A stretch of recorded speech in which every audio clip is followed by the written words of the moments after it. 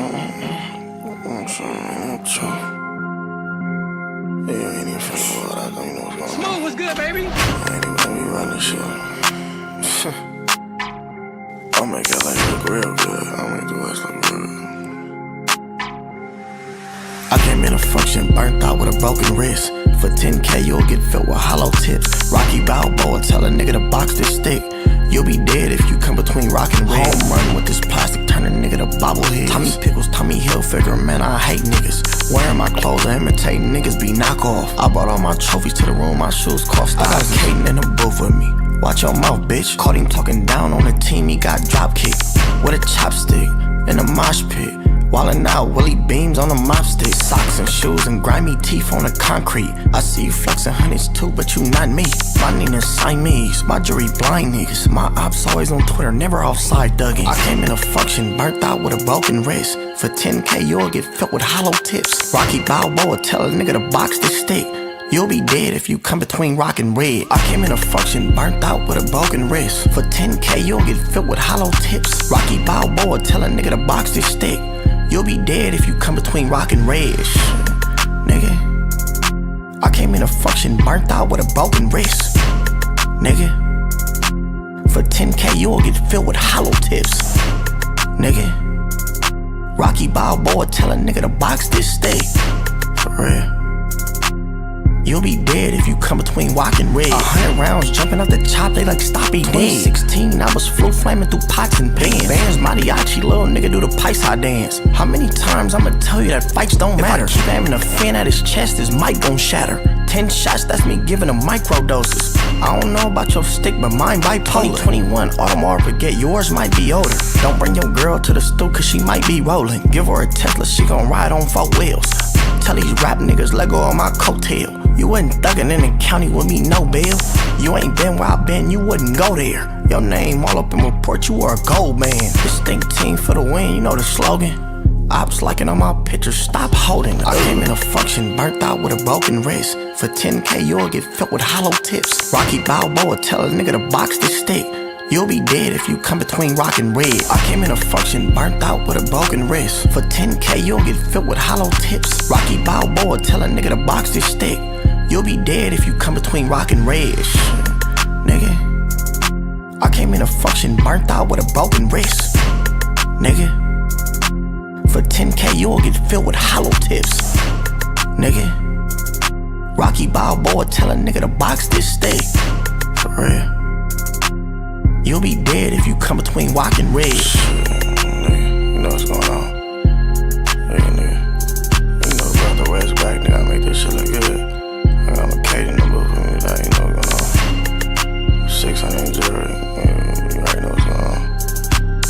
We ain't even finna do all that. For 10K, you'll get filled with hollow tips.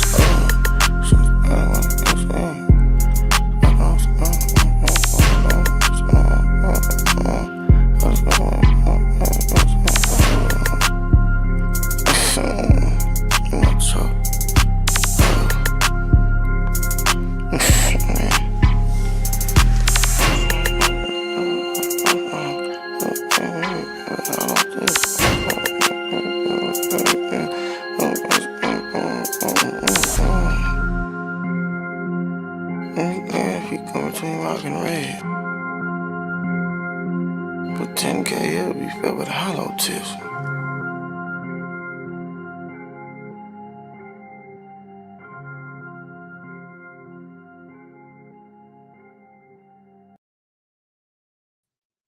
We Japanese still. You getting cooked in front of your family like a Japanese meal. It's y'all shoot the hibachi and none of you niggas can stop me. Can't help but watch me. So look, bro. You know, I've been waiting to do this video because I've been wanting to do something other than anything involving Afrocentrics and Israelites. You know what I'm saying? And that's crazy because politics can get just as toxic. So it's crazy if I'm saying, like, I'm tired of doing videos about Israelites and Afrocentric. And I'm happy and excited to do a video about politics. Something big happened just recently. Larry Elder was on the Breakfast Club. And what I'm noticing is the Breakfast Club is trying to target Republican candidates, and it's all a ploy. They're not putting them on their show to give them exposure or try to, give them a wider audience or maybe, give them access to a certain demographic they usually wouldn't, normally have access to, because we know Republicans, they don't get black support like that, right? Historically, Republicans don't get black support, especially in national elections.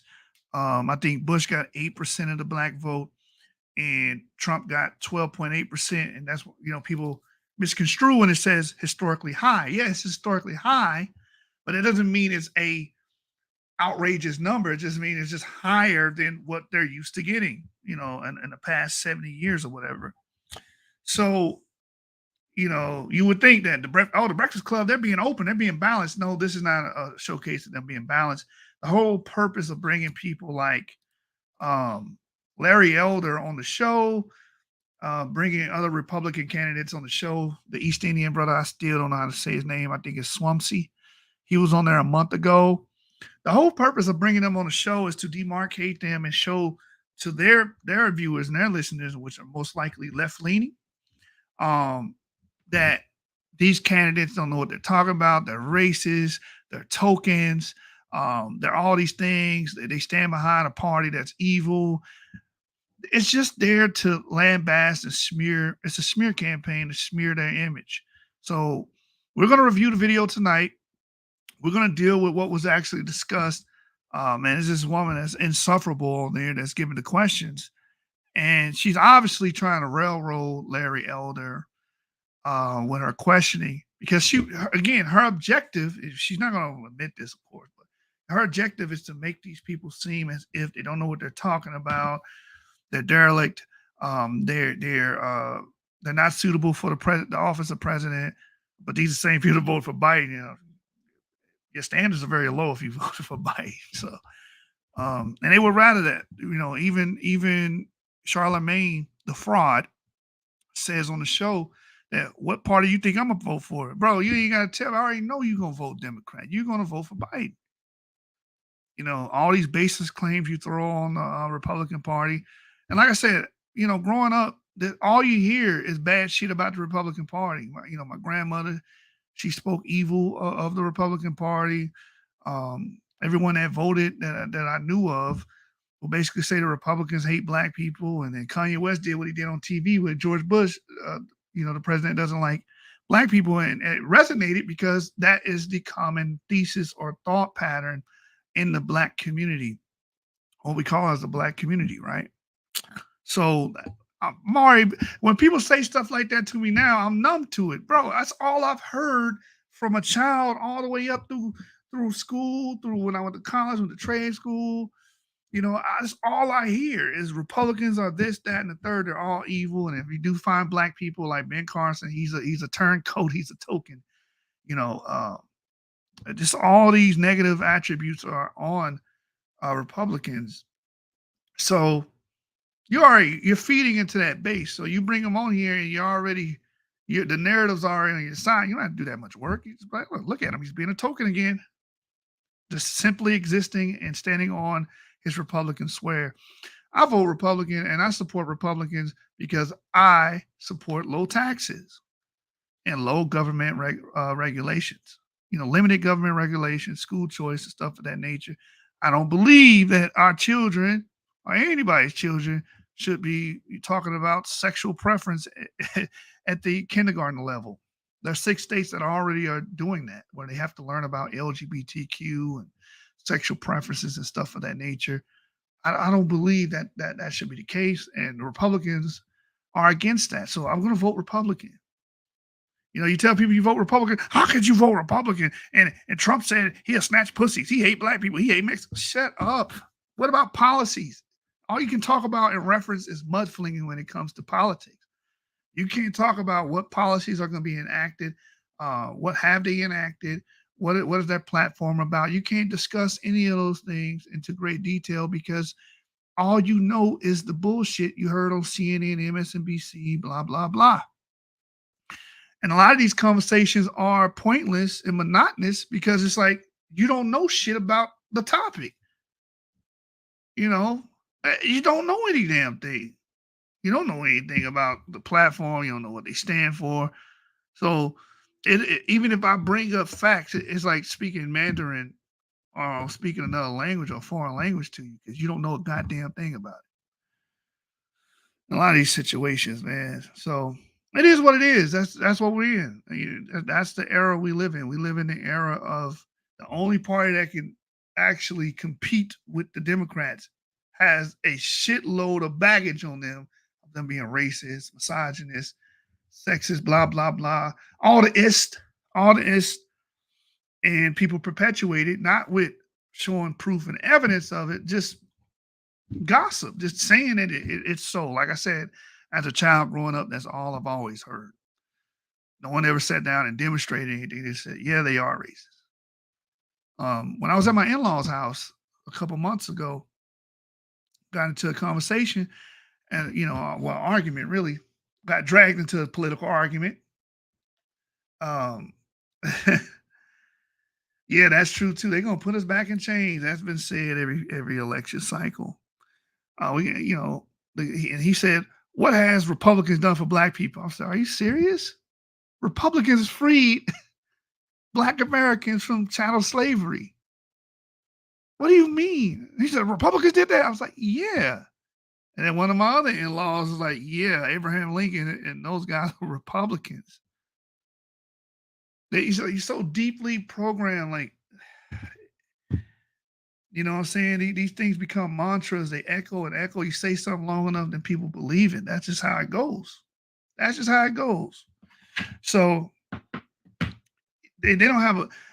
I say all that to say this: Larry Elder doesn't have a shot on the Breakfast Club. He doesn't have a shot with that demographic. Republicans don't get Black support, and they will continue not to get Black support because they don't play identity politics. For the main point, they don't support Black. What do you call it? Identity politics, and he asked a question: "What are you going to do for Black people? What are you going to do specifically for Black people?" And a Republican stance is going to be, "Well, we're going to do what's best for Americans, which is also going to benefit Black Americans." That's not good enough. You got to say that I'm going to pass reparations first day in office.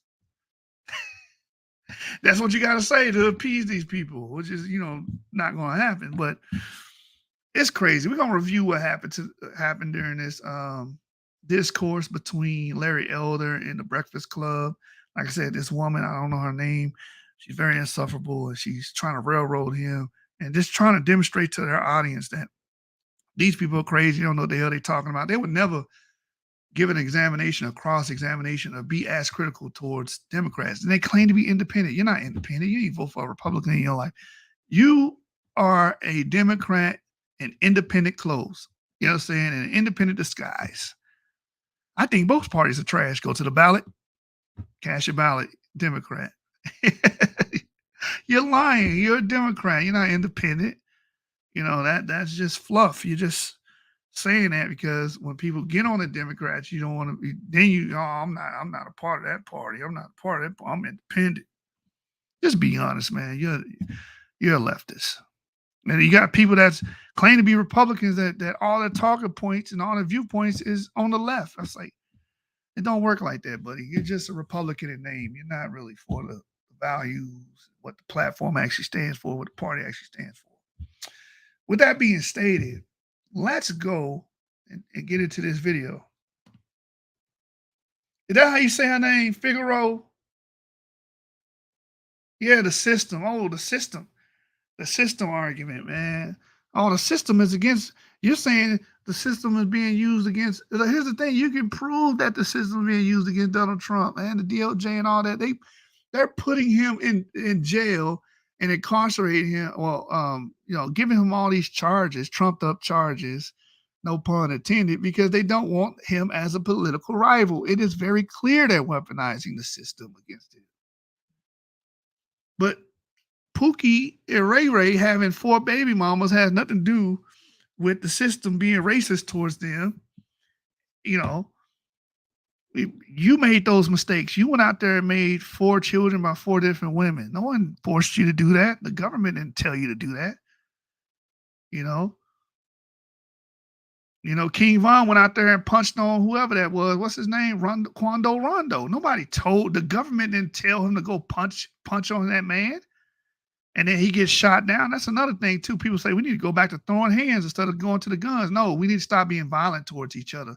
That's something we all need to work on. I need to work on because I be wanting to resort to violence. You niggas be saying dumb shit. I be wanting to put hands on niggas. You know what I'm saying? I be wanting to go the extra level. No, we don't need to put our hands on nobody. We need to learn how to keep our damn hands to ourselves. If King Von would have kept his hands to himself that night, he would not be dead. Period. He would not have died. But since we have a culture of this, hey, fuck it, I'm gonna put my hands on somebody. People talking about we need to drop the guns and put hands on each other. No, man. Learn how to keep your hands to yourself. The system did not do that. You know what I'm saying? We blame the system or blame the white. It's just like blaming the white man. That's what's just gonna be brought up tonight. This is white people. White people rule everything. White people, white people, white people. And this is why we can never solve anything. We're always fighting Ghost. Ghost of Tsushima head ass. We're always fighting Ghost. Scooby doing a mystery van head ass. We can never put a finger on anything because everything is just broad brush, just white people. But point to the actual institution or organization that's responsible. That's the rational thing to do. We don't do that. We do, oh, there's white people run everything, so therefore it's white people's fault. It's just goofy, man. Like everything is not the system's fault. Everything is not the government's fault.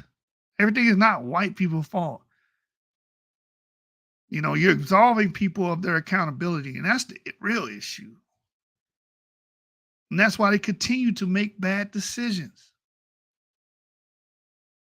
You know, Keisha gonna keep making them babies with random dudes because it's socially acceptable. It's socially acceptable, even though it's putting herself in a financial bind, an economic bind, and she can't give those kids the amount of time and nourishment that they deserve. And there's no father in their life, and nobody wants to be the father because it's 4 children by 4 different dudes. Nobody wants to deal with that drama. That's the consequence of her actions. That's not the system. That has nothing to do with the system. 2 gangbangers screwing the same woman. One of them killed the other. Now both factions against each other. They got something to do with the system? No, that's bad decision making. Y'all don't want to hear that shit. We got a community that enforces and reinforces and gatekeep bad decision making. And we can't say those things. That's taboo. You can't bring that up. That's basically what Larry Elder brings out about fatherlessness. These things are self-inflicted, man. Now, there's some things I slightly disagree with him on, but nothing major. I disagree with what he said about what's his name? Dang, they got a highway named after him in Dallas. I can't even think of his name right now. The person that passed the pretty much the food stamps. He passed that, not food stamps. He passed the Welfare Act. Lyndon B. Johnson. I think that Lyndon B. Johnson did that intentionally with mal intent towards Black America. I really do think that. Can I prove that? No. And that's what we need to separate our complete opinions from actual empirical evidence. Can I prove that? No, but he was a part of a party that's historically known to go against Black Americans, and that is Democrats. You know, and for him all of a sudden come out with that, that's where I disagree with Larry on. But everything else he was saying was on point, man. How could you disagree with that? How could you even argue with someone saying, hey, the major flaw in our community is the fact that we have fatherless homes. There's no dad there, single parent homes, the majority of our households. How could you argue? You can't combat that. You just got to concede. Like, yeah, that's a problem. And then what did Charlemagne do? Why do white people do wrong? discussing what white people do erroneously is not going to help black people problems. Let's believe it or not, white Americans are in a better situation than most black Americans. So just be honest. Oh, divorce rates, yeah, it's higher, but still, there's more of them. They're more likely to grow up in two-parent homes than black Americans. That makes a difference. Oh, yeah, you need to shut the fuck up. You a coon. You a coon. All right, whatever, man. Yeah, Lyndon B. Johnson, man. I had to think about it. Damn Highway 635 in Dallas. For all my people that's in Dallas is named after him, Lyndon B. Johnson Freeway. So yeah, man, this is the dynamic that we have to deal with black Americans. You know, we're all tied to this racial thing.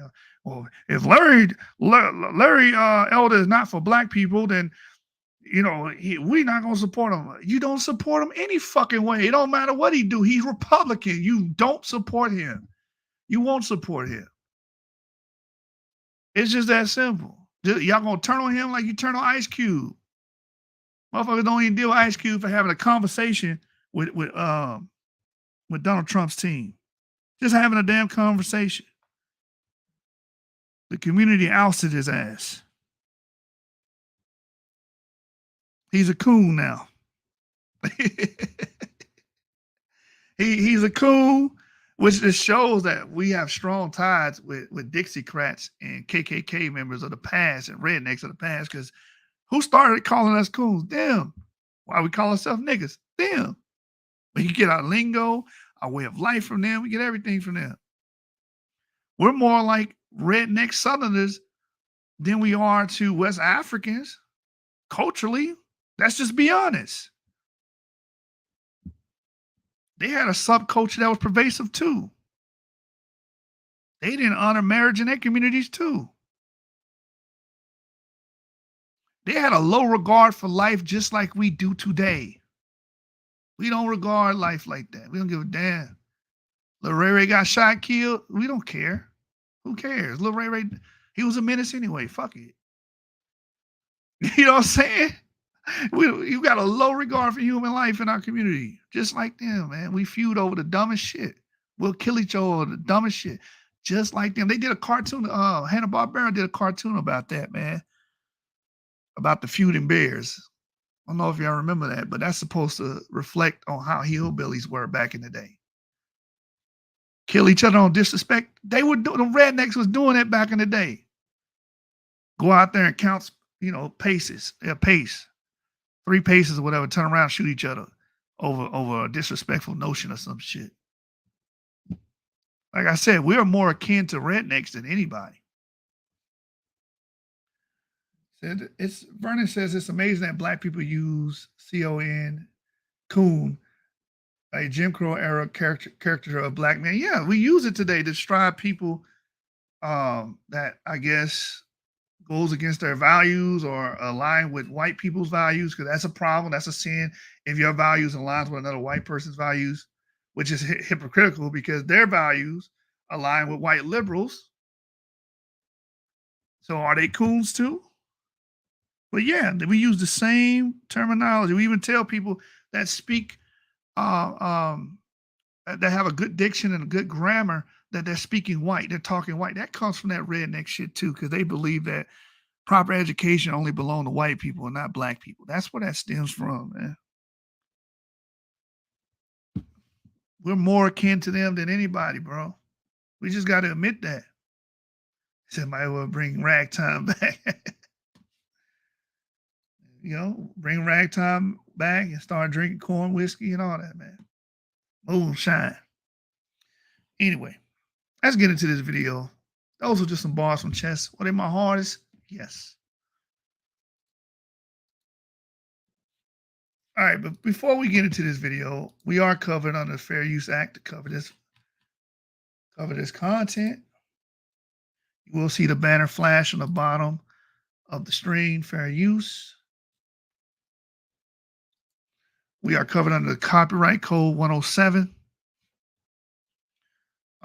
We are pretty much giving our criticism, my commentary, and hopefully someone will learn something. Hopefully I can teach somebody tonight as well. So we are doing this for teaching and scholarship and research purposes. All right, so let's get into it. We are covered under the Copyright Code 107, the Fair Use Act. In the morning. The Breakfast Club. Morning, everybody. It's DJ NV, Charlemagne the Guy. We are the Breakfast Club. We have Teslin Figueroa with us, and we got a special guest in the building, 2024 Republican presidential candidate, Larry Elder. Welcome, brother. Thank you so much for having me. It is an honor. How you feeling? I feel good. He does more than that, though. I mean, he was a radio host. Radio host for 40 years. Author, TV host. Author, New York host. Times best-selling list. I got a star on the Hollywood Walk of Fame. Corner of Hollywood and Vine, Southeast corner, just saying. Okay. I didn't know you had a star on the Hollywood Walk of Fame. Yeah, man. yeah, about a handful of radio guys do, and I'm one of them. Yeah, I think it's you, Elvis Duran, Angie Howard Martinez. Stern, Yeah. Big Boy. Oh, Angie Angie Martinez. A guy named Arthur Godfrey. Okay. So Now- let's jump right into it. Why are you running for president? Well, I'm running as an America First mega guy, and we have an America First mega guy running, obviously.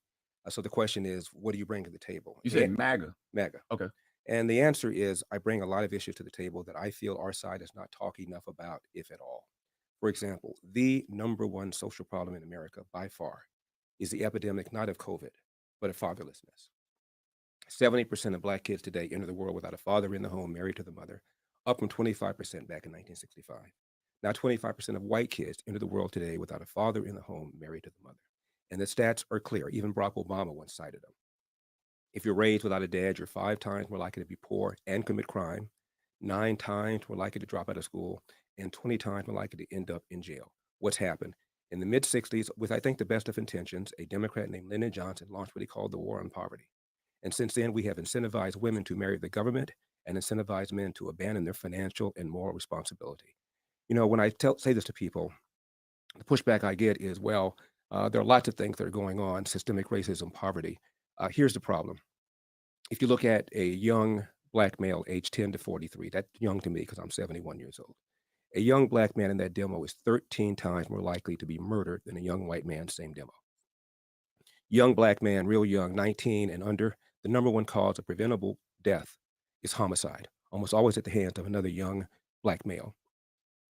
Same demo for whites, the number one cause of preventable death is unintentional deaths. That includes drug overdoses, automobile accidents, drownings. It's not until they get to number 4 that death is the cause. In America, 60% of the shootings, the robberies, and the homicides are committed by Black people, often against other Black people. Of the homicides in this country, half of them are Black victims, almost all killed by other Blacks. How do you explain that if it isn't for the absence of fathers? Are you prepared to say Black people are just genetically inclined to commit more crime? I doubt it. And the go-to reaction often is poverty and systemic racism. Here's the problem. 1940, when there was blatant racism, this is before Brown versus Board of That's what he's bringing up right now. He just hit him with all these statistical facts, which no one should be able to argue. But my head gonna hurt even thinking about this. But you got niggas that's gonna argue against this, and you blame all this on systemic racism. But what he's about to bring up is when it was actual systemic racism, where the government was actually making laws to impede the progress of Black Americans. You didn't see all this madness going on that we see today. You didn't see it. And he's saying what changed? The family dynamic changed. It's obvious. The family dynamic changed. Oh, you're cool for saying that. No, that's actual, factual. Like when we see the family dynamic change.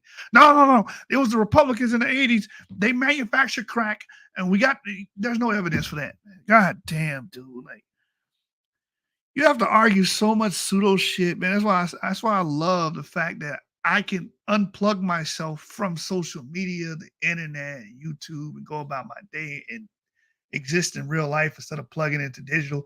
Because as soon as you go into social media, you have to fight all this misinformation and disinformation that has just been funneled for years and years and years. You can never get past them. You start back at square one. There's circular arguments, and you just argue in fucking loops and loops and loops. That's why I'm not on YouTube that much. I'm not on my Facebook like that unless I'm posting in my group. I don't interact that much because most 99.9% of the time, you're going to run into people's arguments like that, man. It's just very fallacious, very facetious, just stuff that's believed because it's repeated, you know. But actually, we didn't have systemic racism. We didn't see all of those negative tropes and stats that he's bringing up now. That's what he's about to rebut with. Education before the Civil Rights Act of '64. How do you explain that if it isn't for the absence of fathers? Are you prepared to say Black people are just genetically inclined to commit more crime? I doubt it. And the go-to reaction often is poverty and systemic racism. Here's the problem. 1940, when there was blatant racism, this is before Brown versus Board of Education, before the Civil Rights Act of '64, KKK was still alive and well, 87% of Blacks lived under the poverty line. Now it's about 14%. You can't blame it on poverty. You can't blame it on racism. It is the breakdown of the nuclear intact family, and neither side is talking about it. The left doesn't talk about it because they caused it with the welfare state, and our side does not talk about it because if you're white, you'll be accused of dissing single moms who are heroically raising these kids, or you'll be accused of being a racist, or if you're Black, you'll be accused, as I was by the LA Times, of being the black face of white supremacy. Nobody's talking about that. I am. What are the reasons, if your statistics are right, what are the reasons that you think fathers aren't in the home? As I said, it's because in the mid-'60s, Lyndon Johnson launched what he called the War on Poverty. In Charlemagne, literally, they sent social workers door to door in the inner city. I remember this, advising women of the availability of welfare provided there was no man in the house. It created an economic incentive for women to marry the government. Same thing with whites. In 1965, 8% of whites entered the world without a father in the home married to the mother. Now it's about 25%, also up threefold. Look at census data, 1910, 1920, 1930, in places like Milwaukee, Chicago, Philadelphia, a young Black kid was slightly more likely to be brought into a world with a father in the home married to the mother than a young white kid. We have incentivized this kind of bad behavior, and it's had a disproportionately bad effect on the Black community. Let me ask you a question. What do white people do wrong, Larry Elder? What do you mean, what do white people do? I'm not worried about white people. I'm worried about what's going on with us. But if there's systemic racism in this country, which we know it is. No, I don't say there is. You say there is. I don't believe that. Oh, you don't believe there's No, there used to be, obviously. Tell me. And this is what people do on the internet all the time. We know that. No, I don't agree with you. You can't assume that I know about anything or just assume that's my position. You need to ask me, is that my position? He said, you know what happened? Like, because why? Everything that he just mentioned, he's a pro-Blacker, right? And this is what pro-Blacks are trained to do. That program to bring it all back full circle to the white man. It's the white man's fault, period. I don't want to hear statistics. I want to hear that we got a gang banging problem in our community. I want to hear that we have a single mother problem in our community. I want to hear that. All I want to say is, let's just say white people did it. And this is why problems are not tackled properly in Black communities, because everything is a ghost. The white man. It ain't the people in the community, that are committing these crimes against each other. It's not that. It's an external force that we have no control over, that we can't see, can't feel, we can't sense it. That's just why. That's why nothing changes, because everything is about an external force, a ghost that's attacking us. And the real issues get glossed over. Tell me what you think the number one systemic example of systemic racism is in America. Oh man, there's so many. Just give me the most important one you think. At the top of mind, I probably say maybe mass incarceration. Maybe. Really? During the Great Depression, when 50% of Black adults were unemployed, you didn't have this kind of mass incarceration. It's the breakdown of the family. There's I'm not going to. I agree with the family part. I'm a Black. So mass incarceration is an example of systemic racism. How? Just saying it, explain it, explicate. How is mass incarceration an example of systemic racism? You have to show and prove that. You know what I'm saying? So this is where all these conversations go. And if you say no, then you're a coon. You're a turncoat. You're a Benedict Arnold. If you disagree with that, you all these things instead of actually sitting down and explicating why you think that. Where's the evidence? Where's your lines of evidence? Show and prove. It never goes that way. It's just like, you know it is, and this is what it is. And if you say anything, against that, you're against black, you're anti-black. Man who is the father to his children, and I'm Right. a happily married Right. black man to a black woman. So I'm never going to argue with that part, but I just feel like everything is black with you. Black is wrong. Black people do this and black people do that. And when I ask you what white people do wrong, you said you're not worried about white people at all. I'm talking about the damage, disproportionate damage going on in the black community. For example, look at these smash and grabs that are taking place in Los Angeles, where I live. There's a suburb called Glendale, where at a mall recently, a mob of 30 to 40 people, they had masks on, but one guy got popped. He was black. And I think most of those who were doing this were black. And in recent years and times, there have been a number of these in places like Chicago, places like New York. If I were involved in something like that, Charlemagne, I grew up with a dad, just as you're raising your own children. I would have been more afraid of my father than I would about the cops catching me. These kids are afraid of neither. They don't have a father in the home. Cops are demoralized. They're pulling back. Their manpower is short. And as a result, you tell a bad guy you're less likely to be caught, convicted, incarcerated, crime goes up. They may be criminals, but they're not stupid. When you say, what do white people do? I mean, this is a country that has struggled mightily to get over its historic racism. There was a civil war. There was a big civil rights movement. This is the only majority white country that's ever elected a black president, let alone reelected a black president. The three biggest cities in America are New York, Chicago, LA. They all have black mayors, even though no city has a majority of black population. The president of Harvard is a black female. Martin Luther King in 1966, Charlemagne, gave an interview to the BBC. This is 2 years after the Civil Rights Act of 64 got passed. And he said, I'm amazed at how many positive changes there have been in America in the last 2 years. Why, if things keep going like this, we could have a black president in about 40 years' time. Do the math. Right on cue, Barack Obama elected 2008. He didn't say there'll be a black female president of Harvard, and there has been. He didn't say there are going to be black CEOs of Fortune 500 companies, and there have been several. He didn't say the percentage of the House would equal the percentage of black people in the population, and it does. He didn't say the three largest cities would have black mayors, and they do. He didn't say the largest and most prestigious organization of doctors, the American Medical Association, would have 2 black presidents, and there have been. He didn't say the most prestigious organization of lawyers, the American Bar Association, would have 2 black presidents, and they have. He said president, meaning at that point, I can feel that I've reached the mountaintop, which is the speech he gave right before he got assassinated the day before. And now we act as if Barack Obama never even got elected. And we're still talking about systemic racism. It's not fair. It's wrong. And you're discouraging black people from working hard. 1990s. Okay. Mr. Elder, a quick question. Let's just remove the word racism, since that seems to be a word that triggers, a conversation down the water hole. Let's just focus. This lady right here is the pit bull, right? She sicked on him, right? Cut him off in the middle of his speech and just was like, oh, I had enough. I don't want to hear this shit anymore about black people attaining high positions of power in America. Let me bring your ass back to reality. We victims, nigga.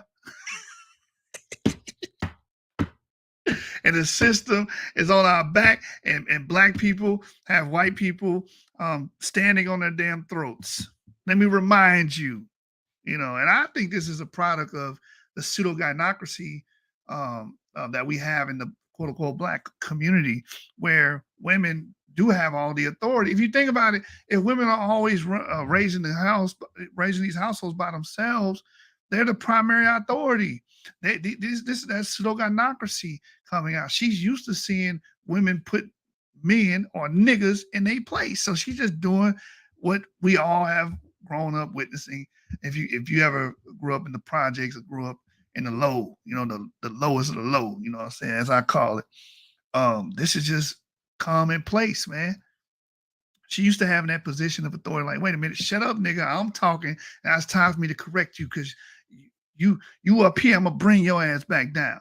That's what she comes to the conversation. Focus on the word system. Okay. You mentioned that the system was the one that discouraged. And again, we have no problem with agreeing that the family, the black family, should certainly has some room for some improvement. But let's just focus on system. Room for improvement? System. Well, we're not going to go down that water. We're not going to go down that water hole. Let's get to the question. So the question is, you said. No. We're not going to talk about the shit that's plaguing black Americans. No, let's talk about the system. You understand? Let me just throw this red herring in there. Let's just focus on the system. Let's not focus on what's beating our ass, that's destroyed our communities and continue to destroy our community. Fuck that. That's why I always say black pill content. I'm just letting y'all know what's going on. I'm just letting y'all know that we doomed, man. This is a nuclear fallout. All you can do is run from this community. You can't help it, because the minute someone comes out to try to address issues, you get mobbed by people like this. You'll get cool, get called cool, turn cool, all that shit by people like this. And most people go like, I'm not going through this bullshit. Suburbs, I'm out of here. And then a lot of people, oh, that person ran. He fled the hood.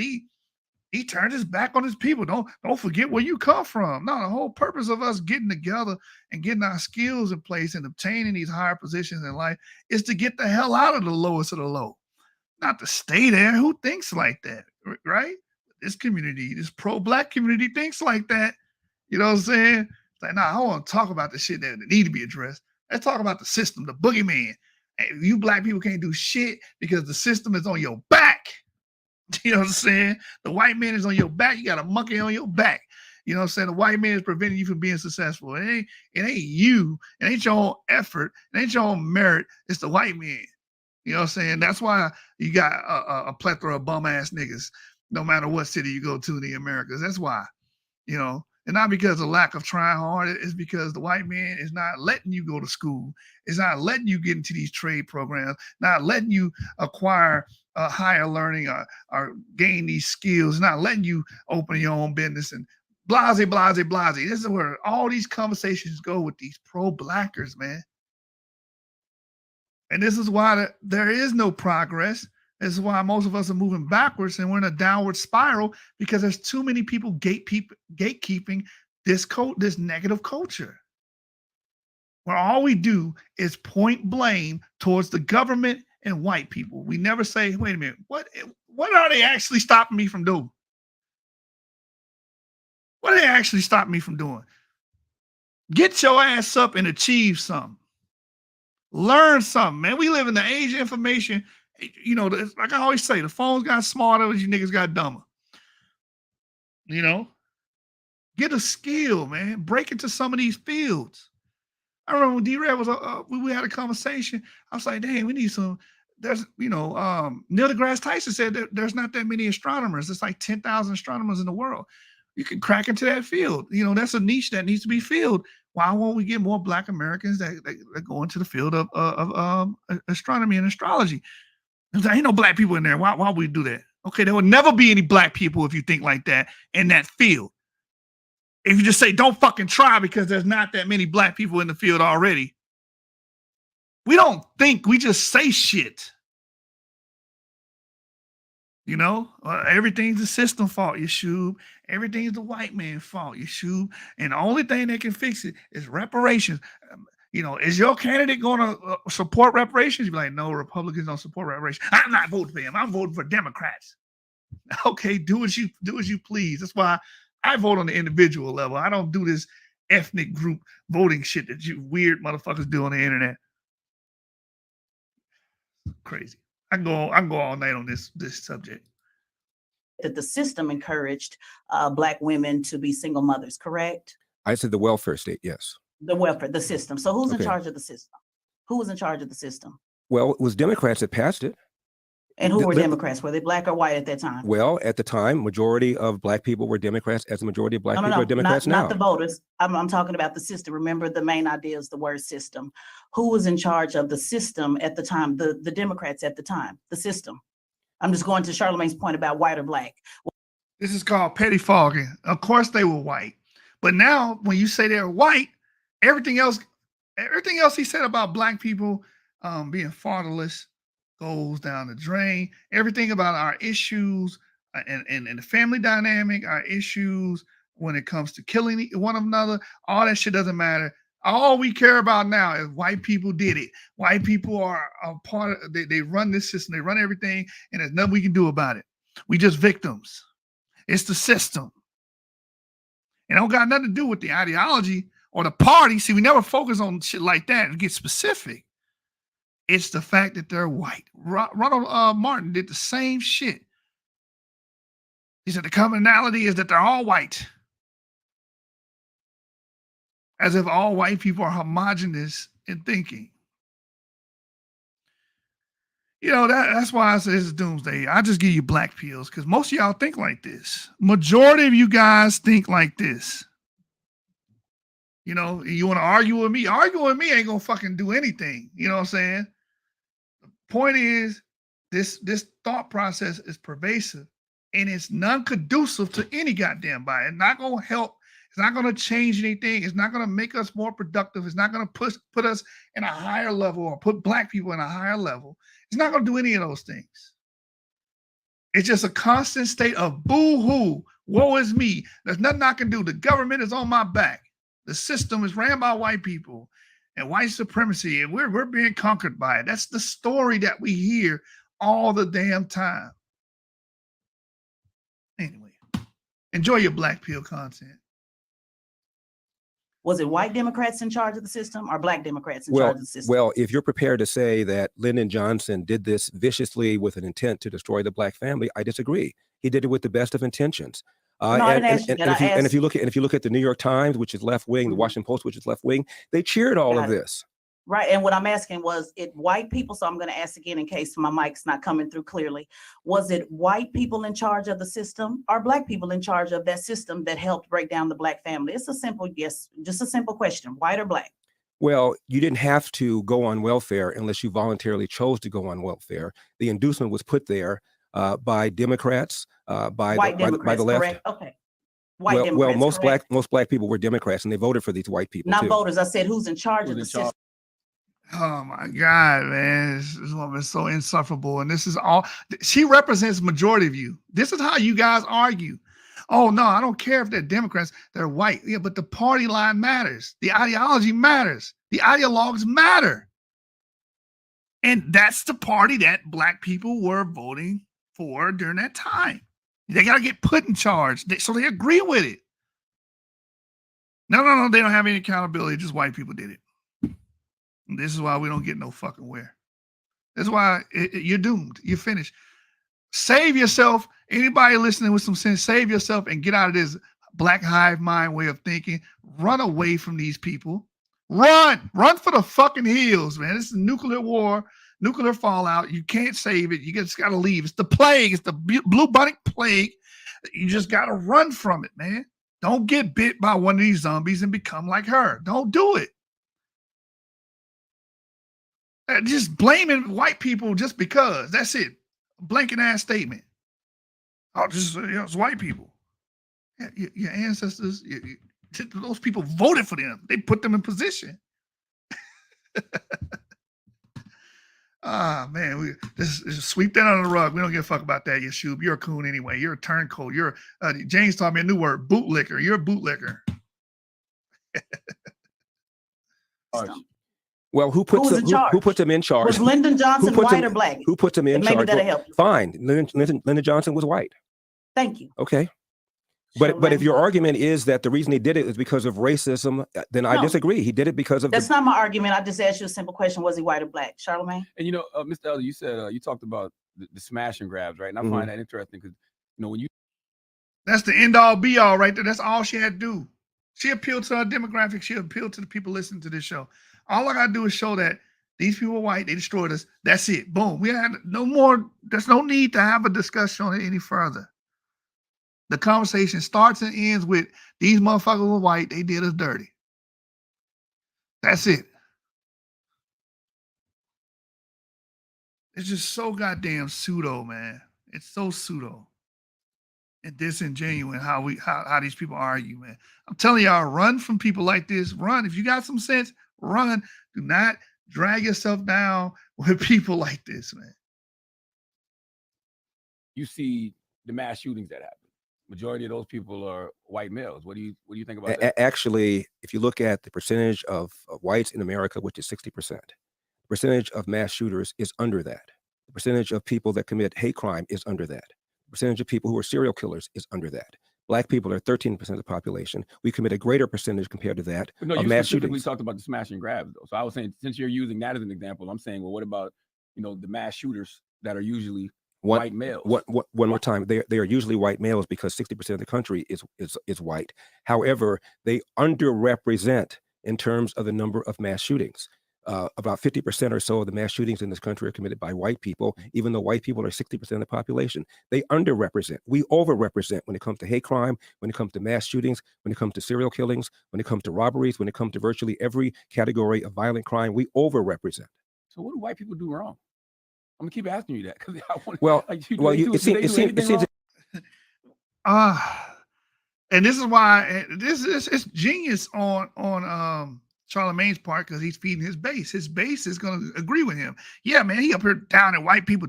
Down in black people, disrespecting black people, telling black people what they do wrong.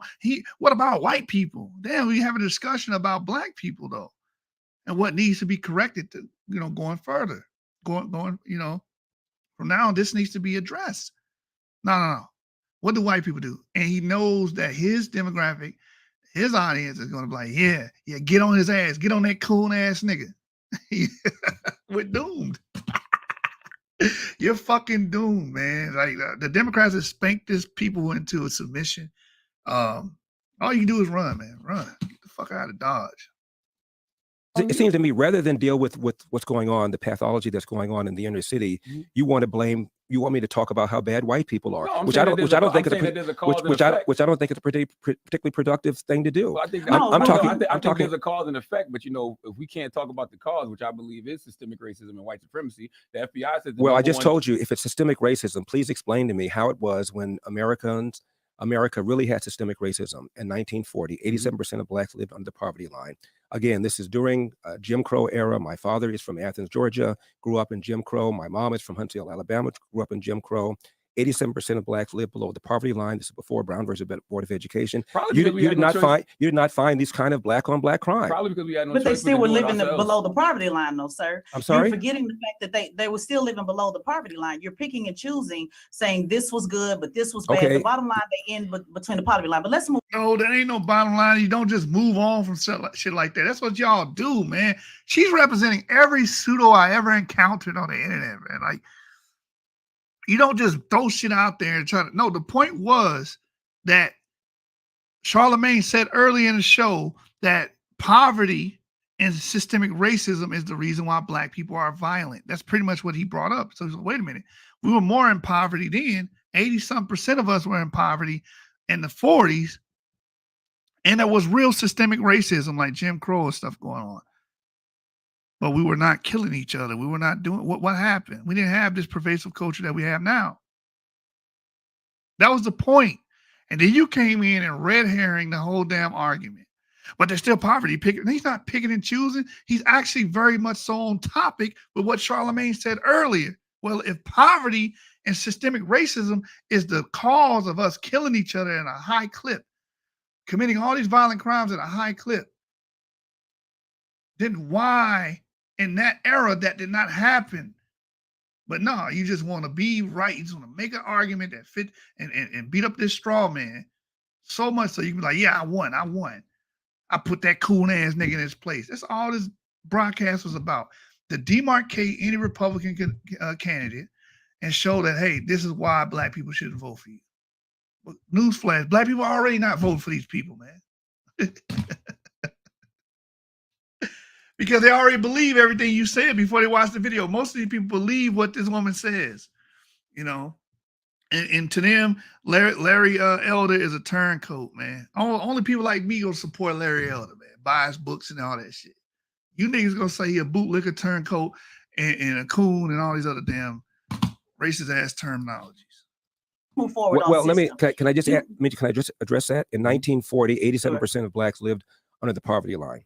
1960, that number had fallen to 47%. That's a 40-point drop in 20 years. That's the greatest 20-year period of economic expansion for black people in the history of America. Again, well before Brown versus Board of Education, well before the KKK imploded, well before we had race-based preferences. Why? Because it was rare for a black kid to be raised in a family without a father in the home. A strong belief in Judeo-Christian values, a belief in patriotism, even as America wasn't applying these values to black people, obviously. And a belief in entrepreneurship. All those things are now under assault by organizations like Black Lives Matter. Charlemagne, Black Lives Matter had on their website an attack on the nuclear family. The founders are self-described Marxists, trained Marxists. Marx wanted to dethrone God, was an atheist, and Marx did not believe in capitalism, let alone entrepreneurship. All the things that made Black people still survive in virulent racism are now under attack by organizations like Black Lives But Matter. all of those things have always been under attack by white supremacy. You can go back to things like whether it's the Tulsa race massacres, like every time Black people do create these systems that are our systems and we are the entrepreneurs, it seems like white supremacy finds a way to destroy it. Every time, look, the Tulsa massacre, within about 5 years, that whole area was rebuilt. It was not even called the Black Wall Street until after it was rebuilt. It was rebuilt, by the way, by Black people without one dime of government money. Yeah, but who destroyed it to begin with? And most people don't teach that part because the victim narrative is the narrative that sells. That's the narrative. You want to keep Black people victims. Not talking about during those harsh racist times, we were able to bounce back and we were some of the strongest people ever in history. We rebuilt that Black Wall Street after it was destroyed. No one brings that up. No one talks about that. I had to learn that through conservative Republican brothers. I did not learn that from Democrats, and then I learned it from you left-leaning motherfuckers on the internet. I did not learn it from you. All I know is, oh, white people can't bomb it because you just want people to know the trauma and all that negative stuff that when it deals with Black people, you don't want to tell people how they can succeed. You don't want to show the success stories. Only the negative shit. So we get a skewed version of history. That's why I had a problem with the Florida School Board teaching that some slaves did benefit from slavery. You had a problem with that because no, slavery, you can't get benefits. That's negative. Fuck you. You racist motherfucker. Anyway, that's a whole different topic. You guys are idiots, man. It was racists who destroyed it. No question about it. We've had race riots, but so have Japanese. So you do agree that there's racism? I'm just so confused. You know, I never even came close to saying. I never came close to saying there was no racism. You just said you don't think it's systemic racism. Not anymore. Obviously, there was. We had something called slavery. We had something called Jim Crow. That destroyed Black. Hold on, sir. That was system that destroyed. That was the system that destroyed Black Wall Street. It's the same system right now that's not even wanting to pay those same living descendants, because I know your position on reparations, but those same living descendants of Black Wall. And this is why I just can't do it with you guys, man. It was a system that destroyed Black Wall Street. A system did not destroy Black Wall Street. Racist people destroyed Black Wall Street, not a system. No, yeah, it did. Who ran the system? White people. Oh, so who destroyed Black Wall Street? Oh, white people. Oh, so that means the system did it. This is the arguments. This is the level of arguments that you get from people like this. And y'all rocking with this. This is you all fucking day. Some of you watching, this is you. This is how you fucking argue and reason. Illogical as hell.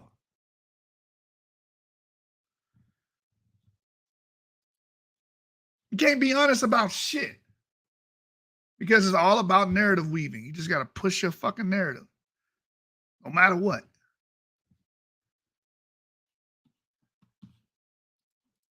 Wall Street. Okay. And then you move, and then you go on to say that the system, the quote unquote system, is also trying to destroy President Trump. So I'm just so confused on, do you believe that the system can destroy or not? You pick and choose, sir, and that's what's so confusing to me. You just said it wasn't racism. Now it is racism. When it was time to build it back, I said it there wasn't, was no racism. I said it wasn't systemic racism. Let's talk about. So what are you just hung up on the words? Again. She's making a straw man and pettifogging him. Oh, you say racism don't exist. He never said that shit, but you're going to beat up on that straw man to try to make yourself as like, I'm beating up on this Republican and putting him in his fucking place. Disingenuous as hell. Very disingenuous. But again, like I said, this lady represents a lot of you guys watching my channel right now. This is how y'all talk all the goddamn time. You know what I'm saying? It is what it is. Can I just make this point, Charlamagne, please? Let's take Chinese Americans. Chinese Americans were the first ethnic group to be excluded with an Immigration Act in the late 1800s. They had riots against Chinese in LA, in San Francisco. There were laws that prevented Chinese Americans from participating in the laundry business. I'm in California. California, of course, rounded up Japanese Americans during World War II. There were laws that prevented Japanese Americans from owning farmland. The average Japanese American household has a higher per capita income than the average white household. The average Chinese American household has a higher per capita income than the average white household. How does that happen?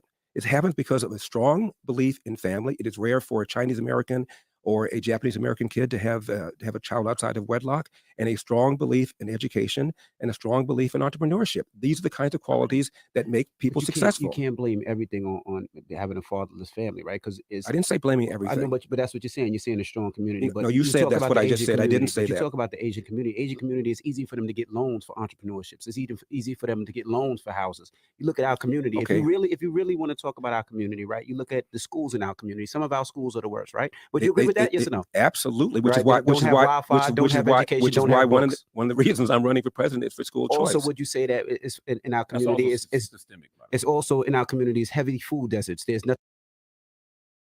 There's nothing you niggas can do to change your fate here in America. You can't be like the Japanese, which were systemically oppressed by the government. That, you know, you can't be like them that have a strong sense of community, strong sense of family, the familiar unit, right? Make sure the individual's great.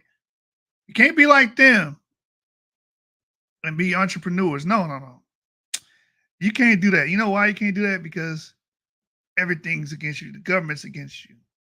The government is against you. White people are against you. They're not against Japanese people like that. They can get loans. You can't do none of those shit. You can't have a familiar structure. You can't have, ideals and values because white people control that. They can turn it off and on. They got an off and on switch at home where they can just take that from you at will. Oh, our schools are terrible. Okay. Yeah, your schools are terrible. You vote for the party that supports public schools and want to get rid of fucking school choice. Make that make sense. Anyway, back to the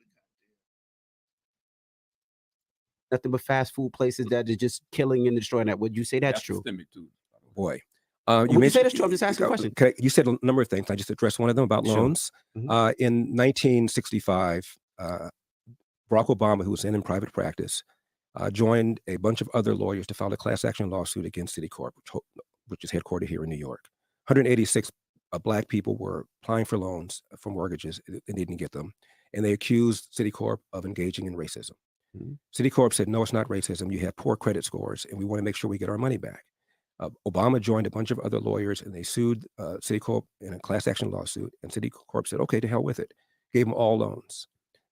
They followed them all up. Daily Caller did a few years later. Almost all of them lost their homes. Several of them filed for bankruptcy. One of them even said, when you don't qualify for a loan, maybe we shouldn't get a loan. Well, duh. It wasn't true that Black people were not getting loans.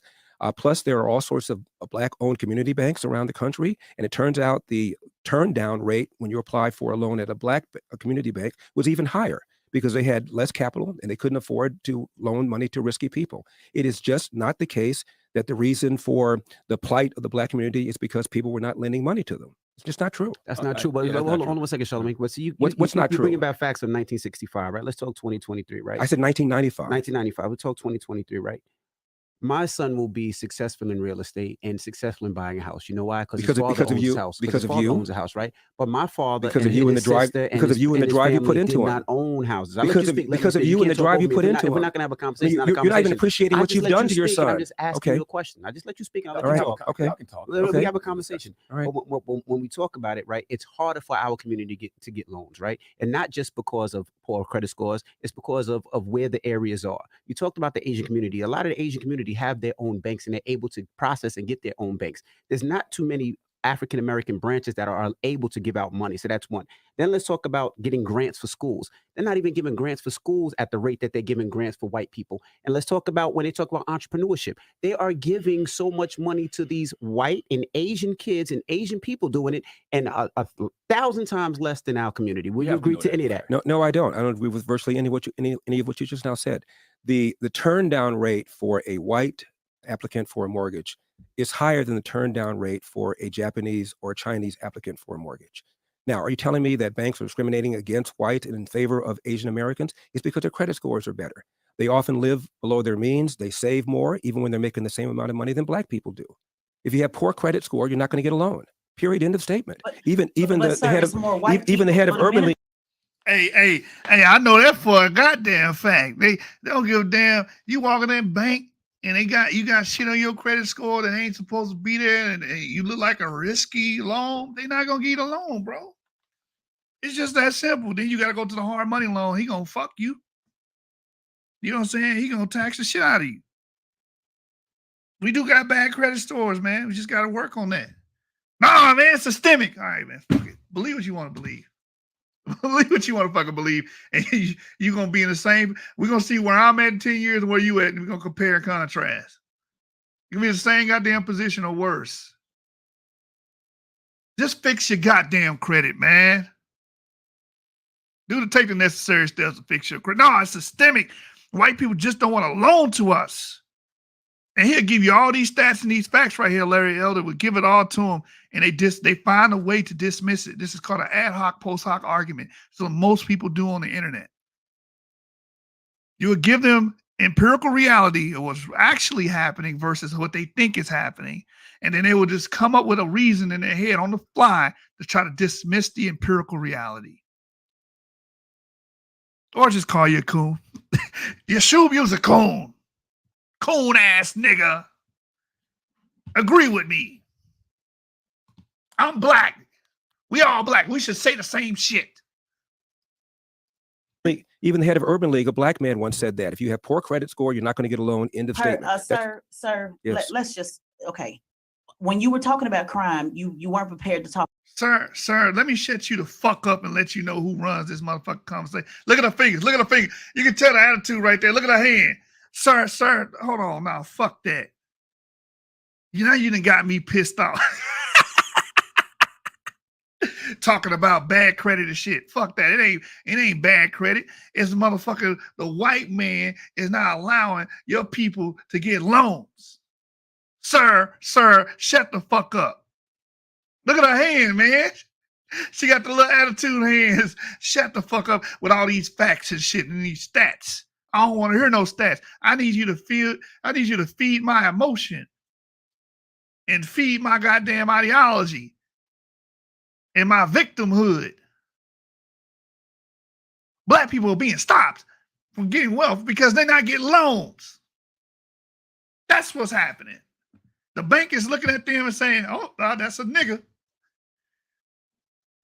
Don't get no loans to no niggas. They go to all the tellers and shit. Hey, I just want to prep y'all real quick. Just have a meeting. Just want to make sure that you guys understand that it's our policy not to give loans to niggas. Any nigga that come in here, don't give them no goddamn loan. All right? You guys are doing a fantastic job. Keep it up. There's a white man right there. Make sure you approve him. Thank you. This is the Walt Disney Pixar shit that these people, this is the world they have created. They have created a whole different world in their mind that operates this way. And this is the straw man fallacy. They beat up on that world all the time.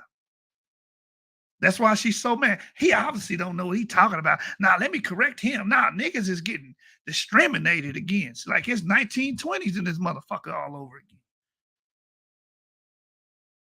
Niggas is, and then, but these same people want to live in China and shit. They want the Chinese government to run the United States, where you actually get oppressed. Where they restrict, you can't speak ill about the government. There's a lot of restrictions in CPR China. We should be more like. We should be more like China. We should be socialists. All right. Be like DPR Korea. No, the government is lying on DPR Korea. That place is a lovely place to live. Talk about disproportion. You talked about how it was more black people that was doing it, and then you talked about how we're the smaller, other population. The same applies also to the loans. It's more white people than it is black people. You seem to pick and choose. I'm talking about the rate. I'm talking about the rate. Whatever it is. The bottom line is it's more white people than it is black people. And so if more black people are not getting loans disproportionately, it seems you'd only want to apply the disproportion to the conversation when it benefits your talking point. I'm not sure you understood. Which is why they say. I'm not sure you understood. No, understood. I'm not sure you understood my point. That's why you didn't understand the point. The reason why it's disproportionately higher because black people have bad credit scores disproportionately higher. There's more black people with bad credit scores in those situations. That's the problem. No, anytime y'all see the word disproportionate, that means, oh, that's race. That's race. That's racist right there. That's because it's a racist institution. And this is why we can't call out true racism when someone's actually being racist. We can't call it out because you have confused the population on what racism is. No one knows what it is now because you just use it as a buzzword for everything. I went to McDonald's. Them motherfuckers gave me some cold fries. Them motherfuckers racist. God damn. We can't point out actual discrimination based on skin color because you guys use this word for every fucking thing. Mentioned in 1995 when 186 black people who were not getting loans filed a class action lawsuit claiming that they were denied the loan because of racism. Citicorp said, okay, here are your loans. The reason I wasn't giving you the loans is because we're afraid you weren't going to be able to pay them back. I'm not talking about Fast forward, this, they weren't able to pay them back, which proves the sir, I'm not Citicorp talking point. about that. I'm not talking I about know that. you're I'm not, talking about your 'cause response. inconvenient. I'm talking about your response to Envy when you said more white people get approved for loans. Since you I'm like not talking numbers, about that. Washington Post said- said black Americans have the highest denial rates for purchase and refinancing loans, according to Home Mortgage Disclosures Act. Because of their are credit black, score. and all credit scores are the same. 15% of Hispanic loan applicants were denied, compared with about 11% of white and 10% of Asian applicants with same credit scores. And that's Washington Post, since you love numbers so much, and I know you do love numbers. That's coming I'm from not- the Washington Post. That's 2023, not 1995. I can show you a study that That's- says the opposite. Let me ask you a question. Yeah. Mr. Elder, Donald Trump, Rudy Giuliani, and I'm pretty sure everybody who just caught a RICO with him in Georgia, they all had fathers, and they still ended up in jail. How did that happen? Mhm. Nobody Well, let said me help- nobody said if you have a father you won't go to jail. Nobody said if you didn't have a father you were going to jail. My father never. But knew guess it. what you did say, Can- Mr. can- Elder? can- I'm sorry, may- respectfully. May I answer let me his just say this. question? Guess what you did May say. I I'm answer his gonna help you question? No, 'cause I know- let him finish his statement, Ted. Okay. My father never knew his biological father. He got thrown out of the house when he was 8, when he was 13 years old, 8th grade dropout, Jim Crow South, Athens, Georgia. Fast forward, my dad cleaned toilets, 2 full-time jobs cleaning toilets when I was growing up. Went to night school to get his GED, and then after that, he went to night school to learn how to operate a small restaurant. Age of 47, my dad saved his nickels and dimes from his job, starts a small restaurant near downtown LA. Fast forward, he retires in his 80s. He owned that restaurant. He owned property next door, plus the house that's still in our family. Not too shabby for somebody who did not know his biological father. It's not a death sentence. You still have choices. It's just much more difficult to raise a child on your own. Even Tupac Shakur said, I know for a fact, Tupac, excuse me. I know for a fact, had I had a father, I would have been more confident. I would have been more disciplined. End of quote. Well, how did all those white men Okay. end up in jail when they still had fathers? The Trumps and the Giuliani. I'm just asking the question. How did they end up in jail? Even if they all had fathers? Because some people commit crimes. No, sir. Stop. My apologies for interrupting you earlier. I just couldn't stomach the answer that I knew you were Couldn't going to say. stomach- No, sir. Stop. Shut the fuck up, nigga. Hell no, nigga. I'm gonna put you in your place right now, nigga. I couldn't stomach what you just said. Fuck that. People commit crime. No, it ain't that. Can you stomach the answer? Yeah, I couldn't stomach because your actual answer to Trump being what was happening to him with the indictments, you actually said that the system was doing it. You said there was a 2-tier system. This That's is right. your words. That's right. It was a 2-tier system. So when it came to Trump, all of a sudden you now believe in this systematic thing that's happening to Trump. But then when it happens but it's to not- black but people, it's not the about race. systematic- It's not No, about I didn't race. ask you that. I asked you. Remember, I made it easy for you, and I took race out of it. Remember, I said I'm just talking about the system. I'm just talking about the if system. you want So when if you want to ask me whether I believe Donald Trump is being treated the same way as Joe Biden and is being No, I treated the didn't ask same you way as that. Hillary You Clinton, all of these Mr. people are Elder, white. All these you- people are white. There's a double standard.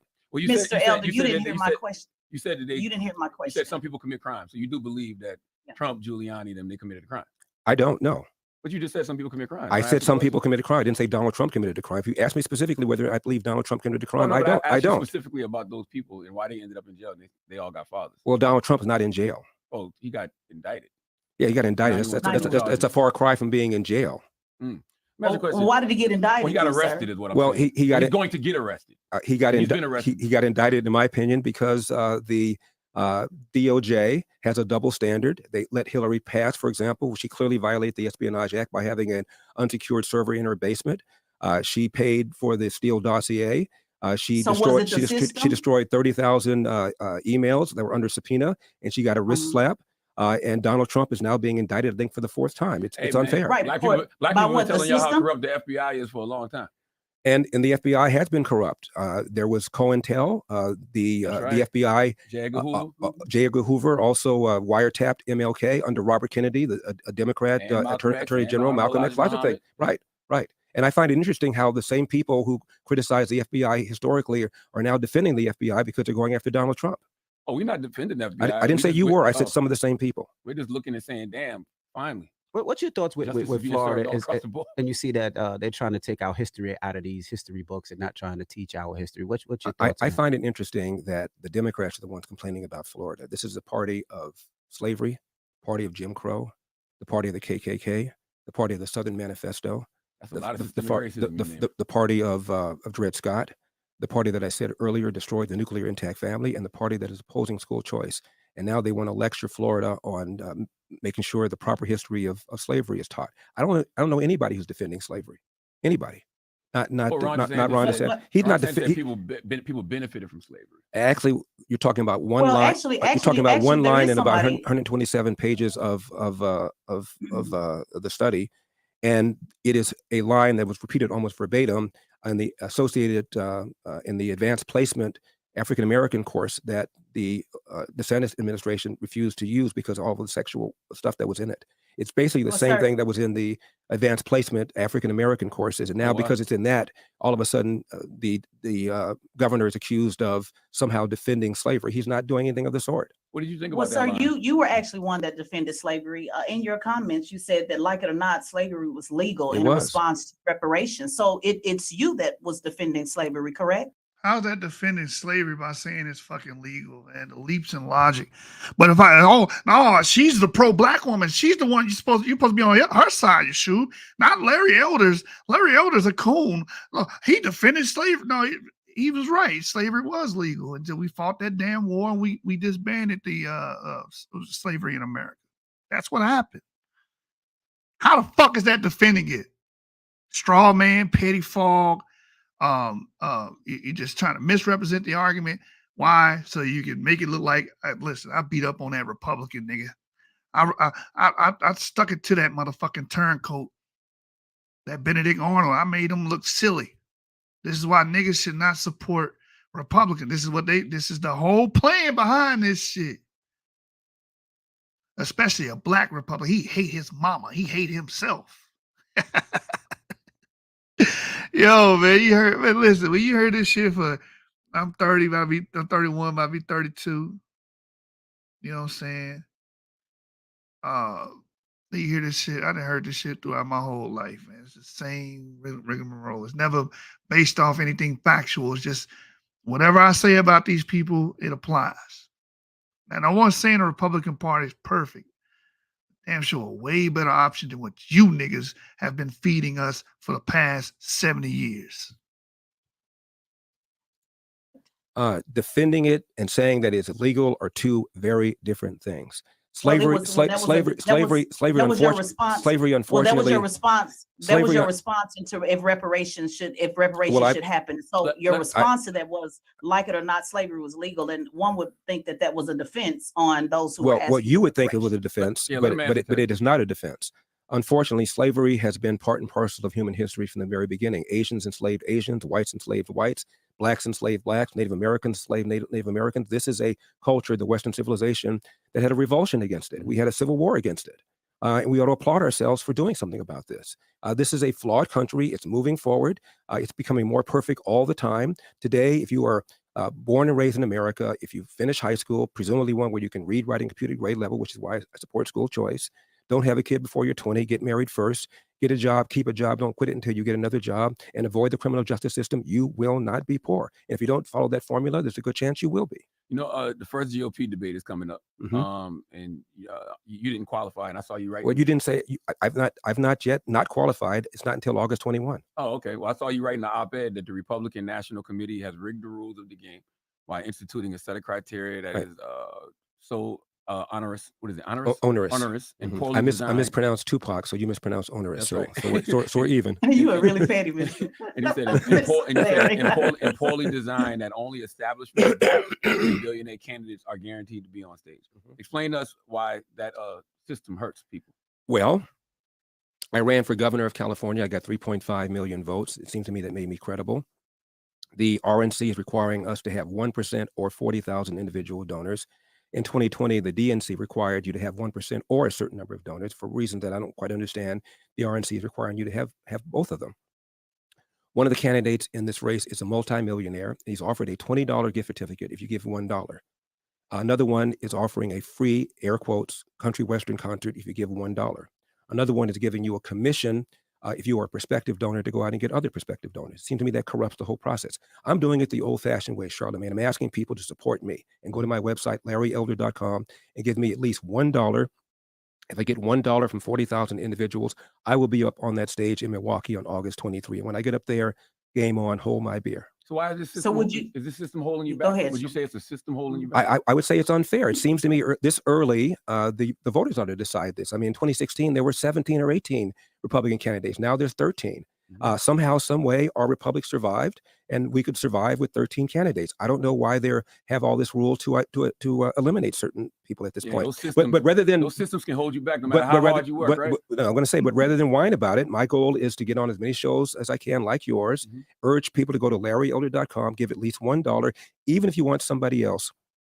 Don't you think it's wise for us to talk about the epidemic of fatherlessness, the lie that America remains systemically racist, and the need for school choice? 13 public high schools in Baltimore, 0% of the kids can do math at grade level. Are you kidding me? 53 public high schools in Chicago, 0% of the kids can do math at grade level. Meanwhile, the Democratic Party is opposed to school choice, while the party elites, whether it's Barack Obama or Gavin Newsom or Joe Biden, have their own kids in private school. It is wrong, and we need to talk about that. Larry Elder, why would somebody from our community vote for you, or why should they vote for you? Why should a Black person vote for you? Because I'm telling the truth, and the truth oftentimes is unpleasant. It's not pleasant for me to be called the black face of white supremacy, as the LA Times did. It's not pleasant for me to be accused of being anti-black, as Tavis Smiley once called me, because I don't support reparations. By the way, Barack Obama never supported reparations. Nobody called him anti-black. We need to talk about what's going on. What's going on is the breakdown of the family. And most of the things we complain about downstream, whether it's crime or whether it's bad schools, the genesis is the breakdown of the nuclear intact family, and we don't talk enough about it.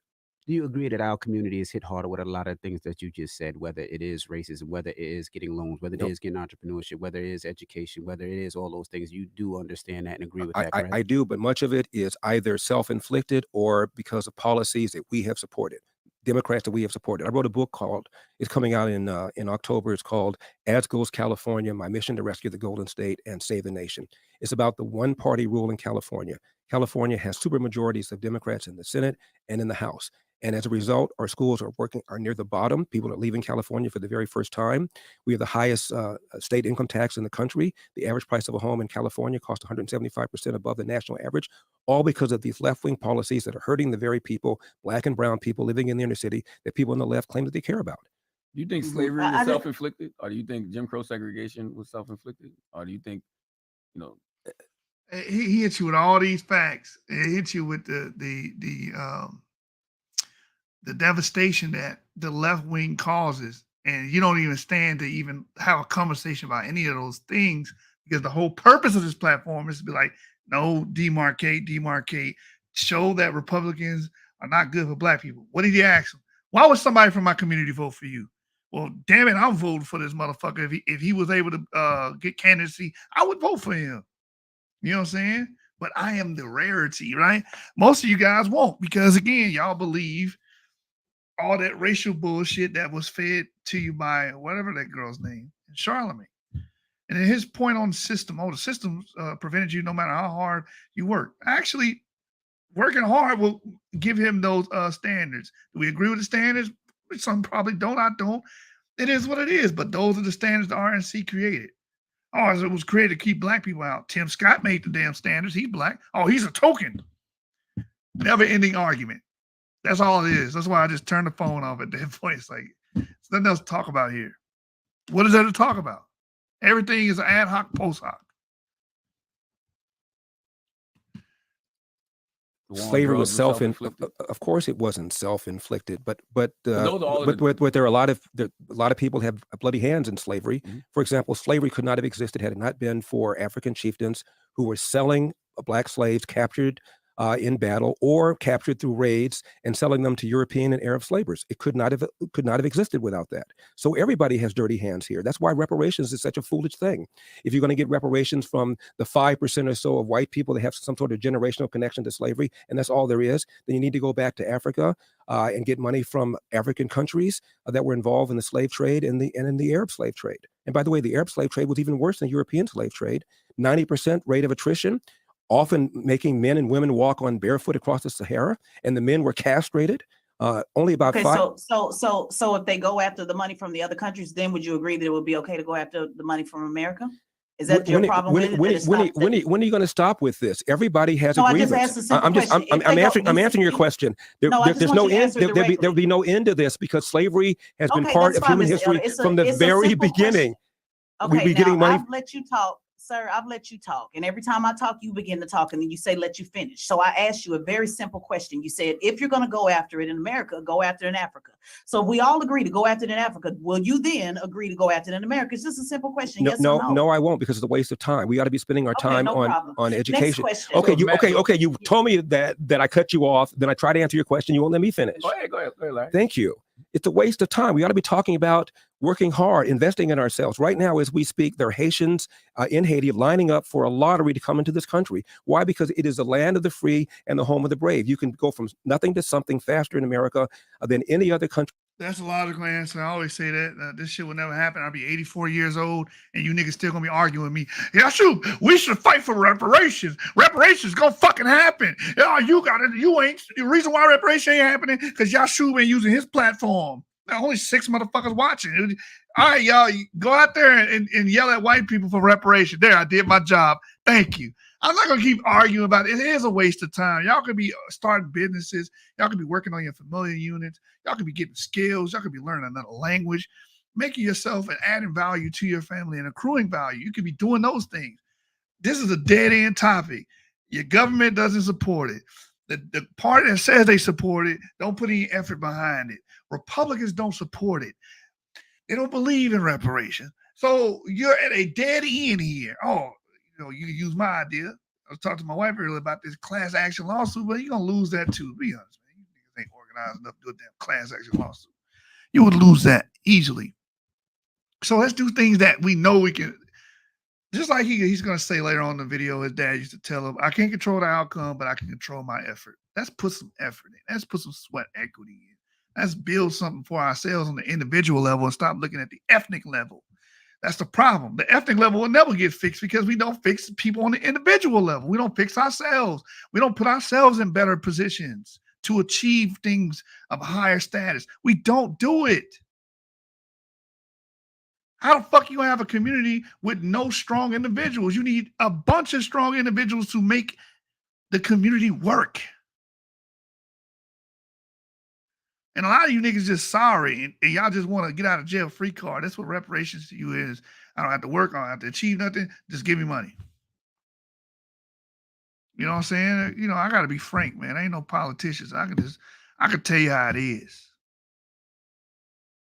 But I'm gonna be 84 years old, and we're gonna be hearing the same conversation about you don't support reparations. You used to support it. Okay, yeah, I support it. Yeah, sometimes you just gotta appease people. Yeah, I support reparations. Yeah. You just get so they can shut the fuck up. Yeah. I support reparations. Oh, thank you, Mr. Larry. I think black people will vote for you now. Play the game. Fuck it. Play the game. A lot of these niggas. The Democrats do it.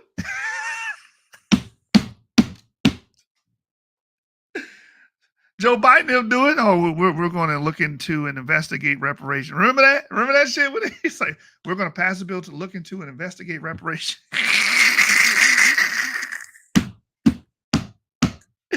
Oh, you gotta love it, man.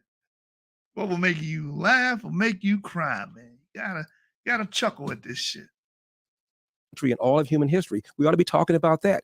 Let me just one more point. 1997, Time Magazine and CNN hooked up together to do a poll on what black teenagers and white teenagers felt about racism. Mhm. And both of them were asked, is racism a major problem in America? Both of them said yes. But then Time and CNN asked this question of the black teenagers. Is racism a big problem, a small problem, or no problem in your own daily life? This is 1997. 89% of them said small problem or no problem in my own daily life. In fact, twice as many blacks said failure to take advantage of available opportunities is a bigger problem than racism. That was Twice, 1997. 1997. Look it up. It's 2023 though. You think America's more racist now after the election and re-election of Barack Obama than it was in 1997? Yes, because of the election of MAGA, Donald Trump, 100%. Yes. Really?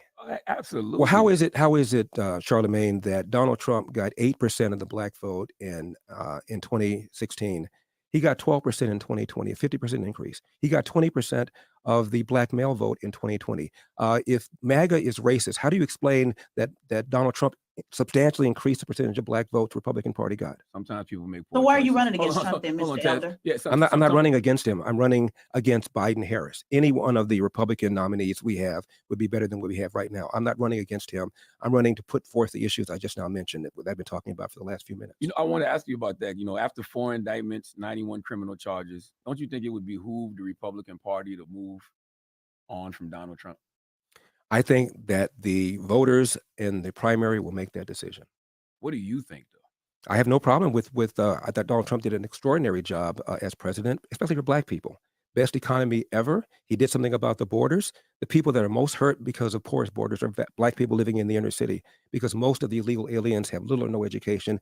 They end up living in the inner city. They compete against black people with high school or less for jobs. Mhm. There are about 1 million fewer black people working than who would otherwise be working if it weren't for illegal alien labor. And illegal alien labor, according to a study done by the Civil Rights Commission, puts downward pressure to the tune of almost $2,000 per year on the salaries of black people living in the inner city. And Donald Trump gave us the most secure border we ever had. He also supported school choice. He also did the First Step Act, which allowed about 5,000 mostly black men with long criminal sentences, nonviolent, to have their sentences reduced an average of 70 months per. He pardoned Jack Johnson, the first black heavyweight champion. Even Barack Obama didn't do that. Yeah, He did an extraordinary job for black people. I think you're innocent until proven guilty, but I feel like President Biden had 4 indictments, 91 criminal charges. You know, President Obama had 4 indictments, 91 criminal charges. Y'all would be telling them that they need to step aside and they shouldn't be running for president. Well, I wouldn't vote for Barack Obama or for Joe Biden in any case, no matter whether he had indictments or no indictments. I don't vote for tax spend, regulate liberals. You're a conservative, right? Obviously. No question. What initially made you gravitate towards being a conservative? I think it was my father. My father was a lifelong Republican, and my father always told my brothers and me the following: Democrats want to give you something for nothing. When you try and get something for nothing, you almost always end up getting nothing for something. And my dad, I told you about his background. He told my brothers and me that hard work wins. You get out of life what you put into it. You cannot control the outcome, Larry, but you are 100% in control of the effort. Before you moan or groan about what somebody did or said to you, go to the nearest mirror, look at it, and ask yourself, what could I have done to change the outcome?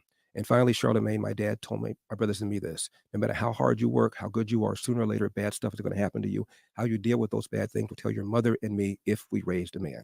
I wrote a book about my father's life. It's called Dear Father, Dear Son, 2 Lives, 8 Hours. It's about an 8-hour conversation he and I had, where at the beginning of the conversation, I thought my dad was harsh. I thought he spanked us too often. We had a belt. In those days, from the South, you spank kids. And I thought my dad was way too harsh. And we had an 8-hour conversation. And by the time we ended, my dad got bigger and bigger and bigger, and Larry Elder got smaller and smaller and smaller. And I apologized to him.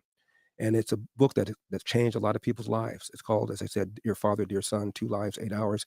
The paperback is called A Lot Like Me. Same book, but it's cheaper. Can you honestly say this is the Republican Party that you grew up on?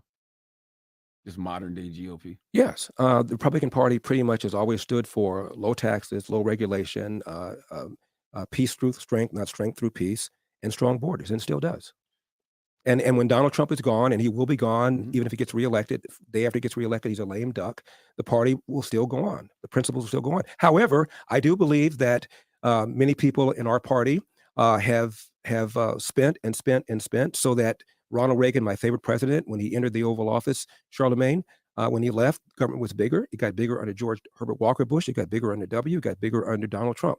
And the only way to restrain spending is with an amendment to the Constitution to fix spending to a certain percentage of the GDP, with exception for war and for natural disaster. Otherwise, we're going to get bigger and bigger and bigger. Let me use the word unsustainable.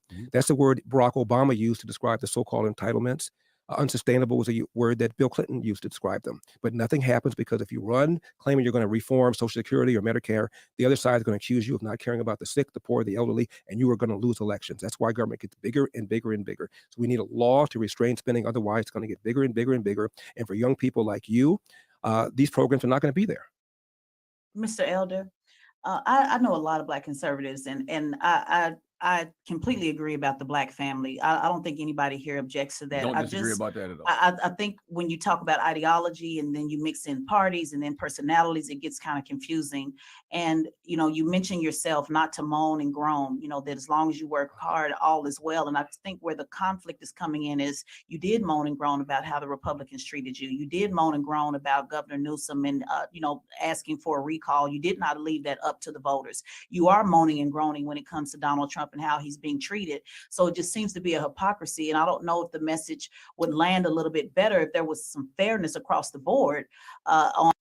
Oh, it just hit me, bro. What DJ Envy said earlier, he said, why should somebody from my community vote for you? Why he didn't say our community? Because I told you this Black shit is completely social. They can take your Black stand. They took my Black stand. You ain't Black, nigga. You fuck with white Jews. Yeah, I like white Jews. White Jewish people got their shit together. You know what I'm saying? If you can take it away, you know it's not biological. You can't take somebody's biology away from them. So he basically was like, damn, it just dawned on me, and I done watched this shit 3 times already. My 3rd time watching it. DJ Envy asked Larry, he was like, why should somebody from my community? Nigga, you light as hell too. Your fathers probably go back to Portugal and shit. Why should somebody my community vote for you? He didn't say our community. That just lets you know the mind state of these people on this show. Republicans are the enemy. Black Republicans are even more so the enemy because they turncoats, right? I was like, damn, I just thought about that. On Democrats and Republicans. I'm an independent, by the way, and I think both parties are trash. And I think all of us here, you know, see both sides. And yeah, I think both parties are trash, but all my votes go towards Democrats. That's the part that's just not landing for me. There seems to be an unfairness on both sides with you. Well, not too surprisingly, I don't agree with your analysis. How is it that I did not leave the recall to the voters? What do you mean by that? What do you?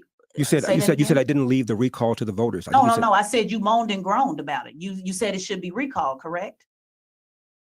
Correct? I said Gavin Newsom should have been recalled, yes. Right, that's moaning and groaning. Well, actually, it's taking advantage of what's in the California Constitution, which is when a certain percentage of voters sign a petition to recall a politician, there can be a recall vote, and there was one, as there was in 2003, we recalled the governor then, and there was in 2021 when I attempted to recall Gavin Newsom. That's part of our democratic process in California. Absolutely. We agree with that. I'm going to your statement when you said rather than moan about it a little while ago, you said rather than moan about it, I'm just going to keep doing the hard work. And so I'm just saying that technically is moaning about it because the governor's the I don't follow exactly what you're saying. I really it's okay. I didn't expect you to. Yeah, but it's I'm one moment. I'm a little slow sometimes. One moment, yeah, we get it. Yeah. One moment you're complaining about the system, and the next minute you're saying the system is fair. The next minute you're saying it's not fair. So that's what I'm saying. There just seems to be a double standard on you and the system, not wanting to be accountable for a system that Black people are not in charge of, by the way. Of not wanting to hold both sides accountable when it comes to the system. Do I believe Hillary was treated differently and Joe Biden treated differently than Donald Trump is being treated? Yes, I do. Is that an indictment about whether or not America is systemically racist? No, it is not. Those are two totally different things. Yes, you're trying to merge the two, but they're two totally different things. I agree with you. They're two different things. We're agreeing. We're agreeing. They're two different things.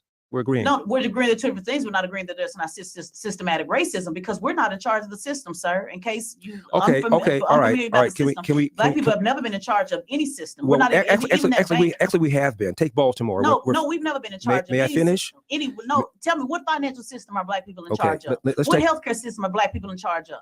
What government system are Black people in charge of? I'm about ready to tell you. What prison system are Black people in charge? I'm about ready to tell you. I'm not talking about mayors. I already know that talking points, sir. I go on Fox News all the time as well. So let's not. I go on Fox News all the time as well to go correct them and tell them that they white supremacists. But anyway, so what does it mean to be a mayor? That's a position of power. Like, I don't understand niggas, man. Black people ain't in charge of shit. No, actually they are, which he's about to break down. No, I ain't talking about mayors. That's a fucking position. that makes decisions on the local level. What is wrong with you? What financial system do the black people control? They got to control the whole financial system. They got to control the whole medical system. Yikes. And if I say they don't, that means white supremacy is reigning.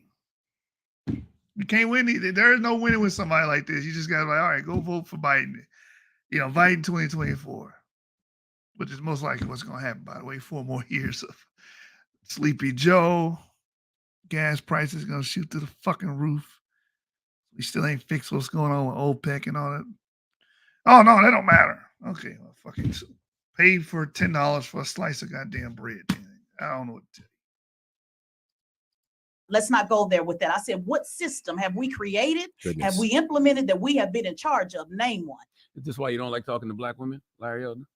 Wow.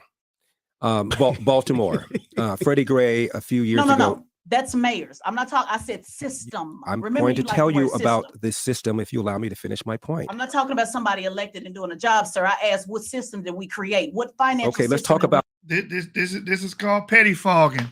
That's what she's doing. A lot of you guys are pseudo as hell, especially when it comes to political talks, because this is like straw man in the argument, and then you're gonna pettifog it. No. I'm not talking about mayors. That's a position of fucking power. They had a black fucking president. That's the highest position of power. They're a part of the system. Black people are a part of this system. But again, we're going back to the ghost factor. The Ghost of Tsushima head ass. You know, everything goes back to just white people ruling everything and being mean and cruel towards us. the system of one of the largest. Let him say his point, Thank you. man. One of the systems of one of the largest cities in America, Baltimore. Freddie Gray died in police custody a few years ago. The mayor was black. The head of the police department was black. Number two, It's not in charge of the system, but go ahead. Number 2 person in charge of the police department was black. All That is in charge of the damn system, the head of the police. What the fuck is he talking about? Go ahead. That ain't in charge of the system. I'm going to interrupt the fuck out of you and tell you wrong because, you know what I'm saying? That's why I tell you this shit's different, that gynocracy shit we got going on in the black community. I told you. I fucking told you, nigga. I'm going to correct your ass because you need to be spanked. Iron woman, hear me roar. Look at her face. Look at her face. And they eating her ass up in the comments. Everybody was saying she's insufferable. Look at this. Hey, you just a crazy ass lunatic, man. You listen, man. Oh, black people. No, I said system. System. Yeah, that's the police department. That would be a system. He's the head of it. A black person. No, that's a person doing a job. You think anybody's fucking doing that's in positions of power. They're doing a damn job. all Still not in charge of the the system. city council, Democrats, majority black. 6. Still not in charge of the system. Wow. 6. That's Wow, that's a wow right there, Larry. If they're part of the damn city, most of them are black in the city council, that is the system. Those are the people that are in charge. Those are the people that control and dictate what goes on their local level. That's a system. That's not the system. What? I'm gonna just be frank here. This is the level of idiocy in the community. This is the level of idiocy. And there's going to be people that's watching is like, wow, she's cooking him. She's destroying that coon ass nigger. You know, that's what, you know, there's people watching like, damn, she beat his ass. She whooping his ass.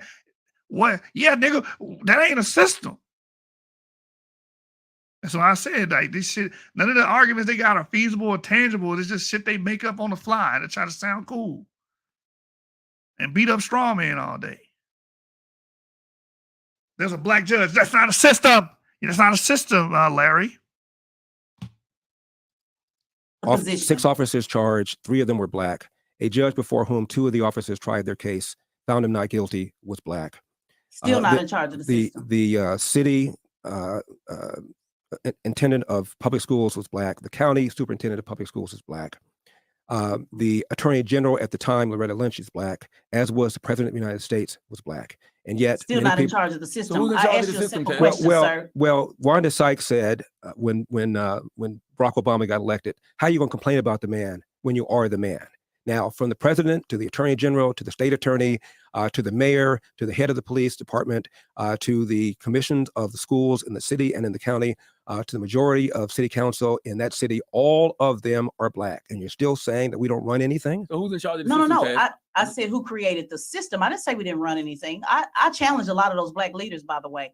I said who, when we talk about the system, what black people have been in charge of any system? Look, she's stumbling over her own goddamn words. She being so pseudo right now. She's stumbling. I didn't say who's in the position of the system or running it. I'm saying who created it. No. What black people are in charge? They are literally in charge of the system. They're in a high position in those systems. Whether it's police, whether it's judicial, whether it's city council, they're in those. They're running it.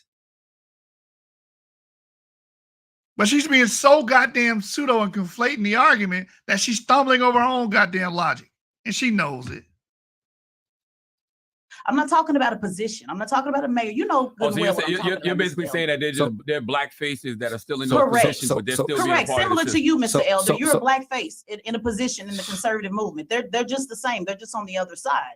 I'm talking about So we then, have so then, never so been in then, so charge then, of when the Martin Luther system. King said in 1966, "I believe there could be a black president in about 40 years' time," then it really doesn't matter whether there's one or isn't. No, It's one because nothing changes.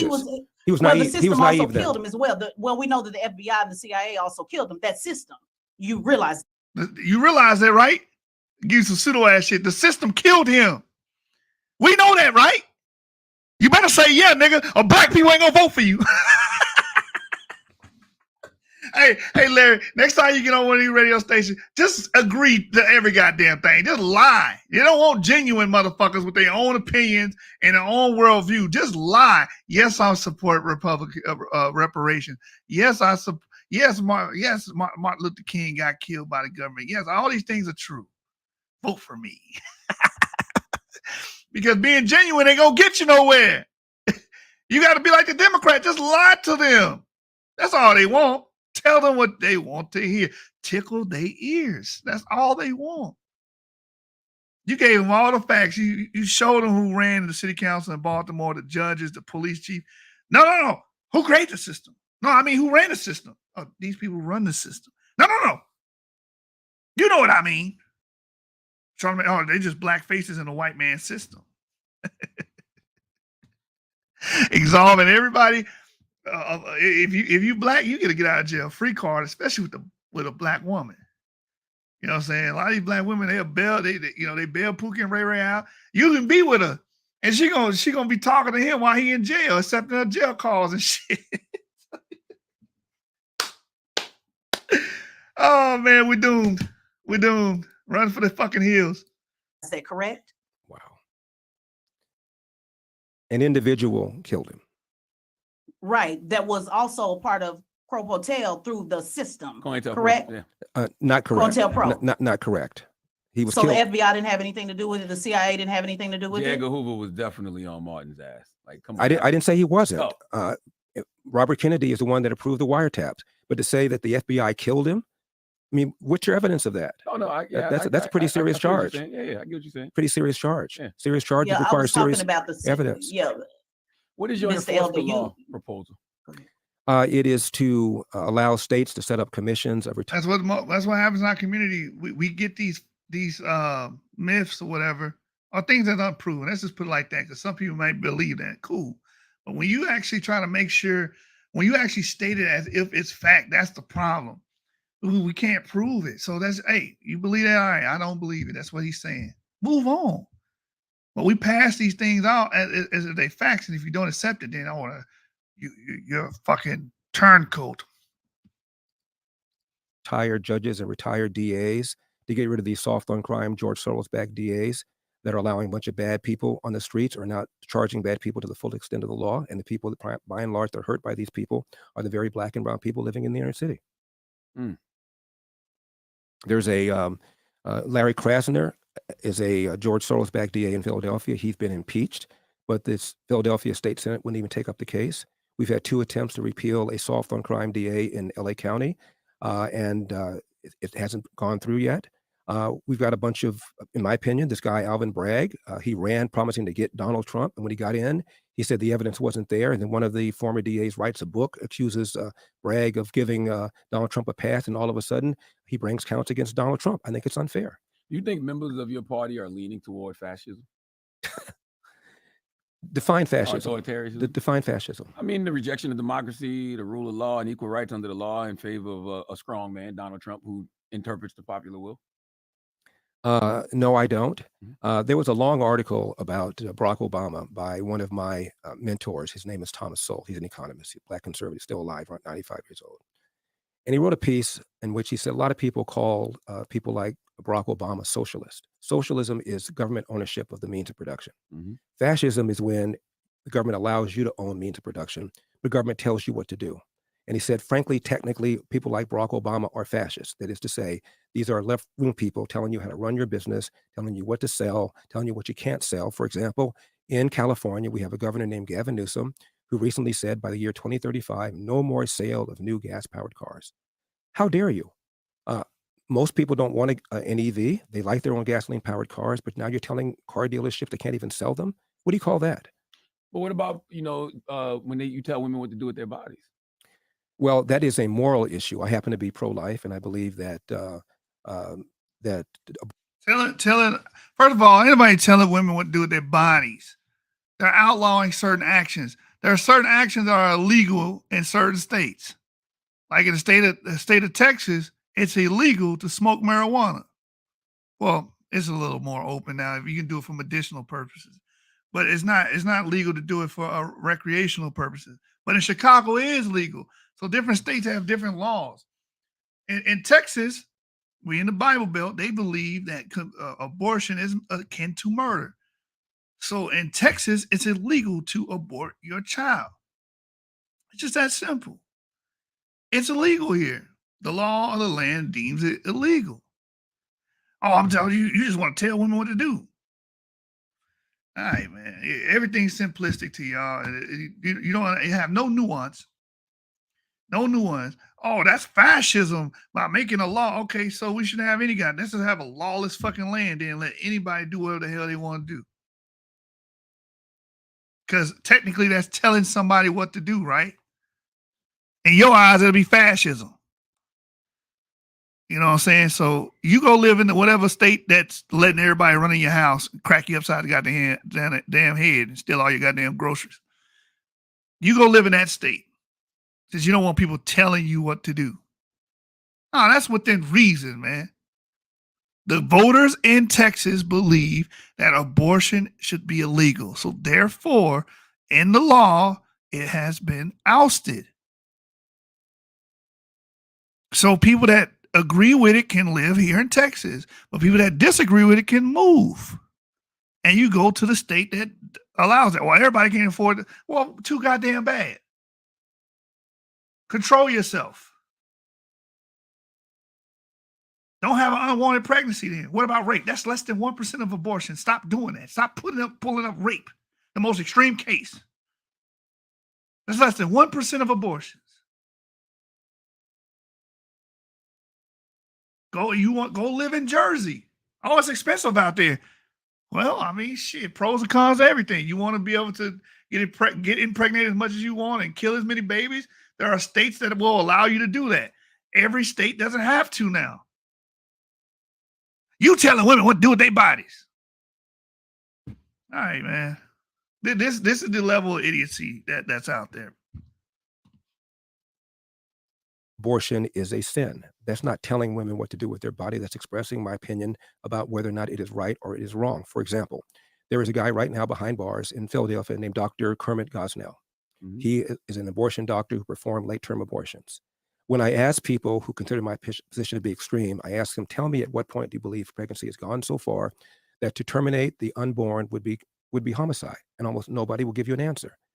So in other words, what you're really telling me then is this guy, Dr. Kermit Gosnell, should be set free. He's a political prisoner. He was persecuted unfairly. If you won't tell me when you think at what point a pregnancy cannot be terminated unless it's homicide, then to me, you're essentially allowing women to kill the unborn, no matter how old that unborn is. And I think that's wrong. The other thing, Charlamagne, real quickly on this issue, it'd be one thing if the pro-life community was not talking the talk and walking the walk.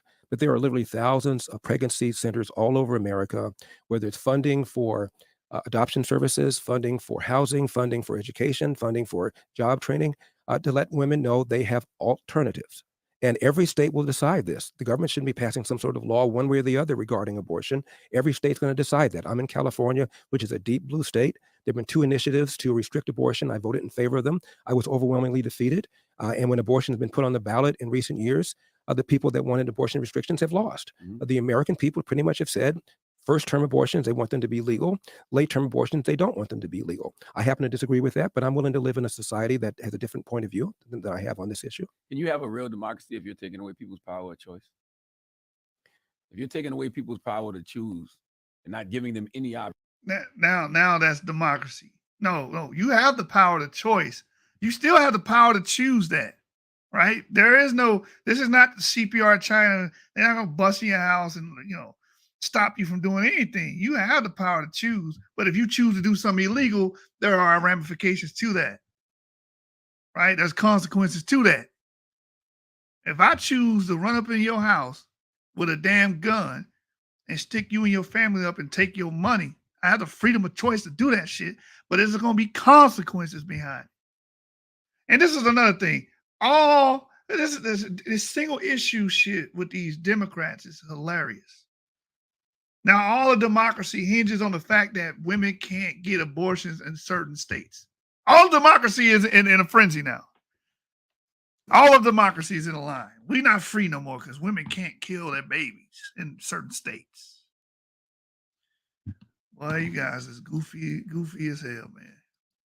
Well, if you consider it to be a crime, that abortion is a sin, in my opinion, you're not taking people's right to choose. You're making a moral statement about what's right and what's wrong. There's a lot of sins, though. Sex before marriage is a sin. I'm sure you did some of that. As for the sins of my past, either the Lord has forgiven me or the statute of limitations have run out. I'm making a joke about that. A lot of people, of course, make mistakes. Yeah. Yes. Okay. And I think that people should deal with the consequences of their actions. And if you let people know there are consequences to their actions, it will inform their actions and make them behave more responsibly. Anytime you allow bad behavior to continue, you're going to get more bad behavior, whether that's... So how does that apply to President Trump then? Because you said that... Exactly. Now everything's back to President Trump because he triggered her by saying something about abortion. But that's exactly right. It's just teaching people to be more responsible. That's all. Don't be out there, if you're having sex, protect your goddamn self. There are so many goddamn ways to protect yourself. So many medicines you could take, all that shit. Morning after, all the goddamn shit. You got all these damn pills and pads and all this stuff that can prevent you from getting pregnant. And if you're out here just getting pregnant like that, it's your fault, man. Because people ain't gonna stop having sex. Okay. Just be responsible adults when you're having sex. That's all. The religious community watching right now, like, no, you need to tell them just don't have sex. Okay, just be realistic. You're going to have sex. Just be responsible. Just be responsible because, it's hard enough to tell these people to do anything else other than that. If you're going to be doing that and involving your life with that with multiple sex partners or whatever, protect your fucking self. How you going to tell a woman what to do? All right, fuck it. Do what you want to do then. You've been so successful of doing what the fuck you want to do anyway. Do what you want to do. I can't get an abortion now. I'm pregnant. Back at square one. Oh, man. You said, Mr. Black Tat said, Chelsea's problem is that she thinks she's really smart and always has a zinger. She's so ridiculous. I was hoping her internet connection went out. Yeah, she is just, she's ridiculous, man. You hit it on the head of the nail right there, bro. Like, she hasn't made sense yet. She's just a straw manning everything he says, contradicting herself while she does it. And she doesn't want to have a discussion about what's being put on the table. She always trying to bring it to Trump or something else instead of staying on topic. That was a two-tier system that because I don't believe Donald Trump. You don't think he did anything? I don't think he did anything wrong. No, I don't. I believe that he complained about the election the same way Hillary did. Hillary for 4 years referred to the 2016 election as having been stolen, her word, not mine. She called Donald Trump illegitimate, her word, not mine. Jay Johnson, who's Obama's DHS secretary, testified under oath that not a single vote tally was changed by the Russians. They tried, but they failed to change a single vote tally. 66% of Democrats believe the Russians changed vote tallies to get Donald Trump elected, even though Jay Johnson testified under oath, not a single one was changed. That's the damage that people like Hillary and former President Jimmy Carter and Stacey Abrams and Hakeem Jeffries and others have said for years, referring to Donald Trump as illegitimate. A greater percentage of Democrats believe 2016 was stolen than we feel that way about 2020, but yet nobody calls them election deniers and nobody accuses them of undermining our republic.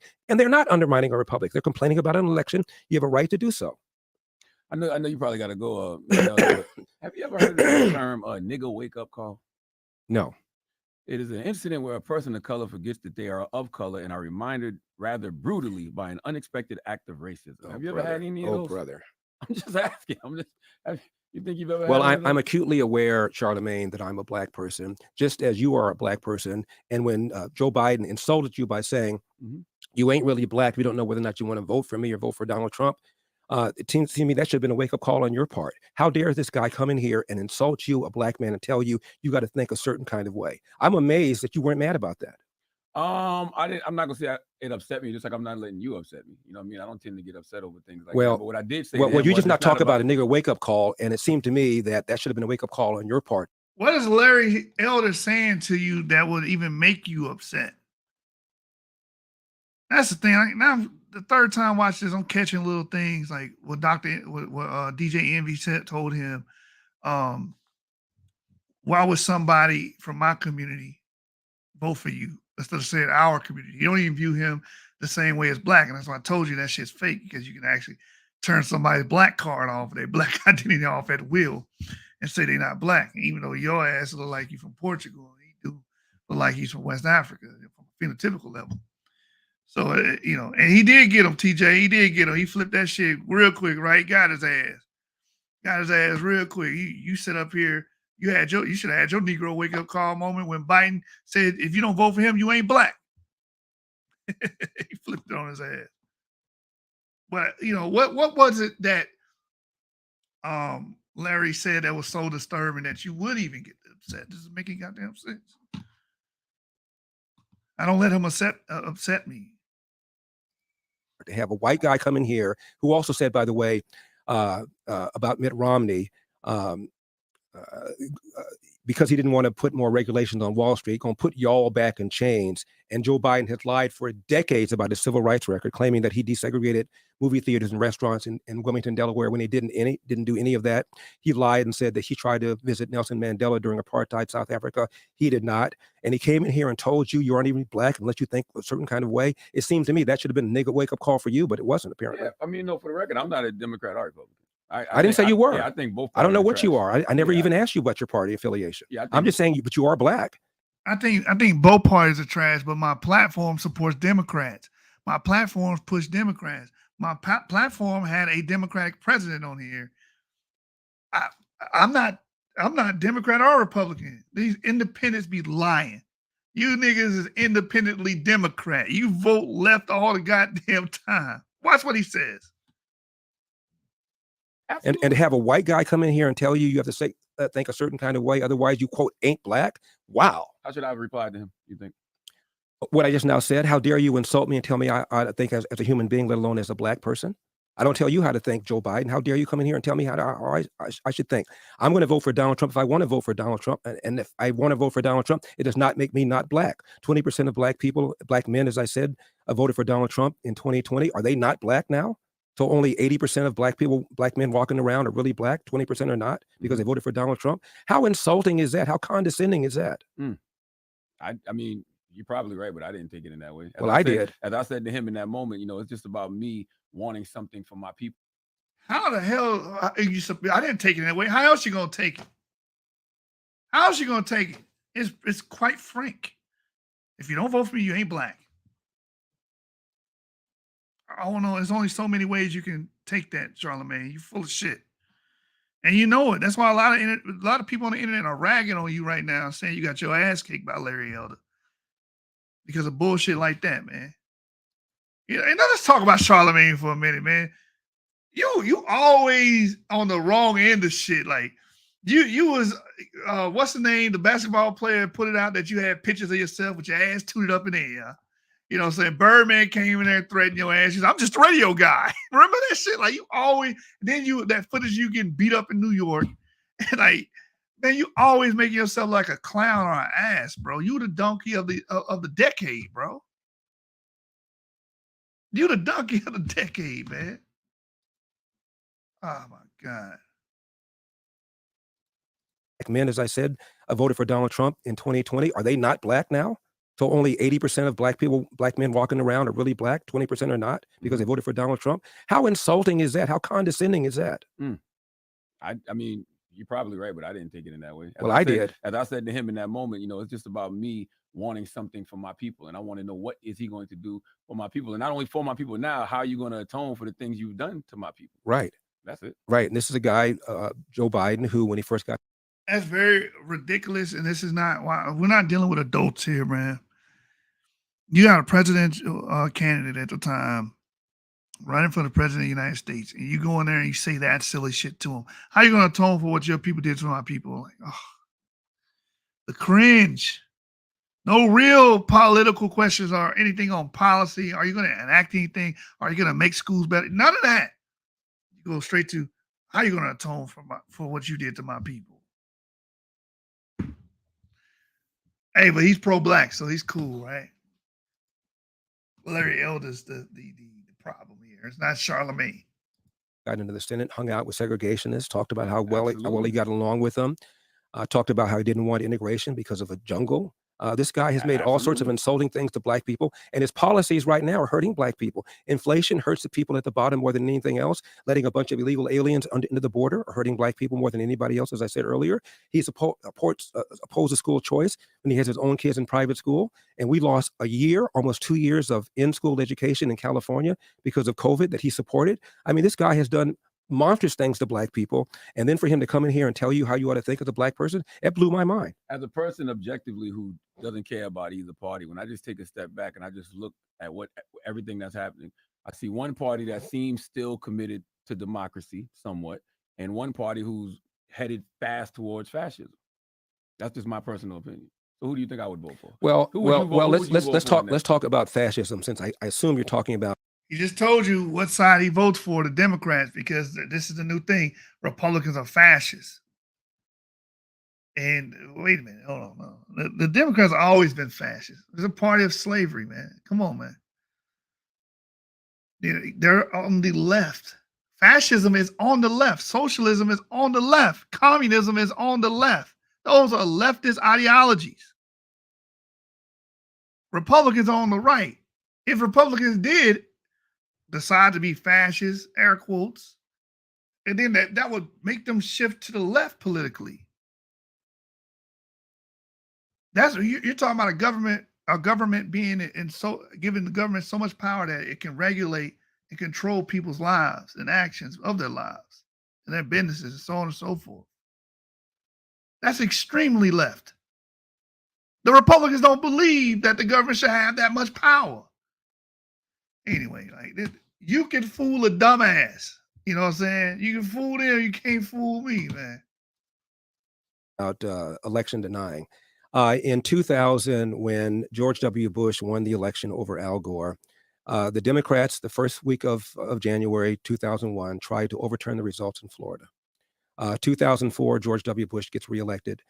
Democrats, including Benny Thompson, the chair of the January 6th committee, Jamie Raskin, a member of the January 6th committee, joined with 28 other House Democrats and Senator Barbara Boxer to overturn the results in Ohio, claiming without any evidence the Debo voting machine had been hacked. 2016, January 2017, Democrats challenged more states trying to get the election overturned that elected Donald Trump. Then Donald Trump challenged first week of January in 2021. Nobody accused them of undermining our republic. Nobody accused them of being fascists. They exercised whatever means they could to try to win the election. I want to remind you that Hillary Clinton advised Joe Biden during the 2020 election, if it is a close election, quote, do not concede under any circumstances, close quote. Donald Trump used whatever legal means he could, advancing some novel legal theories to try to stay in office, and he failed. but I don't blame him for trying. Yeah, but it's not just election denying. It's the disdain of women and fear of non-standard gender identities and sexual orientation. Disdain It's for the women. galvanizing of popular rage against cultural elites. It's nationalism based on dominant, Wow. superior race and historic bloodlines. Like there's a lot of things that Republicans are doing. Well, what about when it comes Joe Biden going to Howard University as he did recently, giving a commencement speech, Charlemagne, and he said the number one threat to the homeland was white supremacy. Really? The Well, the FBI said that. The Anti-Defamation League keeps track of how many people are killed by extremists, no matter the race of the extremists, every year. Last year, there were 25. As I said, in 2020, there were 11,000 blacks who were murdered, almost all murdered by other people, not murdered by white extremists. It's a lie to say white extremists is a big problem in America. It's a lie. It's what Democrats do to get black people Well, angry. The FBI said that. It's what Democrats. Biden had that from the FBI. Fine. I don't agree with that. The number one threat to the homeland is a large number of people who are engaging in criminal activity. And what Democrats do is tell black people racism, racism, racism. They trot out David Duke or some other facsimile every 4 years to tell black people, vote for us, because after all, we're the party of racial justice, social justice, and equity. And these dastardly people over there, these Republicans, are the party of Jim Crow and slavery, even though it was the Democratic Party that was the party of Jim Crow and slavery. So why should black people rock with the GOP then? Like, what are the reasons? Economics. I had Tavis Smiley and Cornel West on my radio show once, Charlemagne. And I told Tavis and Cornel West that under Ronald Reagan, black adult unemployment fell faster than white adult unemployment. Black Hispanic unemployment fell faster than did white unemployment. Black teenage unemployment fell faster than did white teenage unemployment. Black businesses were created at a rate faster. Their revenues grew at a rate faster. And they both told me that I was wrong and that they would have the data on my desk by Monday. That was 15 years ago. I know the mail is slow, but it seems to me they should have given it to me by now. Again, Donald Trump presided over the best economy ever for black people, lowest unemployment. And it seems to me the number one reason that most people vote is because of the economy. We have had 40-year historic high in inflation. We've had gas prices that are now about 40% more than what they were when Joe Biden came into office. And we have about 7 million illegal aliens in our country. And the bulk of the suffering because of these illegal aliens will be borne by black people living in the inner city. So those are three reasons alone not to vote for the Democratic Party and to vote for the Republican Party. And by the way, I'm not voting for a fishing buddy. It's not because I like Trump or like him personally. I'm voting for policies. And I don't really care whether or not his personality offends people and he does bad tweets. Maybe it might be better for our society if he were more polite. I don't know. I don't care. I'm not voting for a fishing buddy. I'm voting for somebody to keep taxes low, keep regulations low, to secure the borders and keep us out of unnecessary wars. Would it be fun to have money in a fascist country, though? To be black and have money in a fascist country? Or to be anything other than a white male? I don't agree this is a fascist country. It's always better to have money than not to have money. All right. Anything else, Tess? Well, I just a simple question. Have the Republicans done anything that you disagree with? Just out of curiosity. They spend too much. I think taxes are still too high. I think that there are a lot of Republicans that support things like minimum wages. And by the way, Milton Friedman, one of my favorite economists, said the minimum wage is perhaps the most anti-black law in the statute books, close quote. At one time, a black teenager was more likely to have a job than a white teenager until the minimum wage came along and kicked it up and up and up. So there are policies that the Republican Party supports, like minimum wage. Some of them do that I don't like. Also kinds of licensing, unnecessary licensing. I was at an Apple store a few years ago, and this black woman waited on me, and she was very sharp technically. I'm not very technically sharp, and I was very impressed. And I said, "Have you always been technically sharp?" She goes, "Well, I'm not really. I'm just here because I want to earn enough money to get a license to cut hair." I said, "Black hair?" She said, "Yes." I said, "You don't know how to cut the black hair already?" I have black barbers in my family. Everybody learned how to cut hair on their own. She said, "Well, in California, you have to have a license to get. You have to have a license to open up a shop to cut hair." I said, "How much does it cost?" She said, $5,000. I said, "You need to get a $5,000 license to learn how to do something you already know how to do? What is that?" So a lot of the rules and regulations.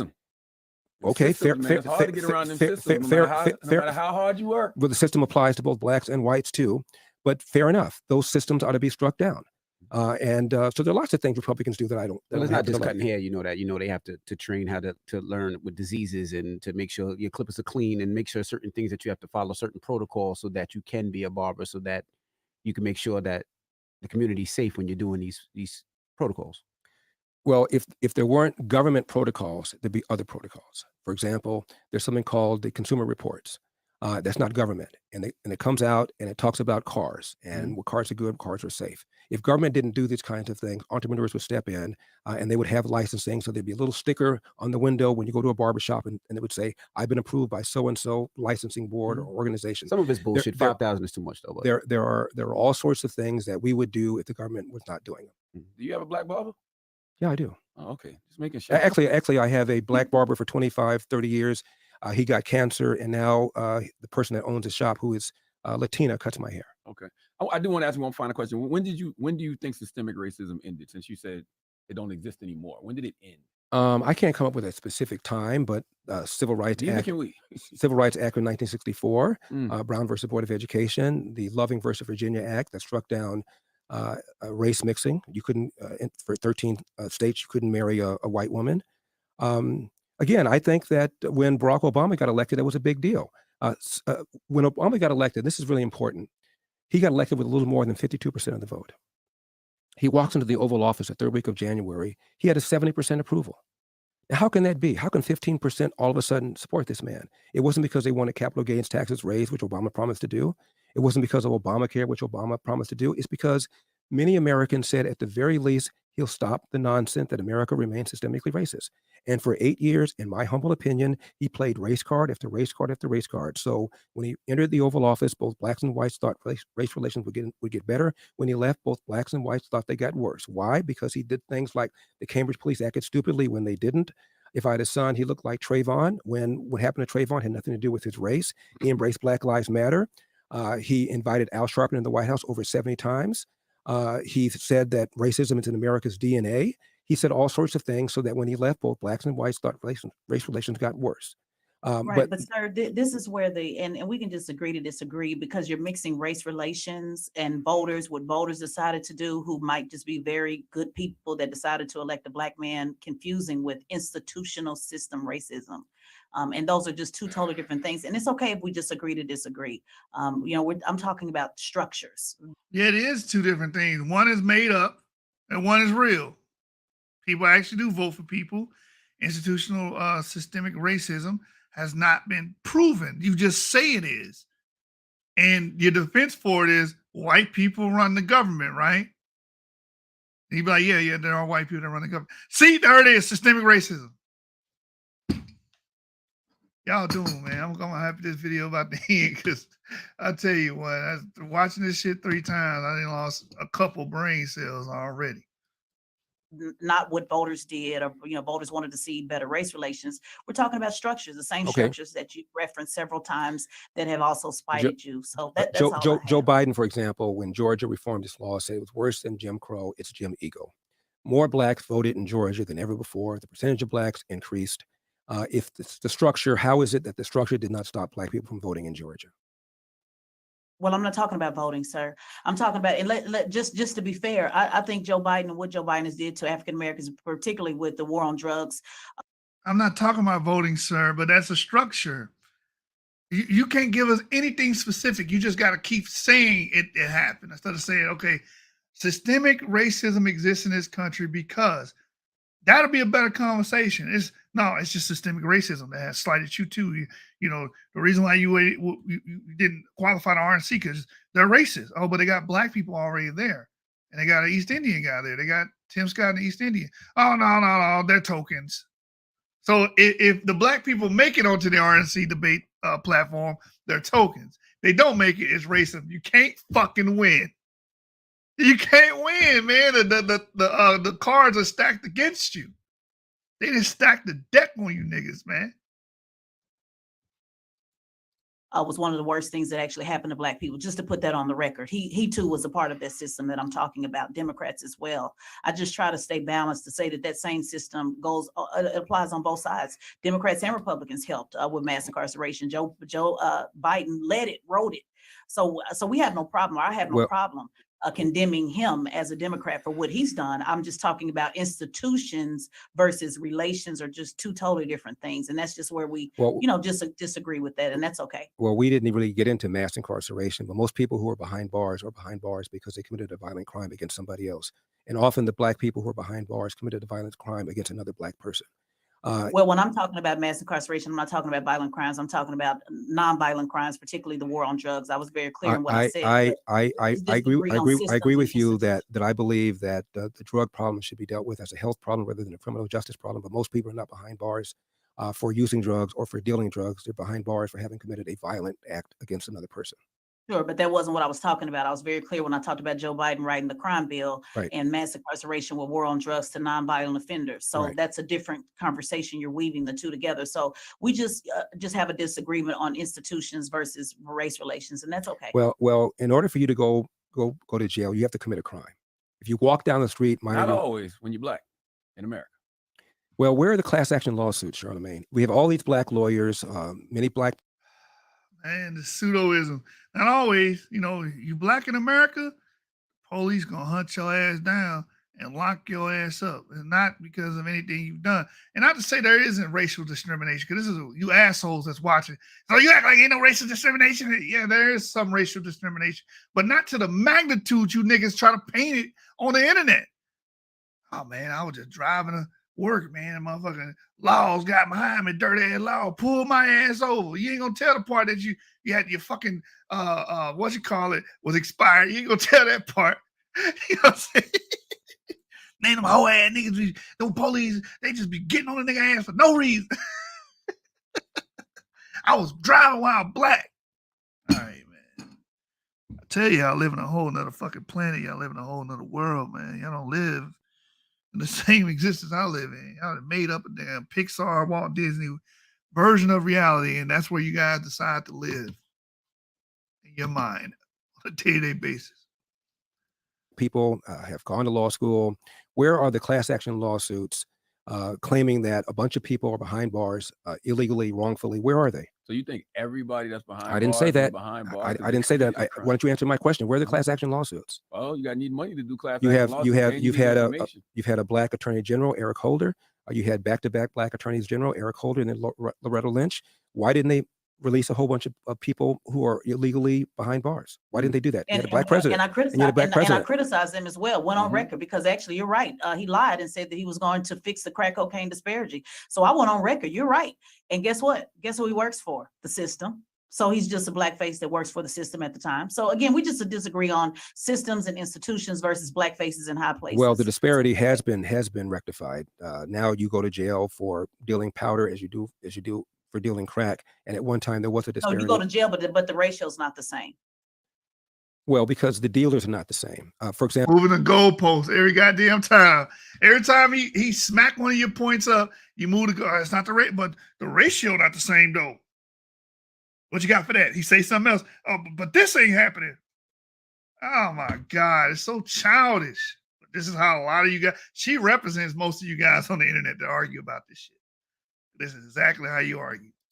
there are more white people behind bars for drunk driving than there are black people. There are certain No, categories we're of crime talking that about whites drugs, commit. Mr. Elder. You're talking Depends on about depends on the crack drug. cocaine, then you go More to whites are behind bars for meth than You're blacks just are. going all over the place, sir. We were talking about, it's very clear. You said drugs. Depends on the category of drug. Depends on the category of drugs. More whites are involved in meth Right, than but blacks. I gave you the category that I wanted to talk about, then you start talking about Crack drinking. You're just all over the cocaine. place, Mr. Elder, but it's okay.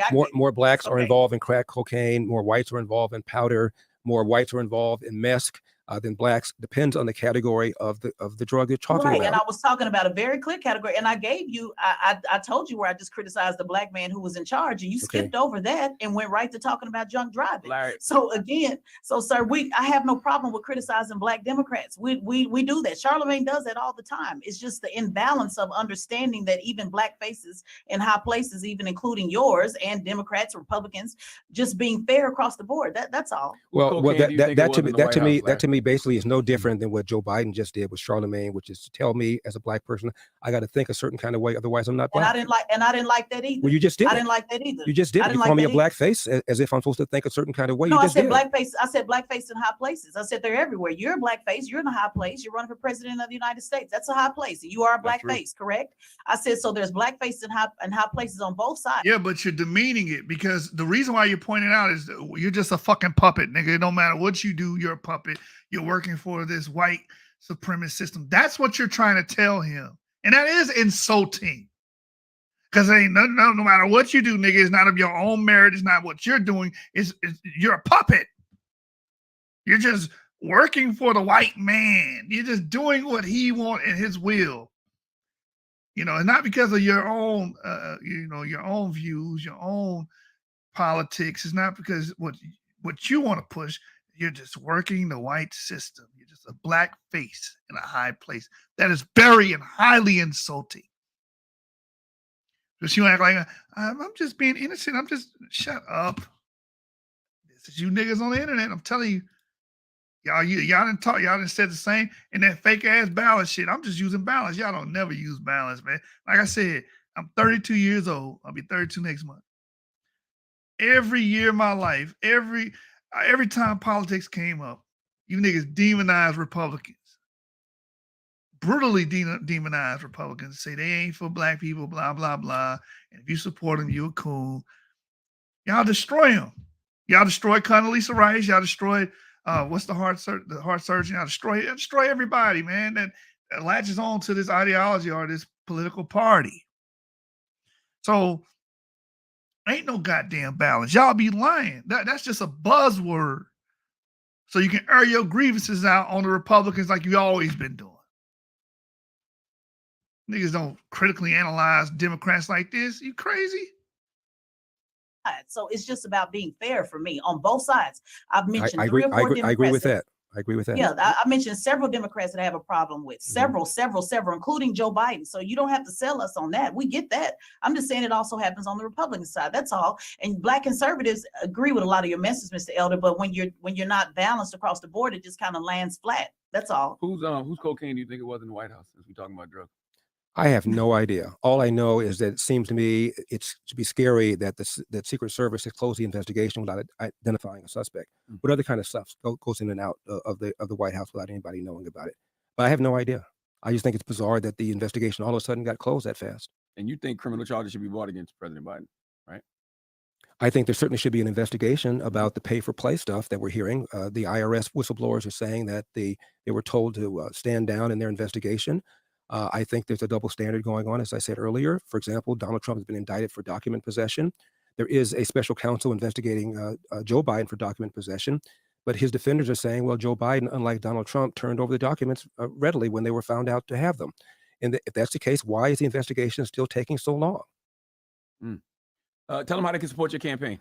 LarryElder.com. I need $1 from 40,000 individuals, even if you want somebody else to talk about some of the issues that Charlamagne and I have been talking about for the last several minutes. I can get them front and center. So LarryElder.com, $1, 40,000 individuals. I will see you on August 23rd in Milwaukee. All right, it's Larry Elder. It's the Breakfast Club. Good morning.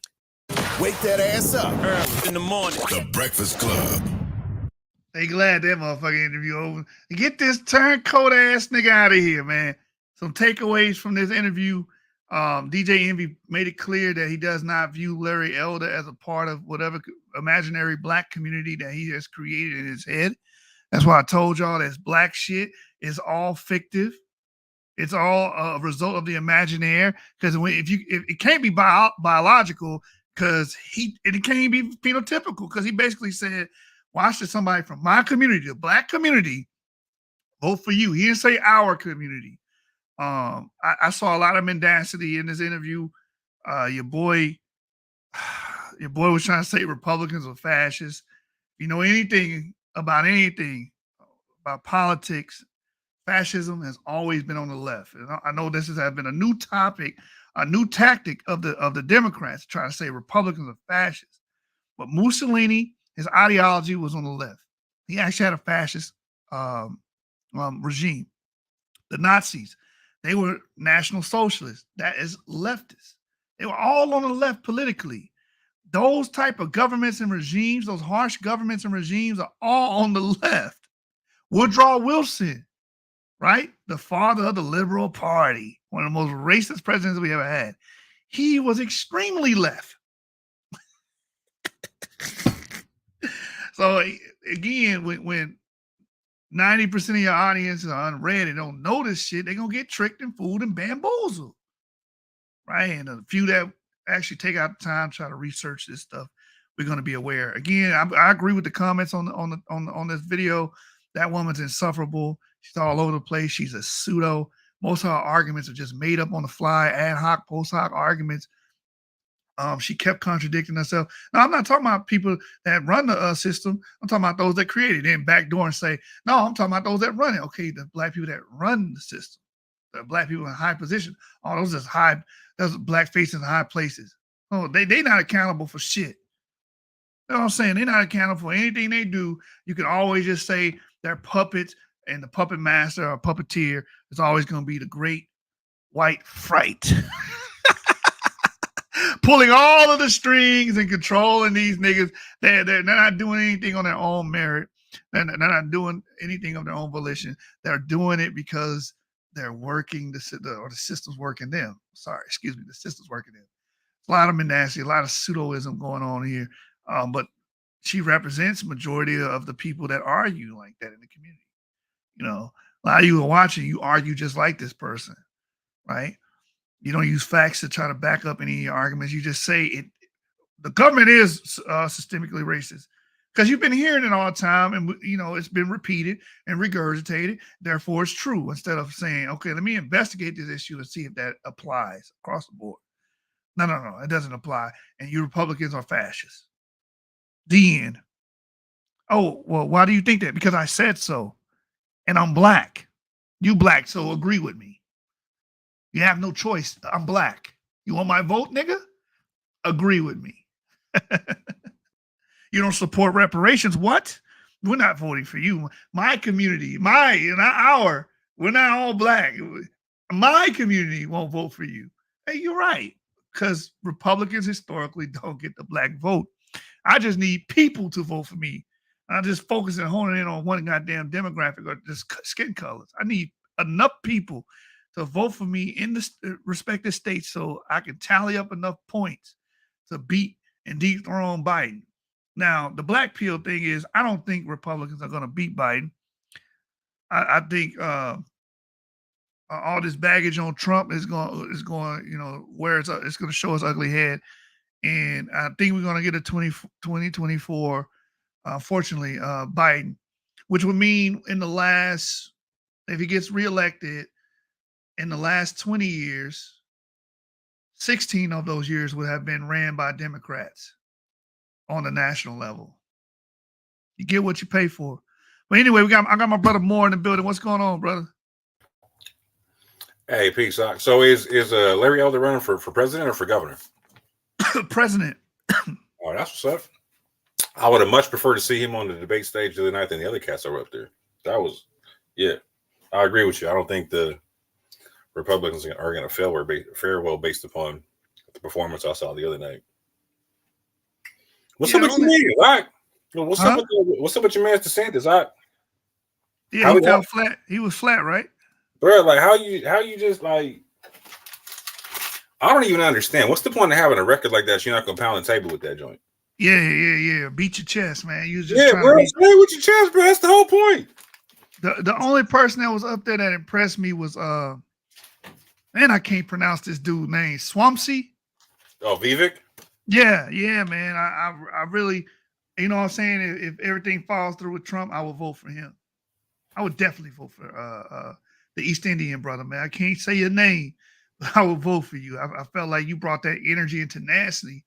And he's connected with the youth. Like, he understands that what he said was true. 16%, only 16% of the youth really give a fuck about America. Like, most of the youth don't fuck with America like that. That's a problem. You got to restore that trust. So you got to deal with the youth. Fuck these old geriatric motherfuckers. They on their way out. You got to focus on these young people and their needs and their concerns. I think that was a very powerful point. And if he can drive that home, I think he has a better chance. Let me put it like that. Yeah. His only shot is to be Obama, bro. Like, you know what I'm saying? Like, he's got to be like the Republican Obama if he wants to win. Just do the whole hope and change thing. Yeah. I can see that.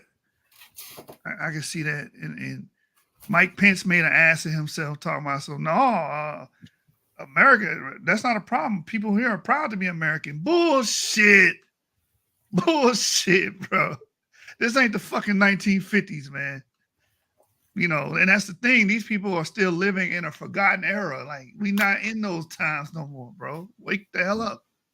It's 2023. That's why y'all keep getting your ass whooped by Democrats. You know? Yeah. Like I'm not necessarily Republican. I definitely am I definitely give credence to like the conservative way of looking at things and whatnot. Like I'm more like independent, more centralized, and central in a lot of ways. I look at things like I'm more libertarian. There's some I don't know. I'm not 100% libertarian, but I'm more on that line of things, right? And it's for me. I don't understand. Like I'll just say it like this, bro. Like as a group of people, it doesn't make sense to me not to operate the levers of power in every political party that you can, right? Like so, I can go back like 70, 80 years or whatnot, and I could look at the voting splits in the country and recognize, oh, we weren't 100% Republican or Democrat. We were splitting the vote. We were making them have to campaign to us or whatnot, right? Like that's political power is like when everybody got to come ask you for what you want, right? Like if you're just going all like wholesale for one group of people, fam, like no, that's not a good look. Like so, even though like I'm not particularly Republican. I think that we should operate like a significant portion of the Republican Party, just as a point of survival and whatnot, right? I think we should operate a significant portion of the Democratic Party. I think we should operate a significant portion of the Libertarian Party. Just because, why not? Like, why not have your hands on the lever of power or whatnot? Because if you don't, you're subject to whoever does have their hands on the levers of power or whatnot. You're asking them for stuff instead of them asking you for stuff, and that's where we've been for a long time. You have no currency. You have no political currency. Yeah. No political capital. No, that's true. Like, you got to be more like the Hispanics really split down the middle. So what you asking for would be more like the Hispanic situation where some of them go right, some of them go left. But with us, majority, man, left. No, we clearly got both. We clearly got both. You know what I'm saying? And we saw like in the last presidential election, like how that was actually kind of going up in a sense, right? In terms of like how like you saw more black people that were voting for Trump than were voted for him the previous time or whatnot, right? And so, I mean, we historically even have like coming out of slavery, we had like a whole conservative bent to our thing. You know what I'm saying? Like, so there's people who still hold on to it, no matter what percentage it is. Let's say it's only like 12, 15, 17% of the black vote, right? Cool. Codify that thing and let that be the thing, fam. Like, don't get in the way. Let them rip run and do their thing. Let your runners run. Like for the people who want to do it on the liberal thing, hey, let your runners run. You know what I'm saying? And we should be meeting in the middle, talking about like how are we advancing the agenda for our people on both sides. That's not gonna happen. No, it's not. Because it's not a split. It's just a smaller fragment of us, and the larger fragment that supports Democrats are going to be completely opposed to the smaller fragment that supports Donald Trump or Republicans. They're going to be completely against it because of Breakfast Club, because of the media outlets are telling you these people hate black people. Then what they can't do is tell me that they're pro their own people, right? They can tell me that they're pro their own party, and that's about it. No, they are pro their own people because they can shut off who's their people or not based on their political preference or ideology. No, and that's what I'm saying. They're pro their party. They're not pro their people. Like, so like if you're pro your people, you're trying to get the most done for your people as possible, right?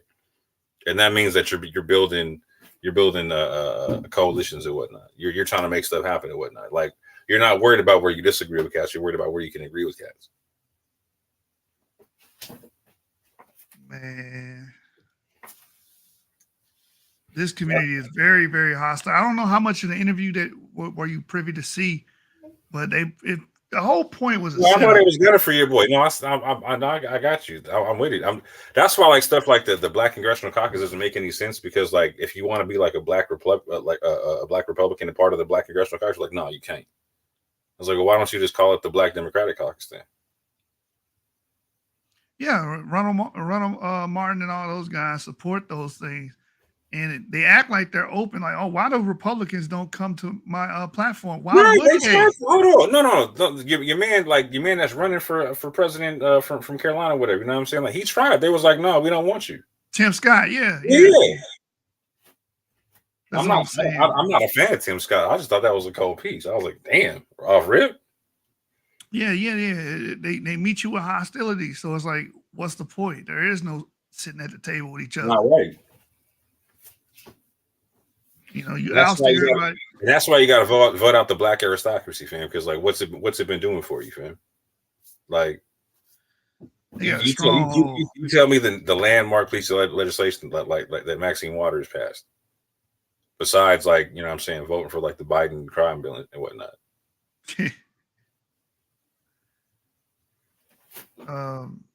Yeah, exactly. I'll wait. Man, LA is a terrible place because of her. And that's the thing, you know, the accountability is not there. So she At would all. never be, because just like that lady said, she's like, she's just a black face in a high place. So she herself will not be accountable. It's Nope. the system, it's the white man. You know, that's the beauty of this. It just takes away all the accountability and it makes it where you can always have a scapegoat. It's not because you are a terrible senator or a congressman, a congress lady, or whatever. It's not because of that. It's because the white man system was made that way, and you're just a face of it. Somehow, like in your Democratic district, it's still the Republicans' fault. That's the part I never get, fam. I had a conversation like that today, bro. I was like, "Oh, well, black people suffer." I was like, "Okay, where are they at? They're in the inner cities. Okay, who runs the inner cities?" Mm-hmm. No, it don't matter. They all white. See, this is back in square one. They all white. It's just white people's fault. No, it's Democrats' fault. Democrats run the damn city. Even worse. Why is it an all white like city council, all white congressman in situations to where the black people got it like they're the majority of the population? That don't make no sense to me. Like when I look at the South, I'm like, yo, what are y'all doing? What are y'all doing? We should be running like the South. Like the South should be like the black Utah. You know, like Mormons just run Utah. They run Idaho. You know what I'm saying? Like that's how the South should be looking. But like when you go to South, it don't look nothing like that. You know what I'm saying? It looked crazy for black people. That I was like, come on, bro. Like that hurts when I see that, bro. Like, because every other, like, why is it that every other community coming off the boat and the plane gets that part, but us? Like, we've been here and we don't get politically working together, right? Everyone else gets it, but us. Hey man, I'm with the flee doctrine. Just flee these damn communities, man. Hey, flee the inner city. Flee the inner city. You have to, bro. You have to. You have to. Like I'm saying, you have to. You literally have to, because like you can't like there. You can't progress in a situation like that, bro. Where people, it's like looking forward and walking backwards and whatnot, bro. You're not going nowhere with that. Unless you're extremely rich, then okay, you can get over the pitfalls, like send your kids to private school, stuff like that. Right. You know, you living in a loft downtown, but most people are not don't have the luxury to live that way. So right now you're talking about a class system where our people in the city would suffer the worst end of that, right? And it's like, okay, that's one of my man saying you got to flee that. You know, either you got to change what that is, stop doing insanity, which is the same thing over and over again, expecting a different result, or you got to dip. You know what I'm saying? Yeah, she brought up mass incarceration. Where are these people getting locked up at? Where all this crime happening at? In the inner city. Right. That Democrats got to wear that. You know what I'm saying? No, it's because of white supremacy. Okay, if it is, then it's on the Democrats' watch because they run the police department. They run every goddamn thing in the inner city. It's not just there though, too, because in the South they be wilding out with the sentencing and whatnot. You know what I'm saying? Like they be wilding out with the sentencing. You be getting all kind of years for like a small crime, like petty stuff. They'll trump charges up on your ass real quick. They'll trump charges. Then the argument be, well, what the prisons at? The prisons in the red counties. Yeah, they privately owned prisons, but who doing all the convictions and shit? They getting convicted in the city. And then shipped out to them damn red counties. Bro, on the real, this is why I can't stand the majority of the Israelite doctrine that I hear, right? Because it's like, yo, we're oppressed because God said so. We're waiting on God to deliver us from this oppression, and we ain't got to do nothing. And He's gonna show up and just take care of everything for us, and it's gonna be the end of all this. Like, nah, bro. Action by inaction. I can't, bro. It's dropout culture. I can't even take it, bro. Like it's the excuse to be weak minded with it. It's an excuse to be a beta male with. I'm like, come on, bro. Like, God want weak men. That what we're saying right now? Yeah. Yeah, that's exactly what they're saying. Be weak. Don't do anything. That was a scripture that they would read. Stay still, something like that. It's about staying still. I remember we had a Sabbath service about it. Until you hear like the rustling at the top of the trees or like the still small voice or whatever. Yeah. Yeah. They're gonna use that scripture right there. Bro, just stay still. Don't do anything. Don't push towards progression in life. Just be stagnant. Yeah, never mind that, like the parable about, like, you know what I'm saying, like the brides being ready for the wedding and whatnot. You know what I'm saying? Like, don't get caught up not having your stuff ready. You know what I'm saying? No, like preparation mode is the way it's supposed to be and whatnot. You know what I'm saying? Like, stagnancy is not the law that Israel was given. Activity and like certain types of activity, that is what they were given. You know what I'm saying? Like even spiritual practices and activity, y'all being stagnant with it. You know what I'm saying? If y'all are oppressed, use it to order to get unoppressed. You know what I'm saying? It don't make no sense, man. Like it don't make no sense for you to say that you're the people of God, but you can't progress, man. You can't get out of it. In the scrolls literally say, like, hey, you know, if you find yourself with the back against the wall, this is how you get out of it. You know what I'm saying? You turn towards the Most High, you do X, Y, Z, blah, blah. You know what I'm saying? Y'all got the cheat code, and y'all complaining? Stop it. Man, this oppression shit, they got to get off the gas on that, because be honest, which one of you niggas are literally oppressed by white people, man? Literally. Not figuratively, not the system, because that's a ghost. We don't know where that's coming from. You actually were oppressed. Show that. It's going to be the middle class niggas like putting their hand up first. I promise you. I promise. The one with the least amount of problems. Yeah. All the government job having niggas. You know what I'm saying? It's like, man. All you IT niggas are with. Security checked my bag when I came in and clocked in to work. Shut up. Yeah,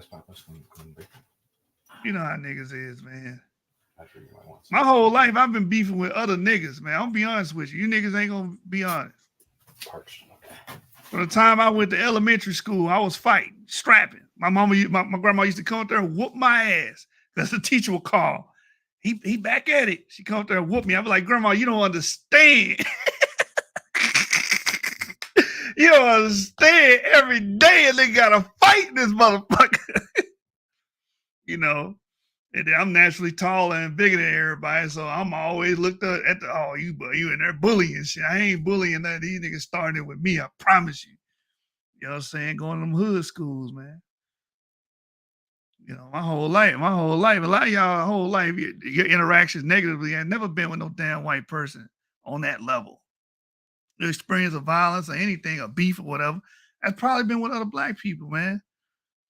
If you're gonna be honest. Because we have a very negative, pervasive culture growing up, and we experienced that. Y'all want to hear that, but it's true.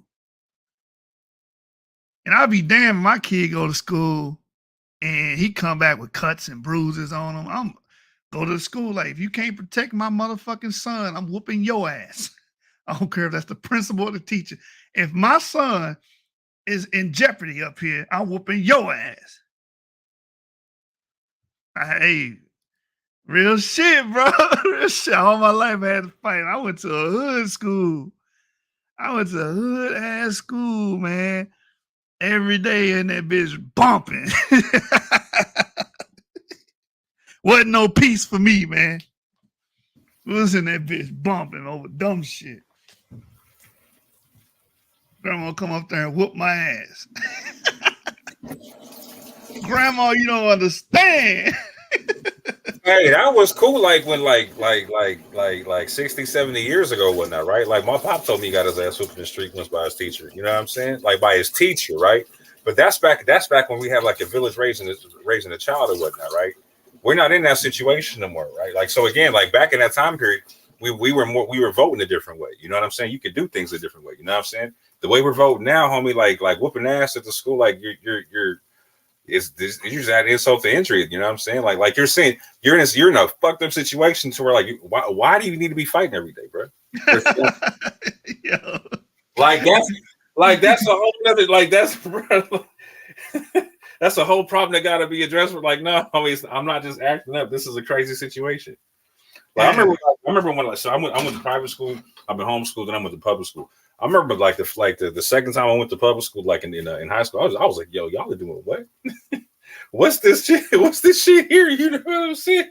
Like y'all are like it's like there's no incentive to learn anything. Like they're teaching people how not to learn and whatnot. And like, bro, you're gonna get into some shit in that situation, right? Like there's no incentive to progress and whatnot. You're not even encouraged to progress. You know what I'm saying? You're just encouraged to like to just to get by, just to get through the thing. You know what I'm saying? Yeah, and then from a societal standpoint, I went to a hood school, or I went to a school where a lot of hood people went. Let me put it like that. Mm-hmm. Culturally, it's not cool to be that bookworm or the nerd, or you know what I'm saying? Right. It's not cool to be that. These motherfuckers want to get on your ass if you one of those type of people. So to stop from getting your ass picked on a beat, you want to play dumb. Oh no, I ain't gonna pay attention to Miss Claire's class. You know what I'm saying? Right. Yeah.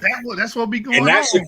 That right there is a culture. Like, when the hell did that happen? Like, so my pop used to tell me, like, so my pop went to a segregated school. He went to an all-black school. Like, he never went to like a desegregated school, and that, right?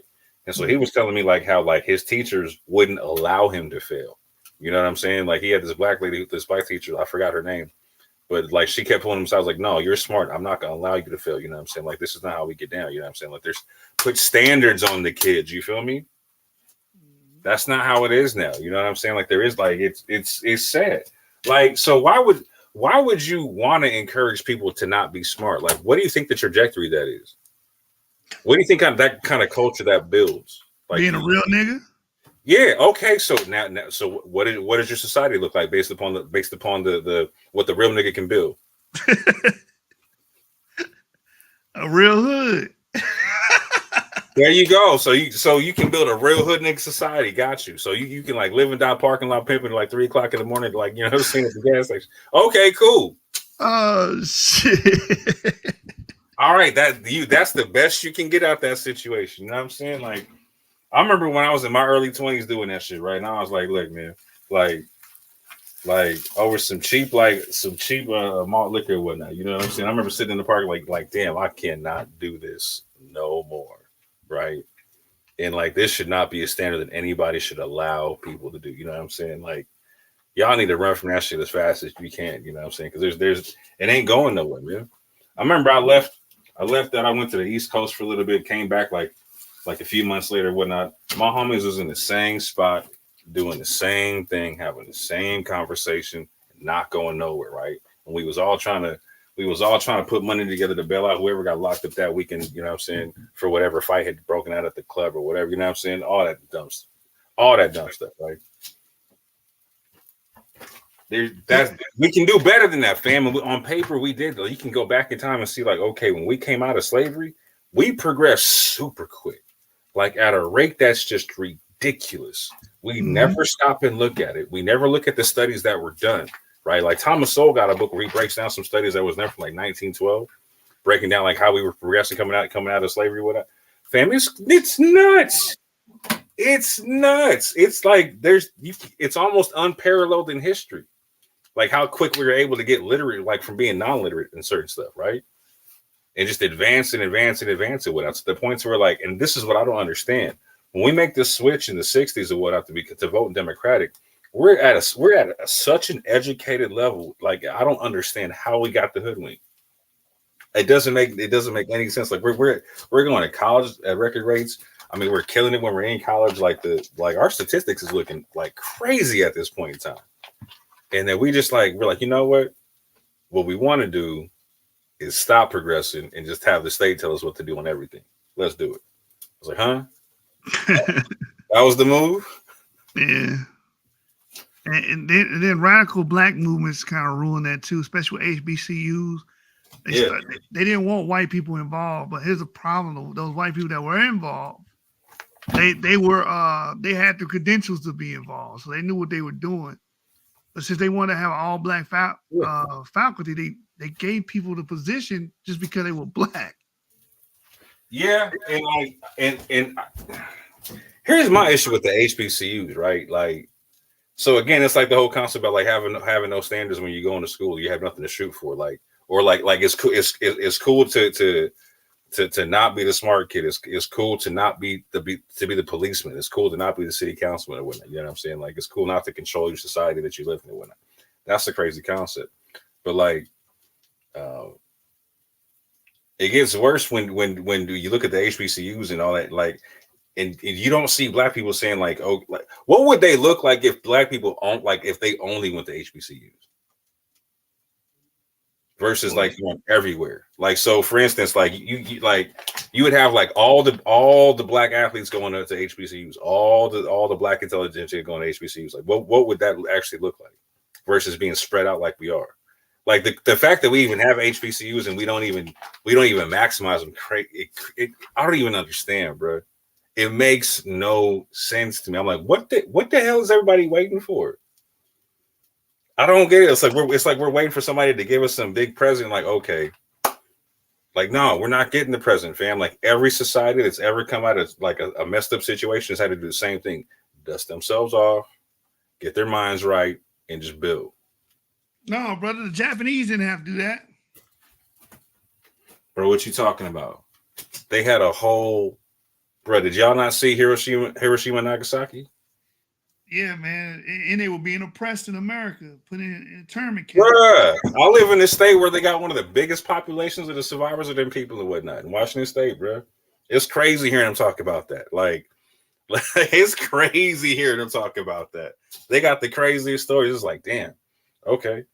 So what the problem is? They're able to come back, boom, boom, boom, boom. Like, why is everybody passing us up? Everybody? It's our culture. I keep saying it's the culture that we have. It's not conducive to produce something like the Japanese community did. Fact. Larry Elder brought it out. He was like, man, they went through oppression and everything, but through familiar structure, through hard work, attaining skills, they were able to break out of that.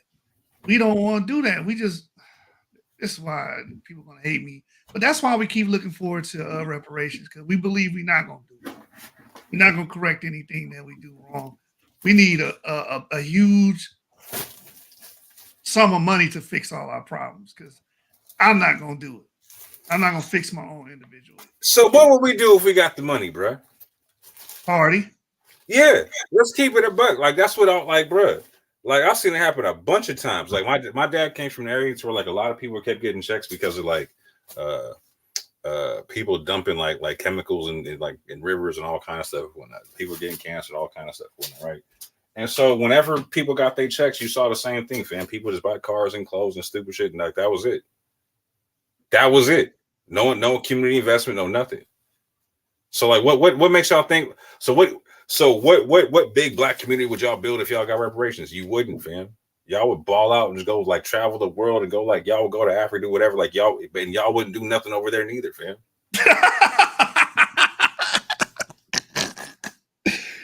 Oh shit. Oh man. You know they wouldn't, bro. You know they wouldn't, bro. Hey, Burberry. What's the other one? All the designer joints is going up on the market, bro. Yep. Soon as niggas get their money, look, Hennessy. Do say niggas gonna do some stupid shit like get a whole closet full of like designer Jordans that they never wear, right? Yep. Stupid, you know what I'm saying? Ain't gonna, bruh. Before they do anything before they set aside like some trust funds for their kids or nothing, you know what I'm saying? No, any of the real shit. No, money gone, bro. As soon as they get the check, the money gone, bro. They gonna buy a Murcielago, bruh. Put 28-inch rims on that motherfucker. Inflation gonna go up in the black community because they're gonna be spending so much money gonna fuck the economy. Let me ask you this question. Okay, so let's say we got reparations and whatnot. How many black gas stations do you think would open in the black community? How many corner stores do you think would switch from being like foreign owned to in the black community? In the black community, yeah. Probably none, bro. Exactly, and that's the sad part. That's the cold part. And that's the whole point. That's what I'm saying. Like you'll get that money, but you won't change nothing in the infrastructure, whatnot. And how do I know? Because you ain't even trying to change the infrastructure now. You Ain't no nigga interested in opening no gas station. Now, if you would have said a club, I guarantee it's gonna be a bunch of. You know how much money them cats make off a corner store, bro? Oh, I know they make good money. I used to work for a chain of corner stores. They make like, so foreign people are guaranteed to come in our communities and whatnot, right? Like, so they're guaranteed in their first year to be in the green. Guaranteed, because we don't. Black people don't have interest in that. That's why I said if you would have said a club, niggas gonna own a club, bro. Ray's Boom Boom Shack. If reparations was to happen tomorrow, I bet you all kind of cash popping up over the country. Oversaturate the market with clubs, bro. Oh, damn it! You're right, and I hate you for it. Oh, it's the truth, bro. If they're gonna open up, if they're gonna do any investment, it might be some shit like that, bro. Hey, I ain't gonna lie though, there would be some like there. I will say this, you know what? I have seen like more black investors and more black entrepreneurship lately. Like, and I appreciate that. I think there would be a good chunk of people that would be like, no, they would get it right, and they would build certain stuff. But I'm saying the vast majority wouldn't. You know what I'm saying? I think like a good 85%. I'm gonna do the whole 5% thing. I think 85% would, you know what I'm saying, would set them in blind with it and easily let in the wrong direction with it. You know what I'm saying? Man, listen, flights, a lot of outbound flights is, you know what I'm saying? Niggas is going to Paris, niggas is going to fucking China, niggas going everywhere, bro. They gonna go broke spending on flights, just like that lady that hit the lottery. I think in 2006 she went broke, man. Yeah, they're gonna spend money in every hotel in Africa and they come back broke. Yeah, I'm spending money with my people. Stupid ass. Them hotels owned by Chinese. Damn. I'm in the motherland. Fuck out of here. I'm not. There's gonna be a couple of smart people like, you know, let me go buy up like Detroit. You know what I'm saying? Let me go buy up Flint. Let me go buy up all these like cheap areas or whatnot. You know what I'm saying? There's gonna be a couple of smart people. Yeah, there's gonna be a couple of smart people that actually retain the wealth and make something out of it. Then it's gonna be a bunch of dumbasses that squander it. You know? Yeah. And the argument is, because I think me and D-Ray had a similar conversation on the show. The argument is, well, if they do that, then that's on them. You know? Okay, all right. But what was the point of it? Right. I thought the point of we need reparations to close all these gaps. That's usually the argument. We got this gap between white people and black people and the wealth disparity. Reparations are supposed to close that gap. What's the point if you're just going to spend it all? What gap are you closing? What else you supposed to do with money? Matter of fact, they're going to open more gaps because you niggas going to shop there at the Gap. Man. They still got Gap? Yeah, they do. I think they do. Man, I'm getting old, man. That's why I had to ask. Damn, do they got Gap? Somebody in the chat tell me if they got Gap. Yeah, needs to know they still got Gap, Phil. Oh man. Oh yeah. And all you dudes that got women, oh nigga, they gonna go crazy with that money, man. Bruh. They gonna buy the whole mall, man. Right. How many black car companies would you see get started in Detroit or something like that? How many black, you know what I'm saying? Like, that's the part that got me watching stuff about like even the black billionaires, from like none of them own their own infrastructure. I'm like, bro, what's wrong with y'all? Like I was like watching Kanye go through all like Kanye wouldn't have went through none of his controversy had he owned his own infrastructure for what he makes or whatnot. Or for what he puts out or whatnot. He was trying to go to other people and I was like, bro, that's crazy. That's crazy to me. Like that's the whole, like that was the one thing I got from Dame Dash was like, yo, at least they were like he tried to do like the whole black distribution company. It fell through, but at least he tried. Like, why wouldn't you want to own like your own thing, lock, stock, and barrel? Like, I never got that concept. I don't know, man. These people ain't got that type of sense, bro. But my thing is, there is no excuse. We live in an age of information. You niggas can look up shit to argue about frivolous shit all day. Look up about how to get into textile industries and shit like that, man. Study and read about that. You know, you can study and read and learn about goddamn empire that existed 3,000 years ago. You know what I'm saying? Or 4,500 years ago. You know all about that motherfucker, but you can't figure out how to crack into the textile industry. Another industry is the gemology industry. That's underrepresented by black. There's not that many black people in that. What industry? Huh? What industry? The gemology. No. You know, you can be the next Johnny Dang. You know, Jacob the jeweler. You know, but you niggas is too pro-black. I forgot. Oh no, I don't want to be in that industry with blood diamonds in Africa, the exploitation of Sierra Leone. I'll tell you right now, if I got some reparations money, something like that, right? One of the first things I would do is do like some kind of like Tuskegee Institute type kind of a thing that used to be done there, where like it was a trade school plus a scholastic school. Like you're trying to train people to do everything. You know what I'm saying? Like we should be having like hotels and restaurants and from everything from that to like you being able to learn how to go build your own school or whatnot. You know what I'm saying? Like we should be like projecting to have people that are going to build automobiles and all kind of, you know what I'm saying? It doesn't make sense that, like you're saying, we don't try to corner off markets with it. That's what everyone else did. Like, so a lot of people don't recognize, like the Irish did that, right?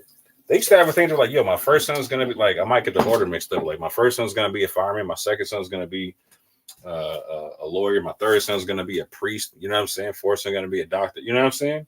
Like, literally, like that was the deal. You know what I'm saying? Like it was an expected thing. Okay. Your number this is your job, right? Like you're progressing on purpose at that juncture. You're not just doing it by accident, by osmosis. Like you're trying to do something. Most of us are aimless. Like, for instance, if kids are growing up in their first generation, going to college or whatever, to get these skills, to acquire these positions, the parent don't know what to tell their child, you know. Hey, you should do this, you do that. But again, we with the we're in the smartphone era. Get on the damn phone, look up Glassdoor, what some industries that need people, Yeah, and tell your child pursue this because you can fill this niche and you will live comfortably. You won't sweat as much. You know, you'll be in a damn cubicle some fucking where, making a 6-figure salary or something. Now you crack into the industry. mm-hmm. But we aimless. We don't think like that. No, we can't see past our nose, so to speak. We don't play the long game. You know, especially with us, we want instant gratification on every damn thing. We want it right there. We don't want to have to sow the seeds, water it and nurture it and watch that thing grow. We want it to be right there. Boom. If it can't happen instantly, like ramen noodles in a cup, they don't want to do it. They don't have anything to do with it. Unfortunately. And that is an issue. Yeah. Progression And takes time.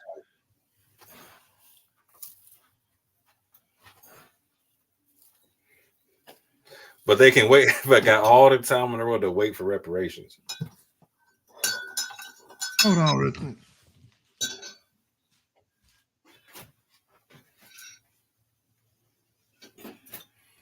Got all the time in the world to wait for reparations. And at that juncture, it seems like it's more of like a psychological thing, an emotional thing versus like actually thinking that's going to fix something. Yeah, man. It is. It's all those things. It's mental too. You know how our people think, and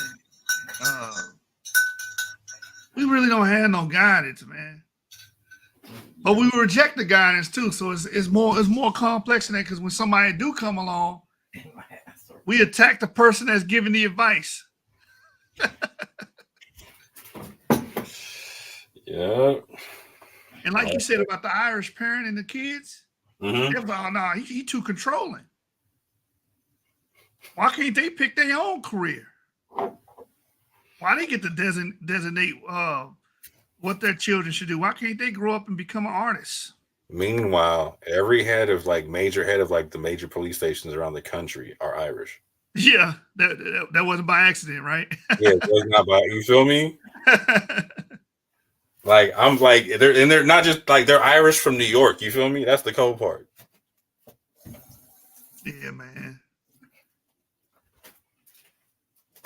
It's like the guy who says emotional damage. He always makes jokes about his parents and how Chinese parents are. Yeah. But that's the right way to be. Like, okay, Yo, you're gonna be a doctor. okay, straight up and down. Like, so, like, I live in a state where there's a bunch of East Africans and whatnot, right? Like, that, like to the last one, they're like, "Yo, my mom's is on it hard, bro. Like, the standards is X, Y, and Z. I'm not allowed to mess up no kind of way. The schoolwork got to look a certain kind of, you know what I'm saying? Like, and they perform just like the Asians do. You know what I'm saying? In school, and when I said, okay, like it's nothing, and the only difference is culture. Like on lookership, they're black. You know what I'm saying? They're black. Like, so what's the difference? Culture, fam. Yep. Like, I know you're talking about, like, you can't tell like your descendancy by culture, whatever. Like, I heard you talking about that, but you can definitely compare and contrast culture and see what works and what don't. And when you compare and contrast, bro, like having standards versus not having standards, bro. Yeah, because niggas ain't got none. Especially academically, you right. The parents on their ass. I remember I was servicing someone's equipment, and I seen the mom come down and check the son's homework, wouldn't let him get on the computer and all that stuff, man. Mm-hmm. She made sure that he took care of his academic responsibilities first. That let me know that child's gonna have a better chance because his parents are involved in his education. Mm-hmm. You know, he not just going home and chilling and they go to work, go back to school, and the parents have no idea what the hell if he's even succeeding or failing. They don't fucking know. You know, his parents care, and they have he's got a household that's ensuring that he's on top of his game. Just like we said with the East Africans, Nigerians, Caribbean households are like that too, man. You know, you got Caribbean blacks; their households are the same way. Bro, it used to be a joke. I'm about to date myself, right? So it used to be a joke on A Living Color, right? Like, hey man, gotta go to work. You know what I'm saying? Like the whole thing about like how many jobs does he have? He only has 3 jobs. He's lazy. Like, they used to be a joke. Yeah. Yeah, man. The Caribbean blacks are nothing like that, man. I remember getting into a heated argument about, I was defending Caribbean blacks because it was back when was Tariq? He was talking about foundational Black Americans, and the argument was that Black Americans should only worry about Black Americans, not Caribbean blacks or whatever, and these other groups. And I was like, that's strange because when you look at places like Harlem, you look at these places on the East Coast that are famously Black, a lot of those people that was being successful and you know, sparking those things were Caribbean blacks them damn selves. And then y'all all praise Marcus Garvey and UNIA. Marcus Garvey is a fucking Caribbean black. Yep. I didn't understand none of that, man. I was like, how y'all having this argument against Caribbean? Oh, no, the Caribbean, we need to separate ourselves. I'm like, yo, how are y'all doing this right now? That's bro. That's why the whole world looks at us like we're just weird, bro. And then you want to separate yourself from a great example of as they say, Black excellence, because a lot of those guys are sell. You know, so it's like, God damn, what do y'all want? Do y'all want perpetual failure? You know, it's just strange. Yeah, reparations is a whole religion, bro. You know what? I hope reparation does come to fruition and you guys get what y'all want. Just so I can see what y'all do. I sit back and do the experiment, see what happens. I got my money, now it's gone. You know what I'm saying? You're gonna be driving your expensive damn car. You're gonna have 16 cars like Birdman. Birdman wasted that damn money, had all those luxury fucking cars sitting there. TK Kirkland said they were sitting there so damn long the tires went flat. Bruh, are you serious? Yeah, he said they were sitting in his house. He had them parked in his house or whatever property he had at the time. And they stayed there so long, not driven, no nothing. And then the tires went flat. It's like, what was depreciating value and whatnot, not increasing in value. Like, y'all. Oh yeah, them damn things. You never gonna get the dollar value that you paid for. That's over. You know, and you ain't keeping up with them. You ain't making sure they stay in mint condition. Oh no, Yeah. they're not even collecting items. Yeah. But that's the nigga mind. If you want to see what niggas gonna do, look at these rappers. They get all this damn money. What they do? They run through it. They blow it. You know, you're gonna go and enter the car lot. You're gonna get all the luxury vehicles. Put all these damn rims on them, dress them up real nice, and then go back to your rented apartment.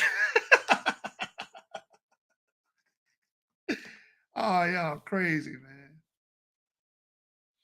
You know, in the hood, they was like, you know who's selling dope? You in the damn hood, you know, not people don't make that much money here, and you driving a goddamn luxury vehicle. It's not hard to find out who's selling dope here. It's obviously you driving a goddamn Murcielago in the damn in fucking what do you call that? In Rose Hill, man. In Canterbury, some damn well. Hey, I gotta go on some side shit right quick. So, what do you think the chances are that Trump goes to jail or he leaves the country? Like, what do you think's more likely? He already went to jail. He bonded out. No, I mean like that he actually. I mean, you know what I'm talking about, bro. Oh, he get convicted. Yeah. Well, so if he what's more likely to happen is what you asked me. Yeah. I think he's more likely to get convicted than leave the country. I think my nigga about to pull a whole John Wick and try to go stay at the you know what I'm saying, like the Continentals, like his Mar-a-Lago's like to the Continental, you know what I'm saying? Just go from he about to go to the Mar-a-Lago in Russia right quick and just kick it hard. You feel me? If he gets convicted, what we will hope will happen is that now you want the Republican to win the damn. If you're a Republican, you want the next man up to win so you can pardon him. You would have to have that president come in and pardon his ass, whoever it may be. So let's say Santos. So ain't none of them niggas finna pardon Trump, bro. Like the only one that would probably be Vivek. I think Santos. But see, that's the thing. Them niggas always beefing. You can't beef all the time, bro. They was beefing with each other. Bro. That would be like the price of DeSantis becoming president. He wouldn't do that. He get that phone call from Hillary Clinton like, "Hey, I dare you." You next, nigga. You next, yeah. But that would be the plan. That'll be the hope that he get pardoned. They talking about something we can give him 700 years. You niggas is wild as fuck. Y'all really scared of this man. Y'all done made it where he can't fucking, well, he can run, but y'all trying to make sure he never runs again. Yeah. I'm trying to think, like, even in doing it, how did DeSantis just shit the bed that cold, bro? Like, that was his, like, I was telling you, like, Trump shouldn't have had no chance because, like, everything Trump wanted to say, DeSantis could say for real, right? And, like, yo, like, he ain't saying none of it. He out there talking about the most careful, like, trying to talk, everything he's saying is curtailed towards, like, it's an answer towards, like, addressing George or Joe Biden and making everything about Biden. How Biden's over, like, bro, just run on your record, bro. Just, bro, you got to call this record, like, what? It's the biggest waste of a record I've ever seen in my life. I'm not even a DeSantis fan. I'm just like, yo, I hate seeing wasted opportunity. You know what I'm saying? The media, bro. The media. The media, bro. No, fuck that shit. You're supposed to bend the media over. He tippy-toeing over there. He can't because, and this has always been a Republican thing, man. When the media say you sexist, now you got to tippy-toe across what you're saying because you could have been right on that point, but the media impression of you is that you're a sexist. Or that now he got the media impression of being racist. Trump broke that whole mold, bro. He was like, yeah, you grab the woman by the pussy, fam. That's what you do. Like, do you understand? Like, he's taking hell with all that. That's like, what makes Trump special, though. So if you actually have a record to run on, right? And they're like, oh, he's a sex. Like, they're only saying I'm a sexist because I'm beating the hell out the woke agenda and just bop, bop, bop, bop, bop, bop. Do you feel me? You can start letting it fly. I don't understand. And I apologize for the folk listening. You know what I'm saying? I had to make the point. You know what I'm saying? Like, no, you can't use the media as an excuse no more. Because like Trump got elected. There's no reason, like there's no reason he should have got elected if the media beatdown was should keep you out the Oval Office or whatnot, right? So, but he actually has the record. And on top of that, like people would prefer, like the left would prefer DeSantis over Trump. So how are you messing that up, bro? How are you messing that up? Got your people, got your family out here running your campaign. Homie, what is you doing? He hiding, bro. I'm telling you. The media been on his ass. Everybody saying he's racist. Then, bruh, then just I would have. what was the point of running for governor then and running for president? Just go ahead and be governor. Stop running for president, bro. Just go ahead and be governor. He think he can win with this weak ass strategy, bro. What's ain't gonna pass him up, man? You don't win by stalling out the clock, bro. Like run out the clock, bro. Come on now. Like you got to engage, bro. You got to go to the middle of the ring, put your foot down, and get it in. Like that's what I was enjoying about Larry Elder, bro. Like his clinch game was nasty. He was his inside fight. He was like, "I'm right here. What you talking about? It's a fumble. No, I ain't going nowhere. What's good?" That's what I thought. Them other cats like, no, they trying to run. They trying not to answer the question and whatnot, bro. Like that's why Trump got elected the first time. He's like, no, I'm gonna answer the question. I don't care how crazy I sound. And the Republicans never had nothing like that.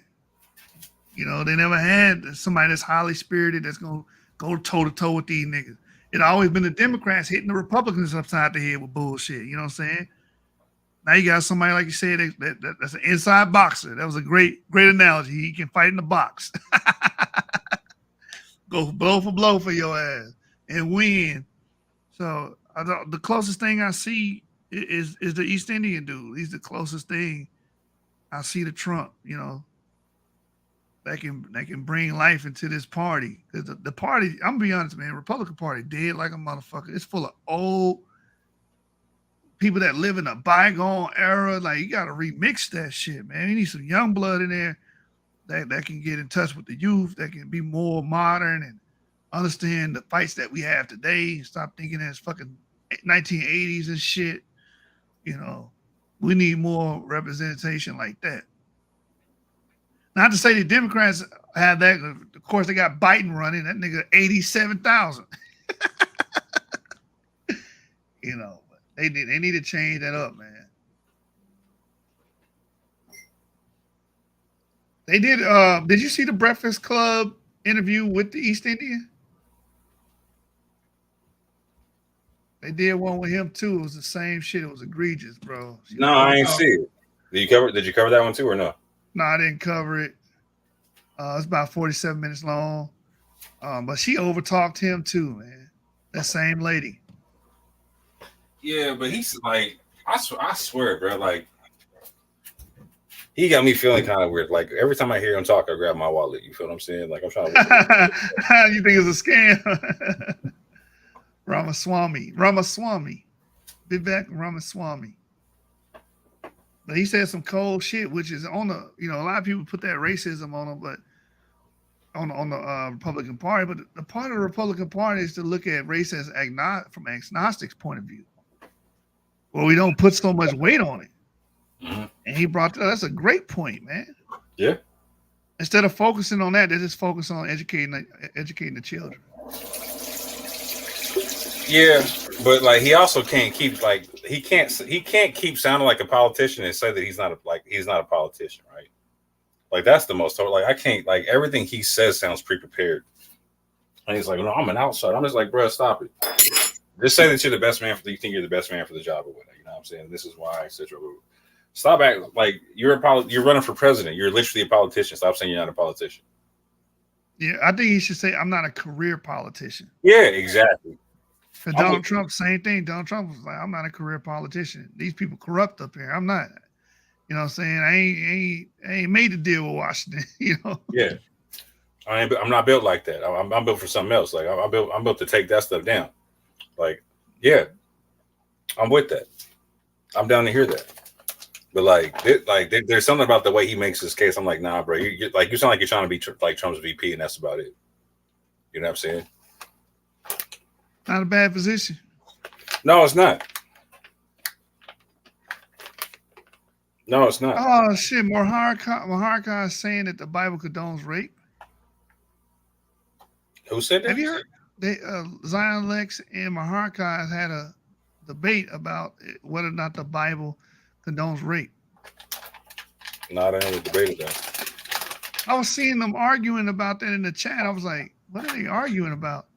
I said like Sonetta always tries to like revive that every now and again. Like that's his one of his canned, you know what I'm saying, controversial topics or whatnot.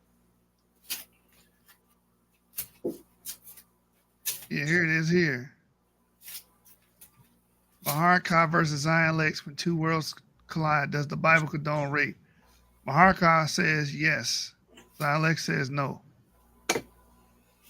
Oh, I gotta see a piece of this. Hold on, man. This is crazy. What in the GMS doctrine? Hey, it's Adam from What StreamYard. GMS? We have an exciting new feature to announce called Green Room. Is why all you people like, oh, he doesn't call himself black. I don't know, bro. Don't call him no black Hebrew Israelite. This type of shit y'all got going, man. Don't put me in this category, man. I will fight you. You know, I got to interview you on you know what I'm saying, like, so we can actually get this one cleared up for the people, because people like you got the people talking right now. You got me filling in questions on Clubhouse and whatnot right now. About well, what's that Yusuf saying? He don't deal with the Israelite thing no more. I don't. It's that simple. I try to stay far away from them type of argument. I was happy today to do my video because it was something other than Afrocentric or Israelite related. You know. Yeah. I see you like I can see you on like a whole Bantu expansion thing. Like we need to revive the Bantu expansion. You know what I'm saying? Like relive our greatest, tap into your ancestry. You know what I'm saying? Yeah, man. It's just yap. I'm not doing these. And like I said before, the Israelite argument has devolved into basically racial hierarchy. That's all it is. You know, I don't want no parts of it. I don't want to make arguments for it no more. You know.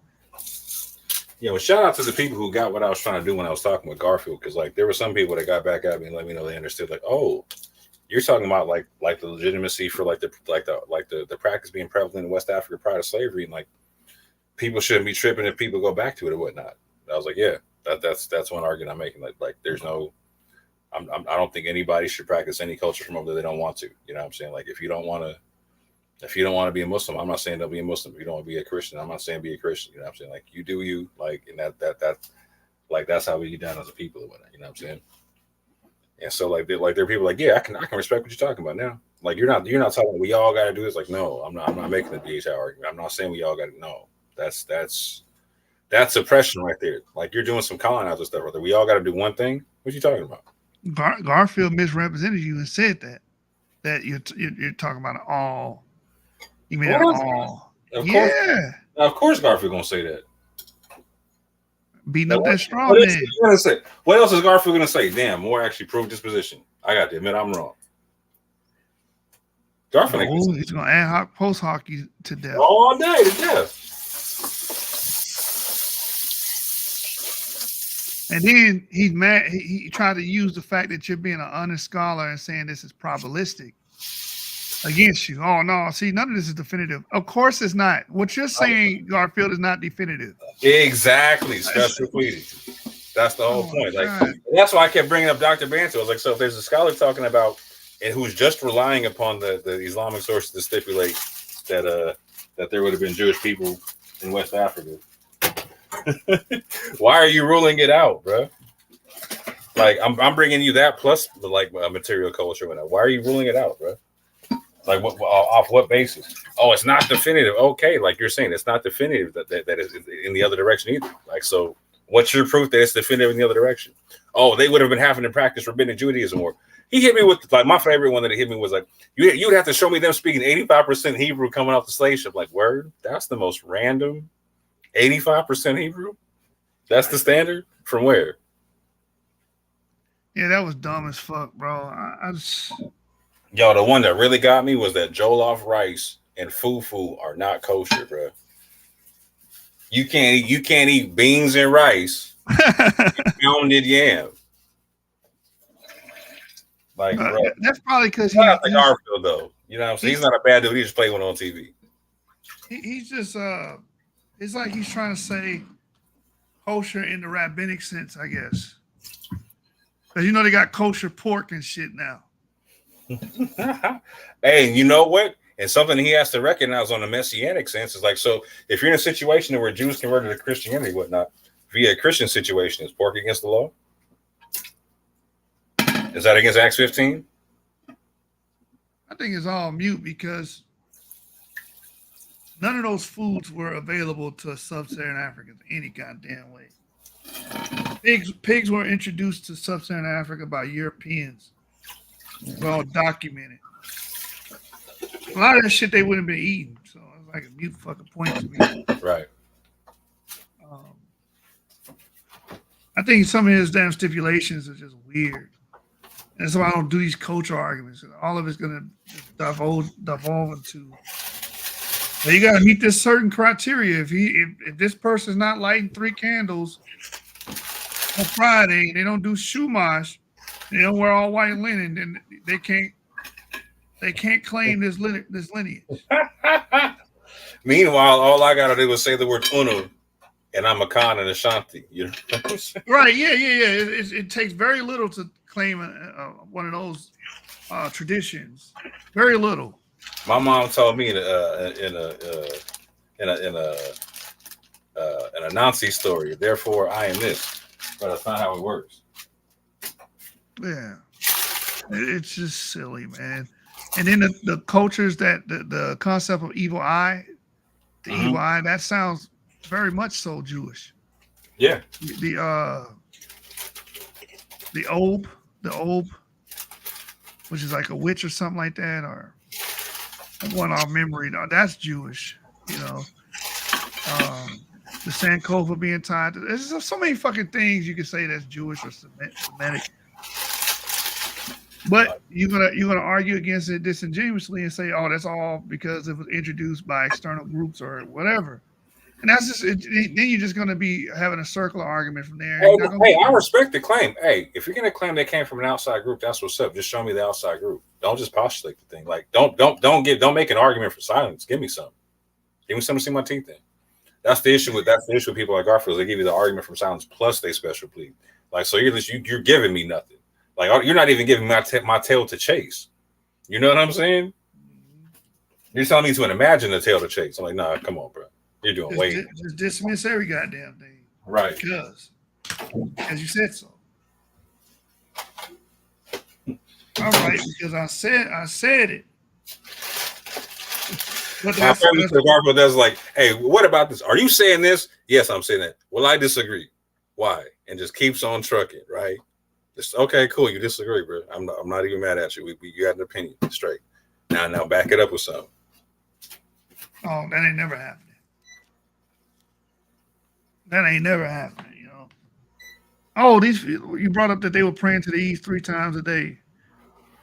Oh, the Eastern Orthodox Church. So the Eastern Orthodox Church taught them that.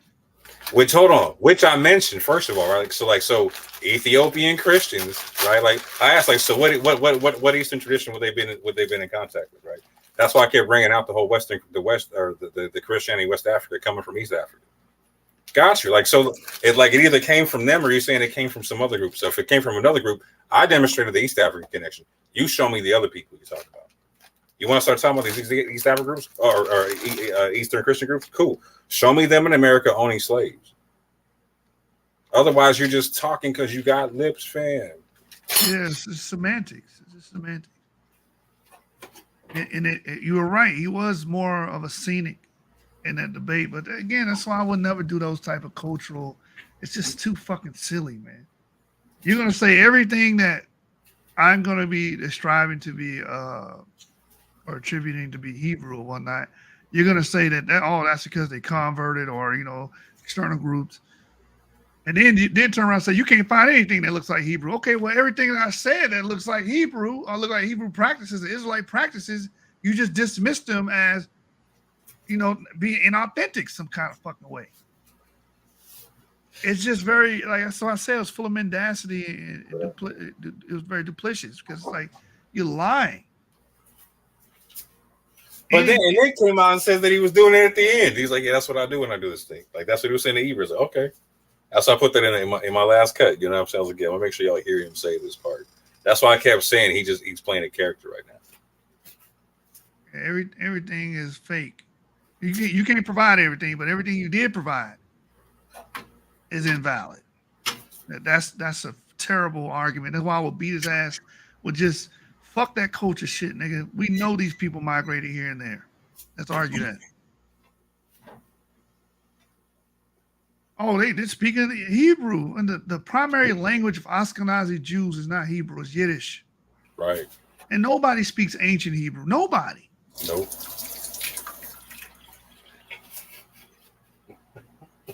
I remember being on Clubhouse, got into an argument with this Orthodox Jewish lady.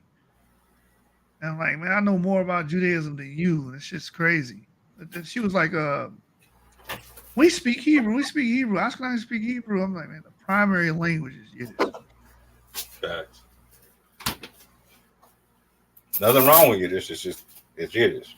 Yeah, it's the primary language. Like, Right. come on now. Hebrew is not widely spoken. Facts. But that's the barometer to have an Israelite ancestry. Yeah. And speaking Hebrew. You gotta speak it. And the cool part is, okay, let me show you something. Oh no, that's not what was going on. Okay, but why is it there though? Yeah. Like, why is it there though? And most people, and see, this is an argument that's misconstrued. Most people don't say the damn West African groups that they claim to be Israel showed up yesterday. Right. Those arguments would make sense if we said that they got there yesterday. Right.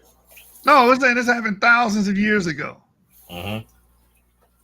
And that's why when I came on and attempted to speak, I'm like, Garfield, people that are R1B descendants today don't have any semblance of the damn funnel beaker culture.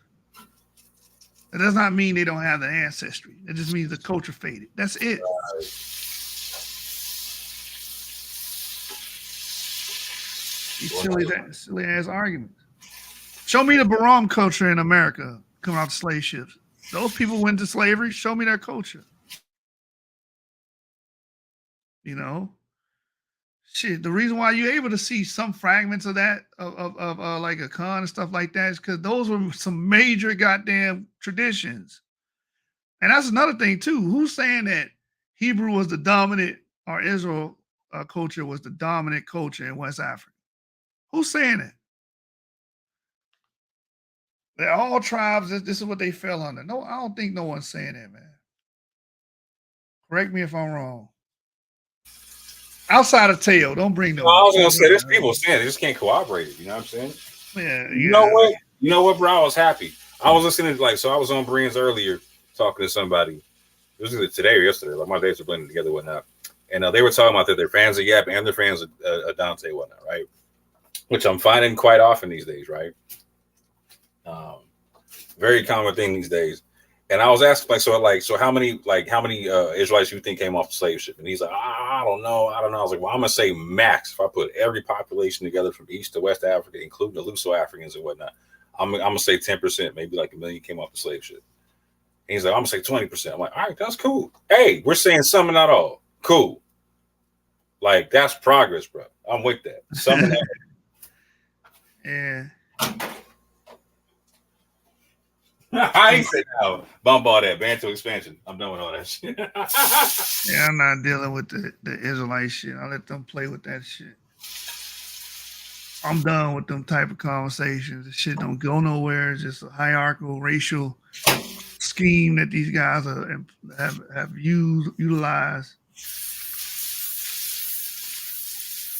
To me, I still think it's a needed conversation to have. Because like everything I brought out, I mean, I'm going to bring out a whole hell of a lot more and whatnot. But like in terms of the material culture, but like, I do think it's important for people to understand what West Africa actually looked like, because people romanticize the thing. You know what I'm saying? And people don't really know what it does look like. Like, so Garfield can come out and say like, oh, there's no Jewish towns in this area. Show me where you are on this map. Okay, if I show you a whole string of towns in Mali and Senegal, what you saying? Like, we got to rewrite it. We got to have a better understanding of this thing. I mean, like the Afrocentricity of like the 80s and 90s messed us up hard, bro. Like, we really got to understand that painted a certain picture of Africa in our mind or whatnot.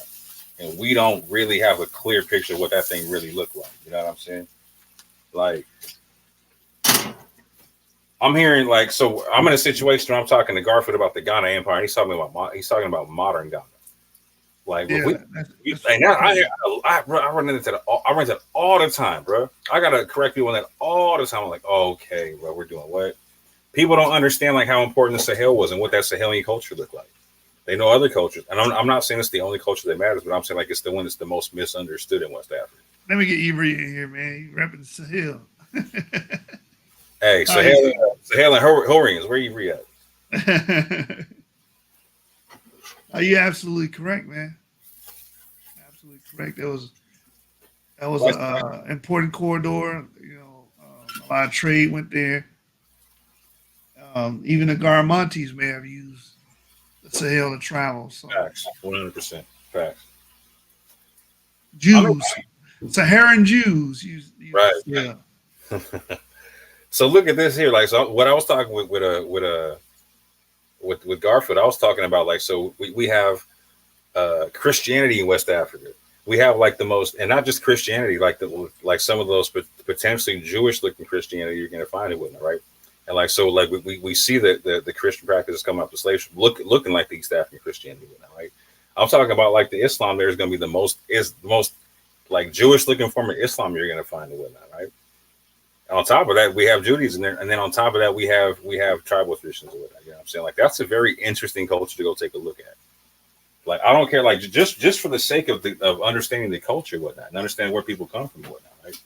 Like so, one of the things I used to love talking about to people is like, yeah, like you can't tell me that I'm a coon because I deal with the Bible and whatnot, bro. I can show you the Bible and biblical practices in West Africa and whatnot. You know what I'm saying? Like my people are reading that before the slave master gave it to us and whatnot. You know what I'm saying?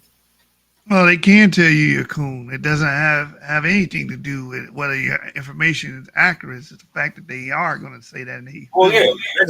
Then I'm obviously an counterfire. You know what I'm saying? Like you hate yourself. That's why you're looking for white. It boils down to this: you looking for a white person to validate yourself to feel special, and you are ashamed.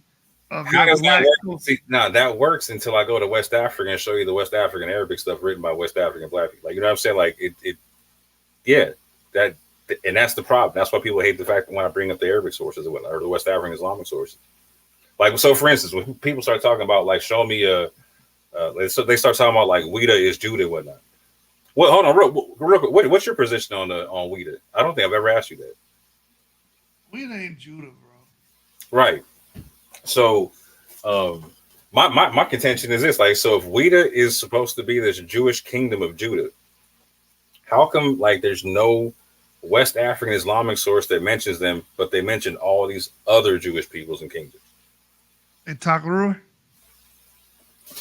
in Kamnoria, in Walata, in Kukia, in other, like, you know what I'm saying? Like, there's a bunch of places. Like, again, like, how come they're not mentioned in any of that stuff, right? Like, again, they're meant, like, you got the empire, you got all that type of stuff, and we got them sources talking about that type of stuff. But you don't. There's nothing about Ouida. We're not talking about a Jewish kingdom of Judah. Like, they would have been in trade with the Muslims, man. Yeah, I'm not a proponent of that Ouida shit. I did. At the onset, I thought that was true. Oh, it's Judah right here, you know. Right. Following these internet scholars, you know. And I'm not saying there weren't any Jews in the area. Like, you can probably make a case for something like that, right? I'm not saying that. I'm just talking about the concept of the Jews in West Africa. They made a damn law. The Songhai king made a law, pretty much oust all of the Jews in the damn Niger Bend. You don't need to make a damn law for people that don't exist or people that are not there.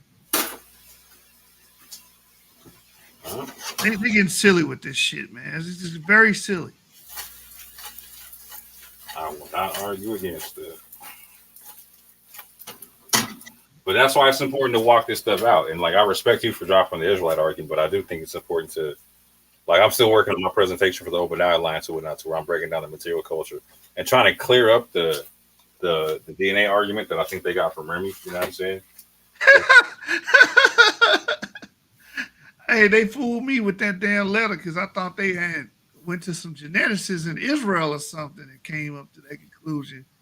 But I found out Remy Yonah was the source of that. I was like, oh God. Yeah. That wasn't a good look, you know what I'm saying? That was not a good look.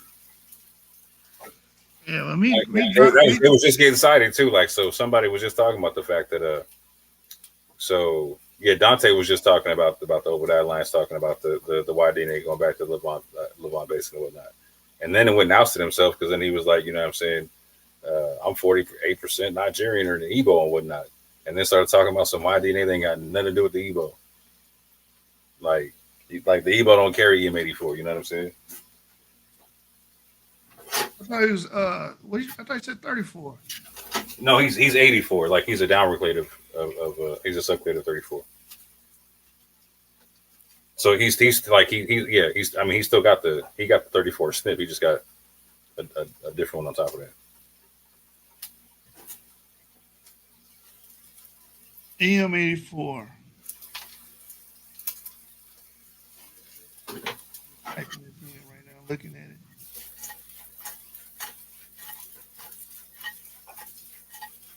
Yep, he's Middle Eastern. Dante, your haplogroups Middle Eastern, man. And don't got no Middle Eastern in none of it, like not even in his trace DNA. You feel me? So the question is, where did you get it? Because the sources that have that DNA in your population group that you have in your autosomal DNA, like that's an interesting one. You know what I'm saying? Like, because it either came from North Africa, which you don't have. It came from East Africa, which you don't have, or it came from that French and German joint, like it looking like a Napoleon and whatnot, like it says in your famous ancestor group or whatnot. So I promise you, I know who's not going to take an African ancestry test. Here it is right here, EM84. Natufi in the Senate based on the majority of DNA results. Natufi agrees the majority of Natufi samples were positive EM123. Yeah, he's a downstream EM123. I knew it. Because I said that in the show, and some dumb when y'all did the show or the review, some dummy was like, "Nah, you misread his results. It was 132. Nah, bro, that nigga's a downstream 120. Oh, I'm 132. Don't get into it, people. Man, people get it twisted. Nah, hey, I'm the one who told Dante he was E1B, E1B. Here's how I knew too, because I was like, wait, because my uncle, I did the 23andMe for my uncle and whatnot, right? And he's EM34, like specifically EM34, like on the dot, right? And so I was looking at Dante's stuff. I was like, oh, that looks like my uncle's joint. Like he didn't go down to the famous ancestor. I was like, I bet money his joint says Napoleon, because that's what my uncle says. You know what I'm saying? And eventually he did, like a year or two later, he did show that it said Napoleon. Like, so like when he got his DNA, he knew, you know what I'm saying? Like 23andMe said, no, you go back, like you relate to this white dude right here. You know what I'm saying? And he knew that off rip, but he wasn't trying to say nothing about it. Yeah, Dante probably did have an answer. It's possible. I'm gonna show you that paper. Free community, the African American community.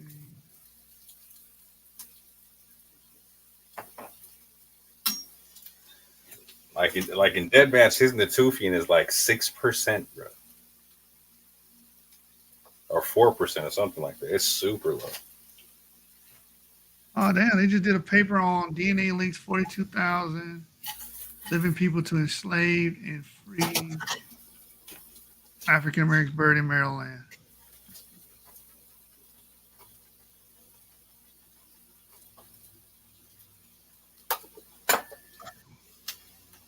All right, that's not what I'm looking for, man. What you looking for? I'm looking for the Central American study about the first free Black American African American community. No, I don't got that one.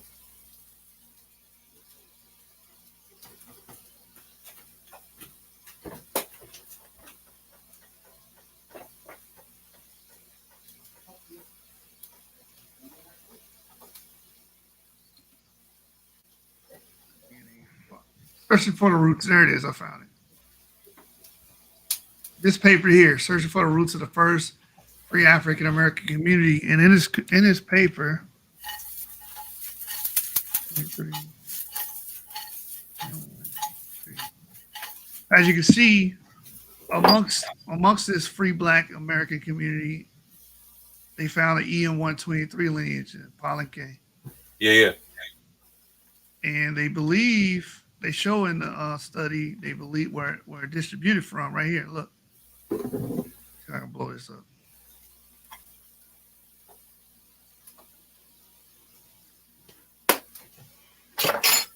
They got a lot of one being South America, which is interesting. Yeah, they believe that the M123 could have came from between Senegambia and the Bight of Benin. Interesting. See, and that's why I see. That's what kills me about like Dante wanting to take this Sephardic route of trying to like flirt with it. You know what I'm saying? I kept trying to tell him when I was looking at this DNA, I was like, you look like you might be somebody from East Africa who got dropped off in a West African population that stayed there for a long time. You know what I'm saying? And so, like, you see EM84 in Yemen all day and in Arabia all day. You know what I'm saying? So like that trade route is there. Like I don't know why you wouldn't want to claim that versus the whole Black Sephardic Jew thing. Yeah, what that nigga that was in the chat talking about, so y'all read it wrong. It wasn't no EM123, nigga. I read pretty well, man. Like, what's wrong with you? Trust me, I'm EM123. What? Let me look at the tree.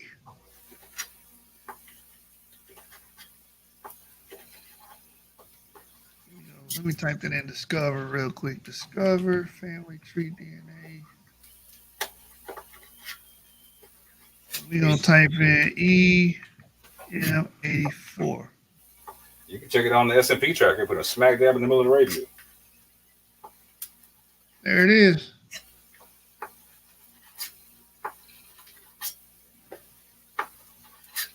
And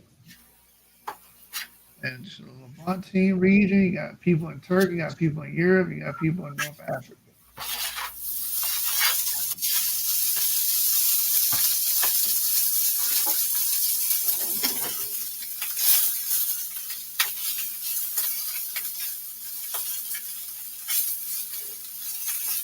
EL795. Yep.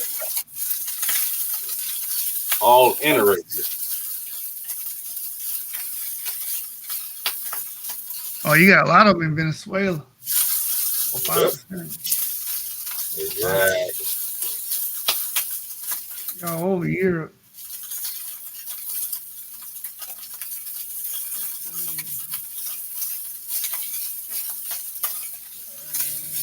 Forget which one is it.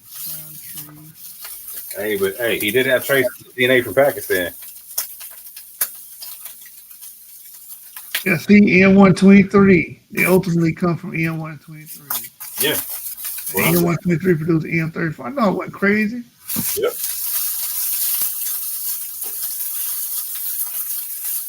So Dante, man, you are a 11-teen. You are 11-teen, brother. So the says, no, go ahead. Huh? No, you got it. Go ahead. Merton says, I thought the Bamileke were only E1B1A. What are you talking about?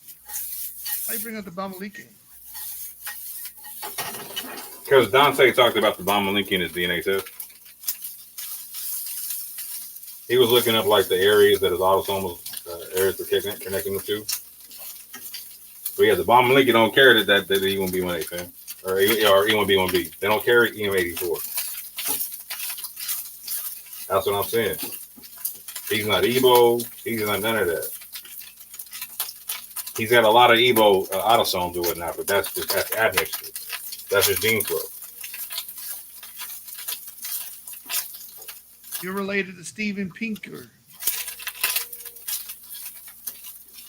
This is the whole thing that this is what Dr. Brown was trying to tell him is like the whole reason why you look West African because you got West African autosomes, man. If you're actually Jewish, that means that you didn't look like that a couple thousand years ago, man.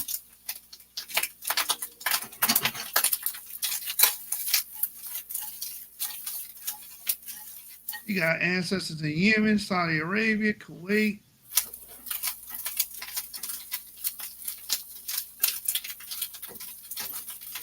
L795.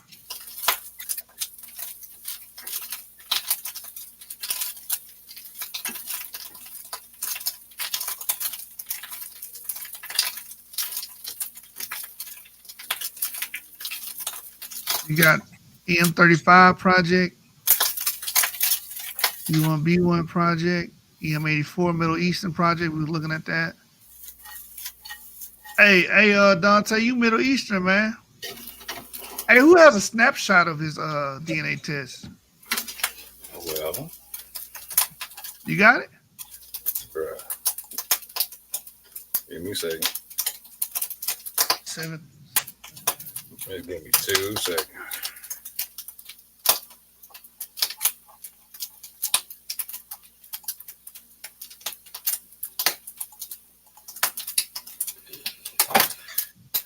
Give me 2 seconds.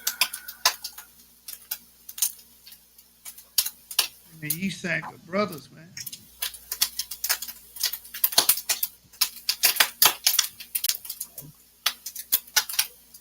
I wish that racist motherfucker was here so he'd be like, oh, black people don't have that. Shut up.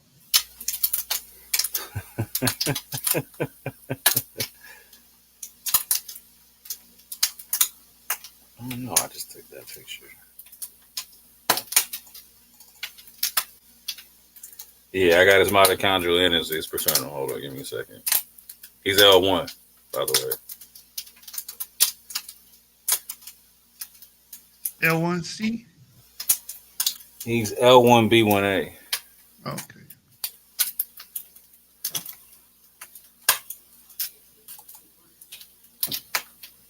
Senegambia and the vitamin E. Man, that encompasses a huge Windward Coast,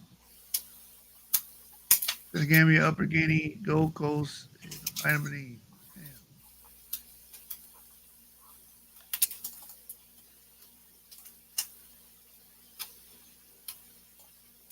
Yeah. Here we go. I got her right here. Hold up. Wait. Oh, yeah, they got some L1B1A here. Well, L1B1A1 is between Senegambia and Upper Guinea. They believe it came from there. More in the northern part of West Africa than as opposed to the southern part. So maybe that is where. Well, no, because that's probably where his mom came from. It'll tell you where his father came from. L3E1D.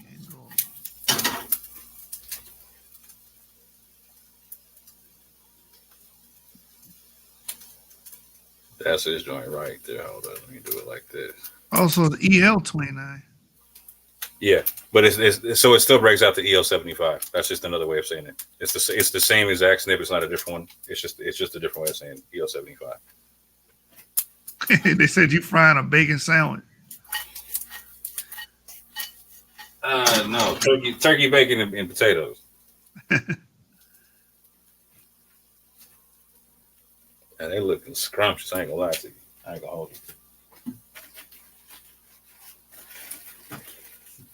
When did he show this? That's from his DNA journey a couple years ago, 2 years ago.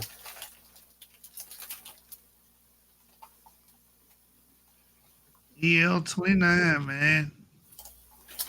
Yeah. You Jewish. Hey, out of all the people that's rocking BHI, bro, he got the best shot. Oh, that's a fact. Your Even shit in who Levant, said that? yeah, your shit in Levant, boy. What are you doing? EL29.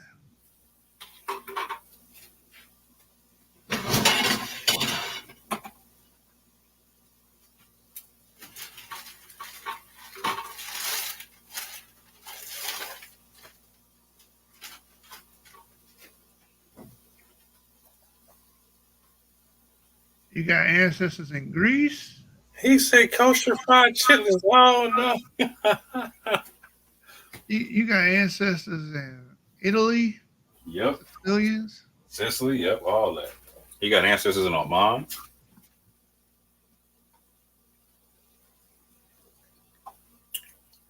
They are in North Africa. Well, see, North Africa, they got 34. They don't really come up 84. 84 is interesting.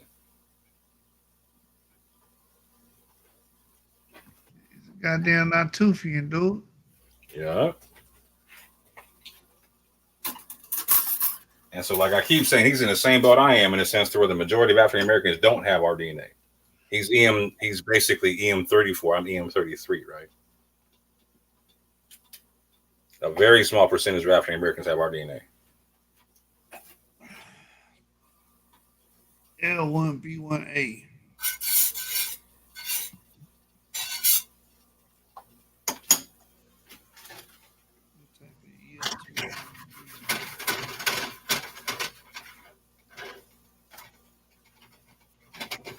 So what this means is Dante's the only one that can use the Natufian studies.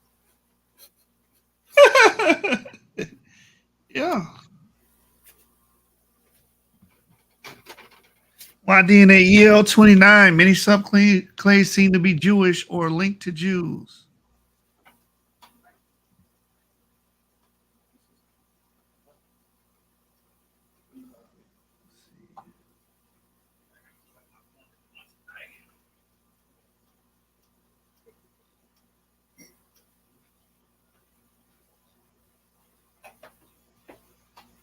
Oh, I had to lay it down, man. You are right though, bro. Like DNA is going to be the end of the BHI movement, bro. 100%. Oh yeah, it's gonna smack it right in the fucking face. The more people that understand this, we're like, wait a minute, you said what now? You said Native Americans. You know, you said Native Americans and Negroes are the same. Who said that? No, I'm just saying people that understand DNA are gonna start. Oh yeah, exactly. Yeah, it's gonna be a bad day, bro. People starting to wake up like, oh, we can't say that stuff.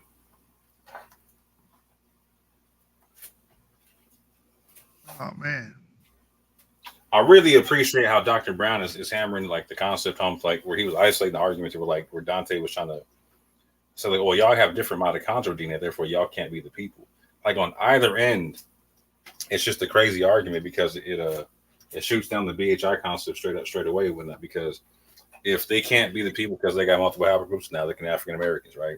If they can't be the people because they got multiple mitochondrial DNAs, now they can African Americans, whatnot, right? But on top of that, you're disproving the concept of so Dr. Brown was saying like we started like Jews started off brown, then they went to Europe and got lighter, they went to Africa, got darker, and whatnot, right?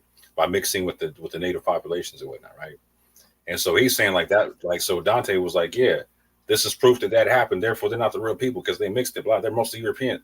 Okay, at that juncture, you're saying like the Lemba people, right, who went from Southern Arabia to Southeast Africa mixed with nothing but Bantu women, that they shouldn't be Israelites either, based upon the same concept, right? Because they mixed with other people and whatnot, right? Right. But he ain't gonna do that. None of these niggas are fair across the board with their points. They don't apply their scrutiny towards their own goddamn talking point. They never do that. Yo, special pleading was a superpower. You know what I'm saying? They be on it. They be on it on it.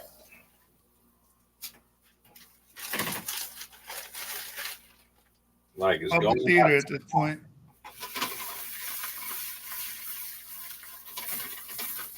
So what you talking about next, bro? Shit, I don't even know right now. I did a couple videos this week, man. I did the Benaniah joint. I did this joint. Hi, what are you doing, bro? Like, come on now, bro. How you just shooting your own thing in the face like that, man? One of his followers said, I didn't prove anything. I didn't prove anything. What are you talking about?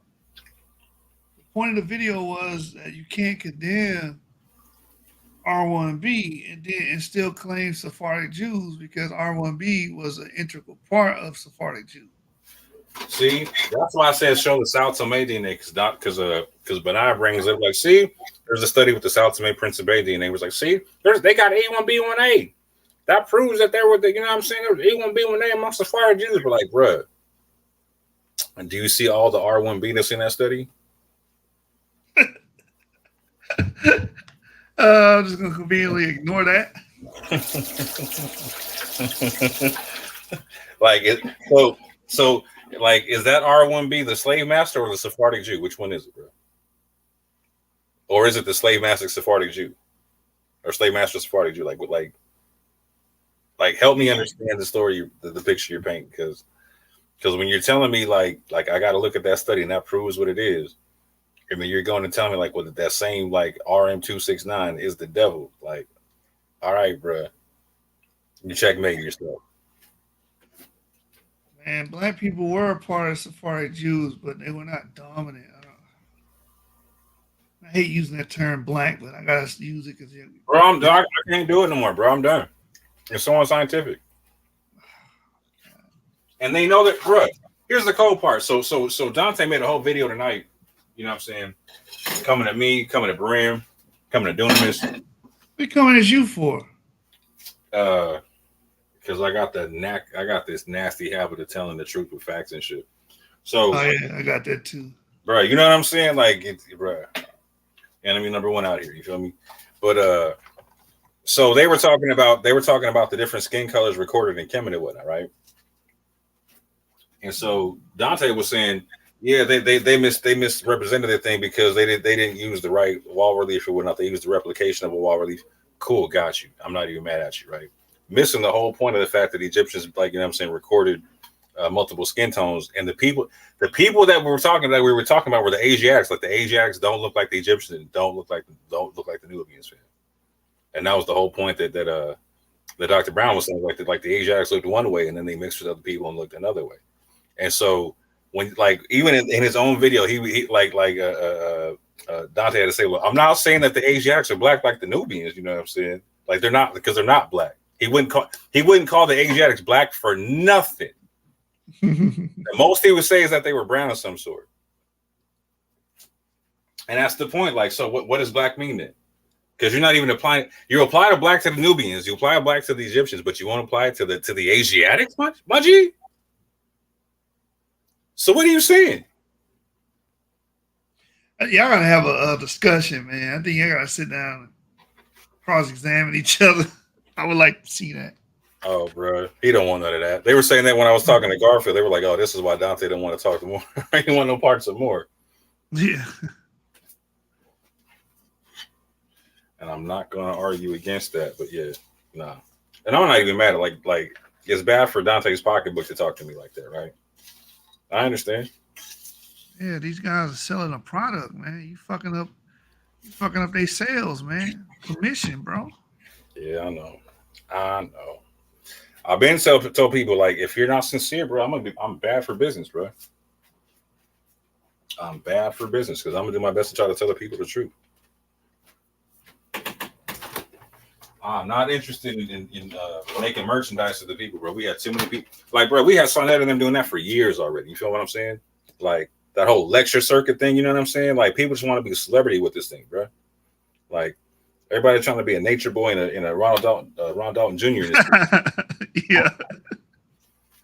I'm not trying to do that, fam. Like I'm trying to do like what I did with Garfield, like have an actual serious conversation about some stuff, right? Not no crazy hyped up sensational conversation, but a real scholastic one, right?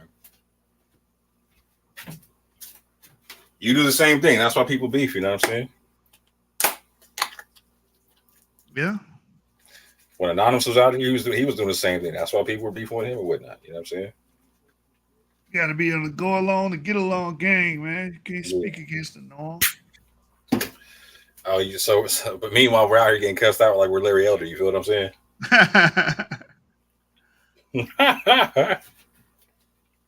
Larry Elder, I feel you, brother. I would vote for Larry Elder, by the way, though. He didn't qualify for the damn RNC. That's what he was complaining about. That's some bullshit, bro. Put him in the damn debate, bro. Y'all trying to be gatekeepers out here, bro.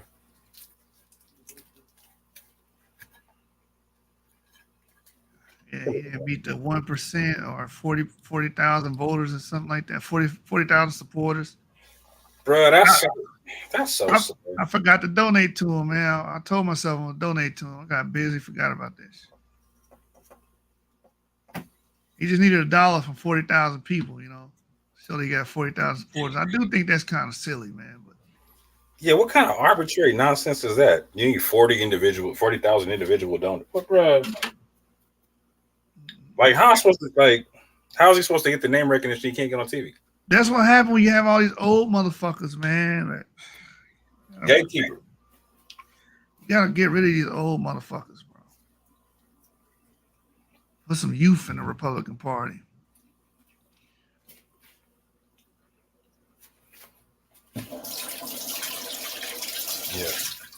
Yeah, I started digging into this, man, and I started really digging into Euro-African Jews and Sephardic Jews.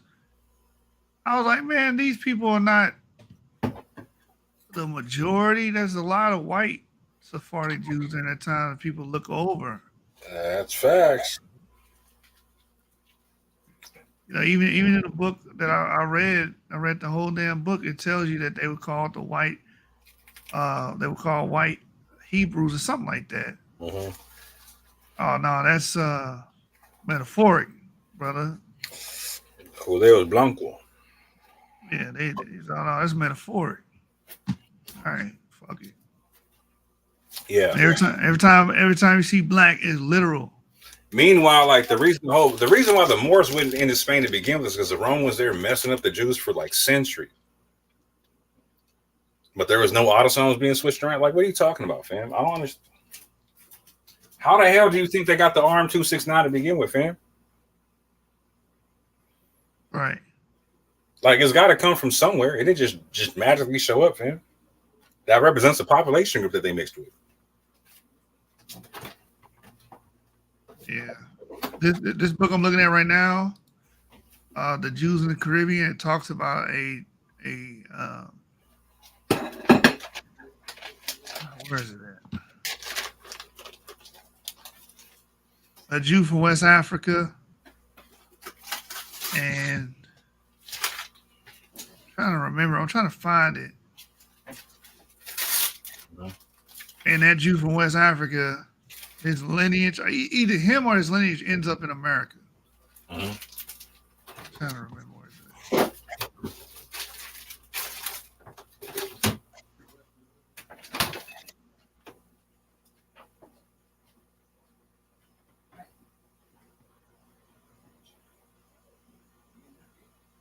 Show me one person got off a slave ship that was claiming to be a Jew.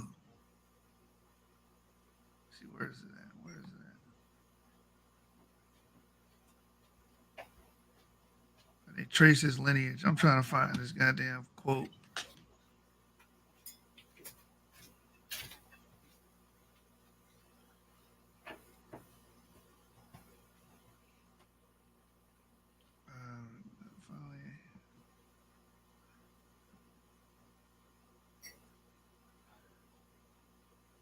Vanguard of linguistic shift, blah, blah, blah.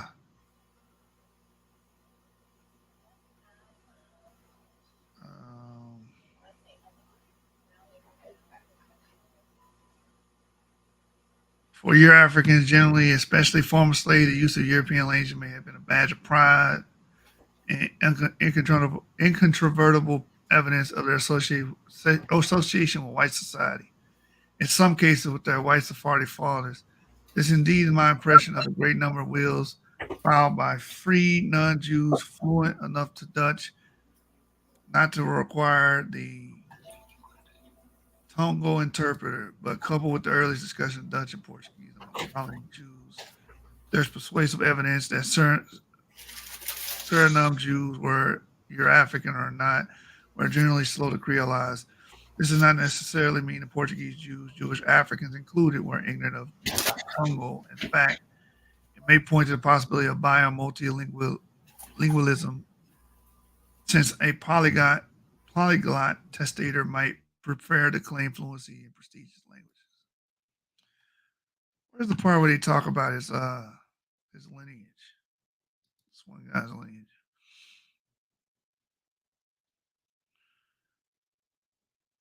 Yeah, the Peregrino family. That's what it is. Peregrino. Here it is. A similar case was that of Joseph Pellegrino, a Jew of ambiguous ancestry, who in 1720 petitioned the Suriname authorities to recognize the manumission of his children. The family appears as Pellegrino, and Pellegrino. Simha, Jacob, Mariana, he declared, were all conceived outside legal marriage and had all been converted to Jewish religion through the Portuguese rabbinical teacher. Moreover, these children had been properly manumitted according to the rules of the Jewish nation. What prompted the senior Pellegrino to approach the government was his concern with their status and right to inheritance would not be accepted outside Jewish circles, whose laws were sometimes at variance with those of the Dutch colonial government. The court granted Pellegrino's request, declaring these children free of all slavery and legitimized as his true descendants. While the petition and Jewish communal sources lack references to the racial status of Joseph Pellegrino. Hold on, let me put this on the screen. I'm not even sharing this. Hold on. Let me show you this. Yeah. Wolof rights isn't kosher, so they can't be Jews. All this arbitrary shit to determine who's Jews. Not ancestry.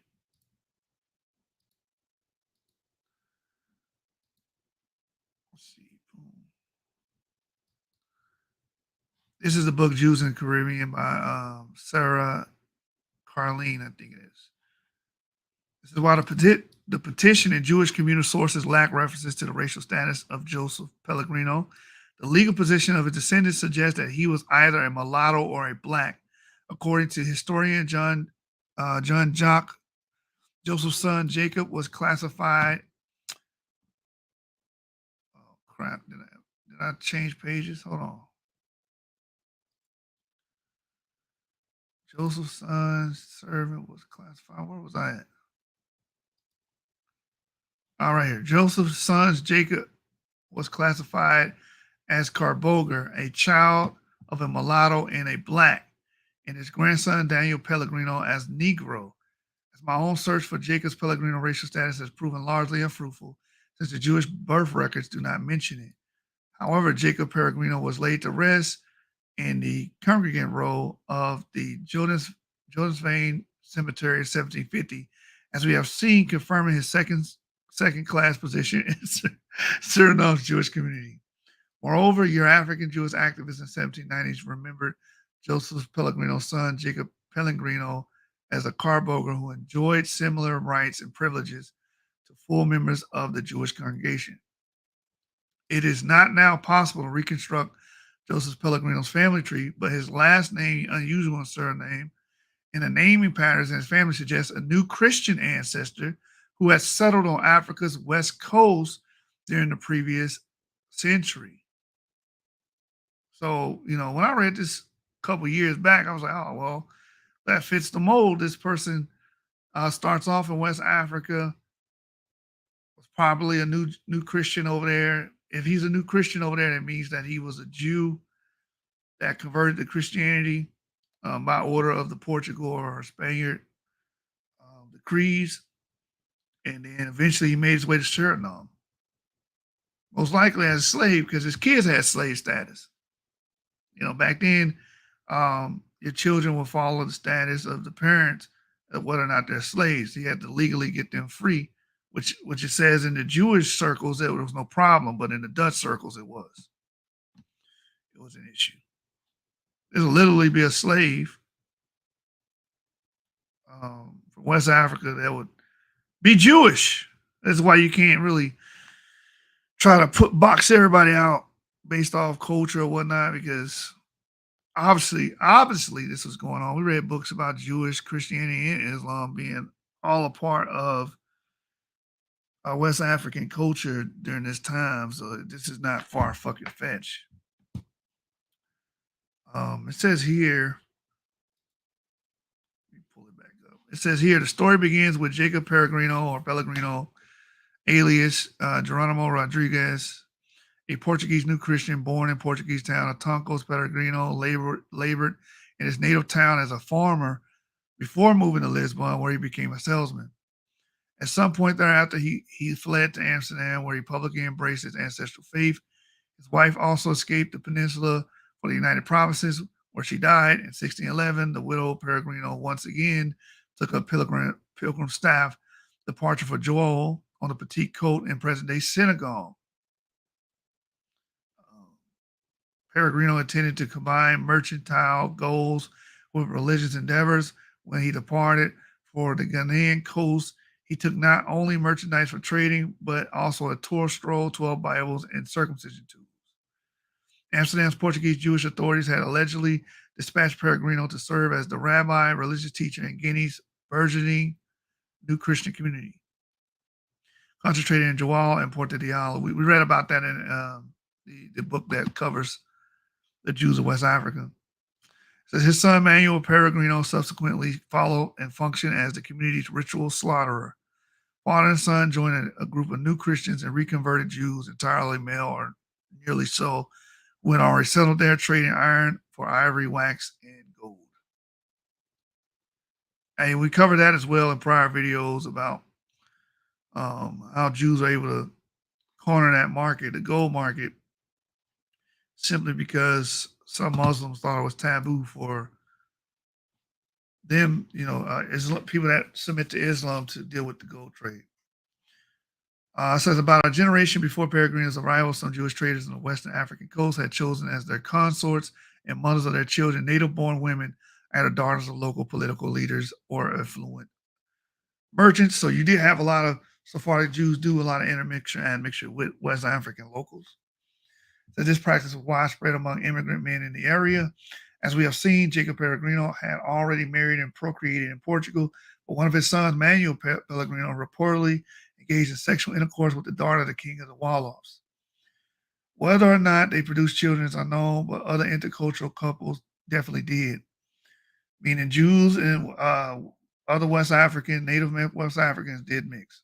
Since around 1612, the Jewish communities of Joal and Portugal counted among their members 4 mulattoes, 3 of whom were identified by their Portuguese city of origin. This suggests that the community determined Jewishness through patrilineal descent, and that some new Christians regularly returned to Europe with their new families. The year before, one Portuguese Jew, a native Zealand, related that he had overheard 3 blacks standing in front of the Portuguese synagogue in Amsterdam, lamenting the conversion of their African companion of Judaism. Peter Mark and Jose da Silva Horta, who together unearthed this remarkable material from Inquisition archives, suggests that such conversions to Judaism may have been part of a broader strategy by Dutch Jews to recruit Africans to assist them in their mercantile endeavors on the Guyana coast. Other sources also point to continued presence of Euro-African Jews in both Portugal and the Jewish colony of Brazil, founded around 1630. A mulatto new Christian named Manuel Lopes Sexada, born in Lisbon in the first half of the 17th century, converted to Judaism in Pernambuco and married a Jewish woman in Brazil. For a time, Sexada was a beadle of Recife's synagogue, which may indicate a second-class status, considering that in Amsterdam, this role was frequently assigned to Ashkenazi Jews. Francisco de Faria, an old Christian mulatto, woolly hair, converted to Judaism apparently in order to marry his fiancée, a scion of the respected Amsterdam Jewish family, Leio. The acceptance by such high-born family of someone who was both old Christian and mixed race, historian Bruno Fettler surmises, may indicate a lack of prejudice in the Recife community. Faria is known to have frequented the Portuguese synagogue in Amsterdam, signed the registers of Tzor Israel as a Jahid. That's another thing about the Sephardic community, what we read earlier. the Dutch considered color and skin color and stuff like that, but the Jewish people, they didn't really put that stuff on their birth certificate. So means that at least the Sephardic Jews at that time did not adhere to that type of concept. It says here, one Salamayo Pacheco, also described as a mixed race Pardo, was married to a daughter of Moses Monsanto by 1646. Whether any of these individuals were once slaves is uncertain. What we do know is that Brazil Muhammad did its best to prevent the existence of Jewish slaves.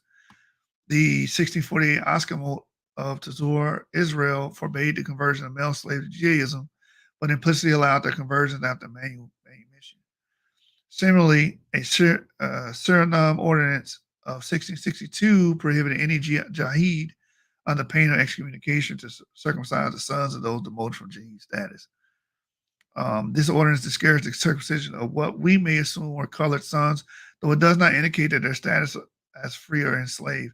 It's also unclear from this ordinance what act that Jahid might have committed in order to be demoted. A later source, at Askama from the mid-18th century, cited marriage with a Euro-African Jew as grounds for such demotion. But for such a marriage to take place, the woman would have had to be both free and Jewish. The ordinances are probably deliberately opaque in order to mask public secrets. Euphemisms and lack of detail also suggest that racial policies were both dynamic and hotly contested. The ordinances foreshadow an uneven trajectory that sought successfully to exclude individuals of African ancestry from the Jewish community or ascribe them a second-class status. I'm gonna leave y'all with this on this. You got me reading this, man. Jewish Negro, blah, blah, blah. Where is it at? Go to the end. I'm not going to read all this to you, but I might read this whole chapter to you guys. It says here, during the second half of the 18th century, moreover, it is perhaps more proper to speak of a cultural matrimony since Euro-African Jews were increasingly not converts, but rather born Jews, often the progeny of a Euro-African Jewish mother and an unnamed father. For all these reasons, we would do better to consider the conversion ritual as just one and probably not the most central component of Jewishness and Jewish belonging among Euro-African Jews. Anyway, those are just some bars from Chess. What am I hardest? Yes, I'm out of here, y'all. I'm getting some sleep.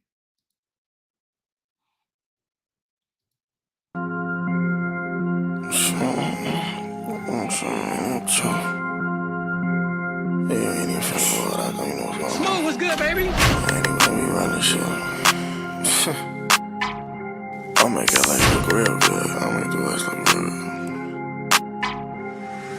I came in a function burnt out with a broken wrist. For 10K, you'll get filled with hollow tips. Rocky Balboa, tell a nigga to box this stick. You'll be dead if you come between rock and red. Home run with this plastic, turn a nigga to bobblehead. Tommy Pickles, Tommy Hilfiger, man, I hate niggas. Wearing my clothes and imitating niggas be knockoff. I brought all my trophies to the room, my shoes cost. I got Caden in the booth with me. Watch your mouth, bitch. Caught him talking down on the team, he got drop kicked. With a chopstick in a mosh pit.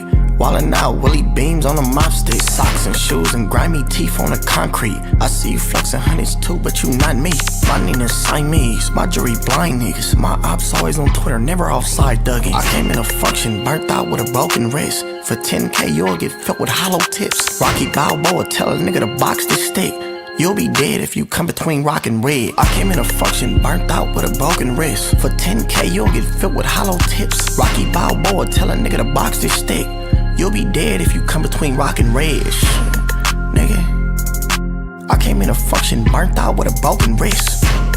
Nigga, for 10K, you'll get filled with hollow tips. Nigga, Rocky Balboa, tell a nigga to box this stick. For real. You'll be dead if you come between rock and red. 100 rounds jumping off the chop, they like stop he dead. 2016, I was flu flaming through pots and pans. Bands, mariachi, little nigga do the paisa dance. How many times I'ma tell you that fights don't matter? If I keep aiming a fan at his chest, his mic gon' shatter. 10 shots, that's me giving him micro doses. I don't know about your stick, but mine bipolar. 2021 Audemars Piguet, yours might be older.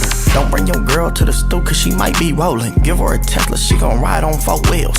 Tell these rap niggas let go of my coattail. You wasn't thuggin' in the county with me, no bail.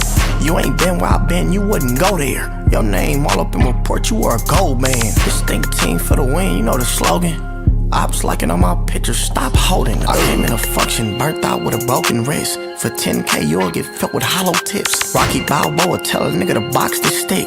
You'll be dead if you come between rock and red. I came in a function, burnt out with a broken wrist. For 10K, you'll get filled with hollow tips. Rocky Balboa tell a nigga to box this stick.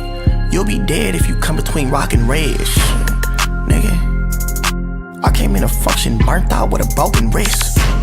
Nigga. For 10K, you'll get filled with hollow tips. Nigga. Rocky Balboa tell a nigga to box this steak. For real. You'll be dead if you come between rock and red. Nigga, you know what's going on. Yeah, nigga. You know about the West back, nigga. I make this shit look good. I got my Katie number for me, that you know what's going on. 600 jewelry, you already know what's going on. We ain't even finna do all that. For 10K, you'll get filled with hollow tips.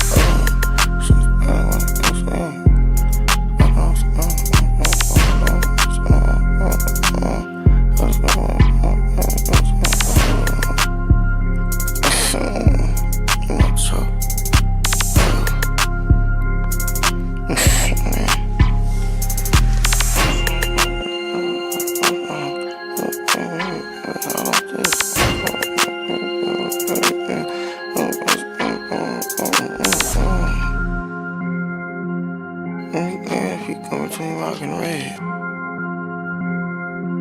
but 10K, it'll be filled with hollow tips.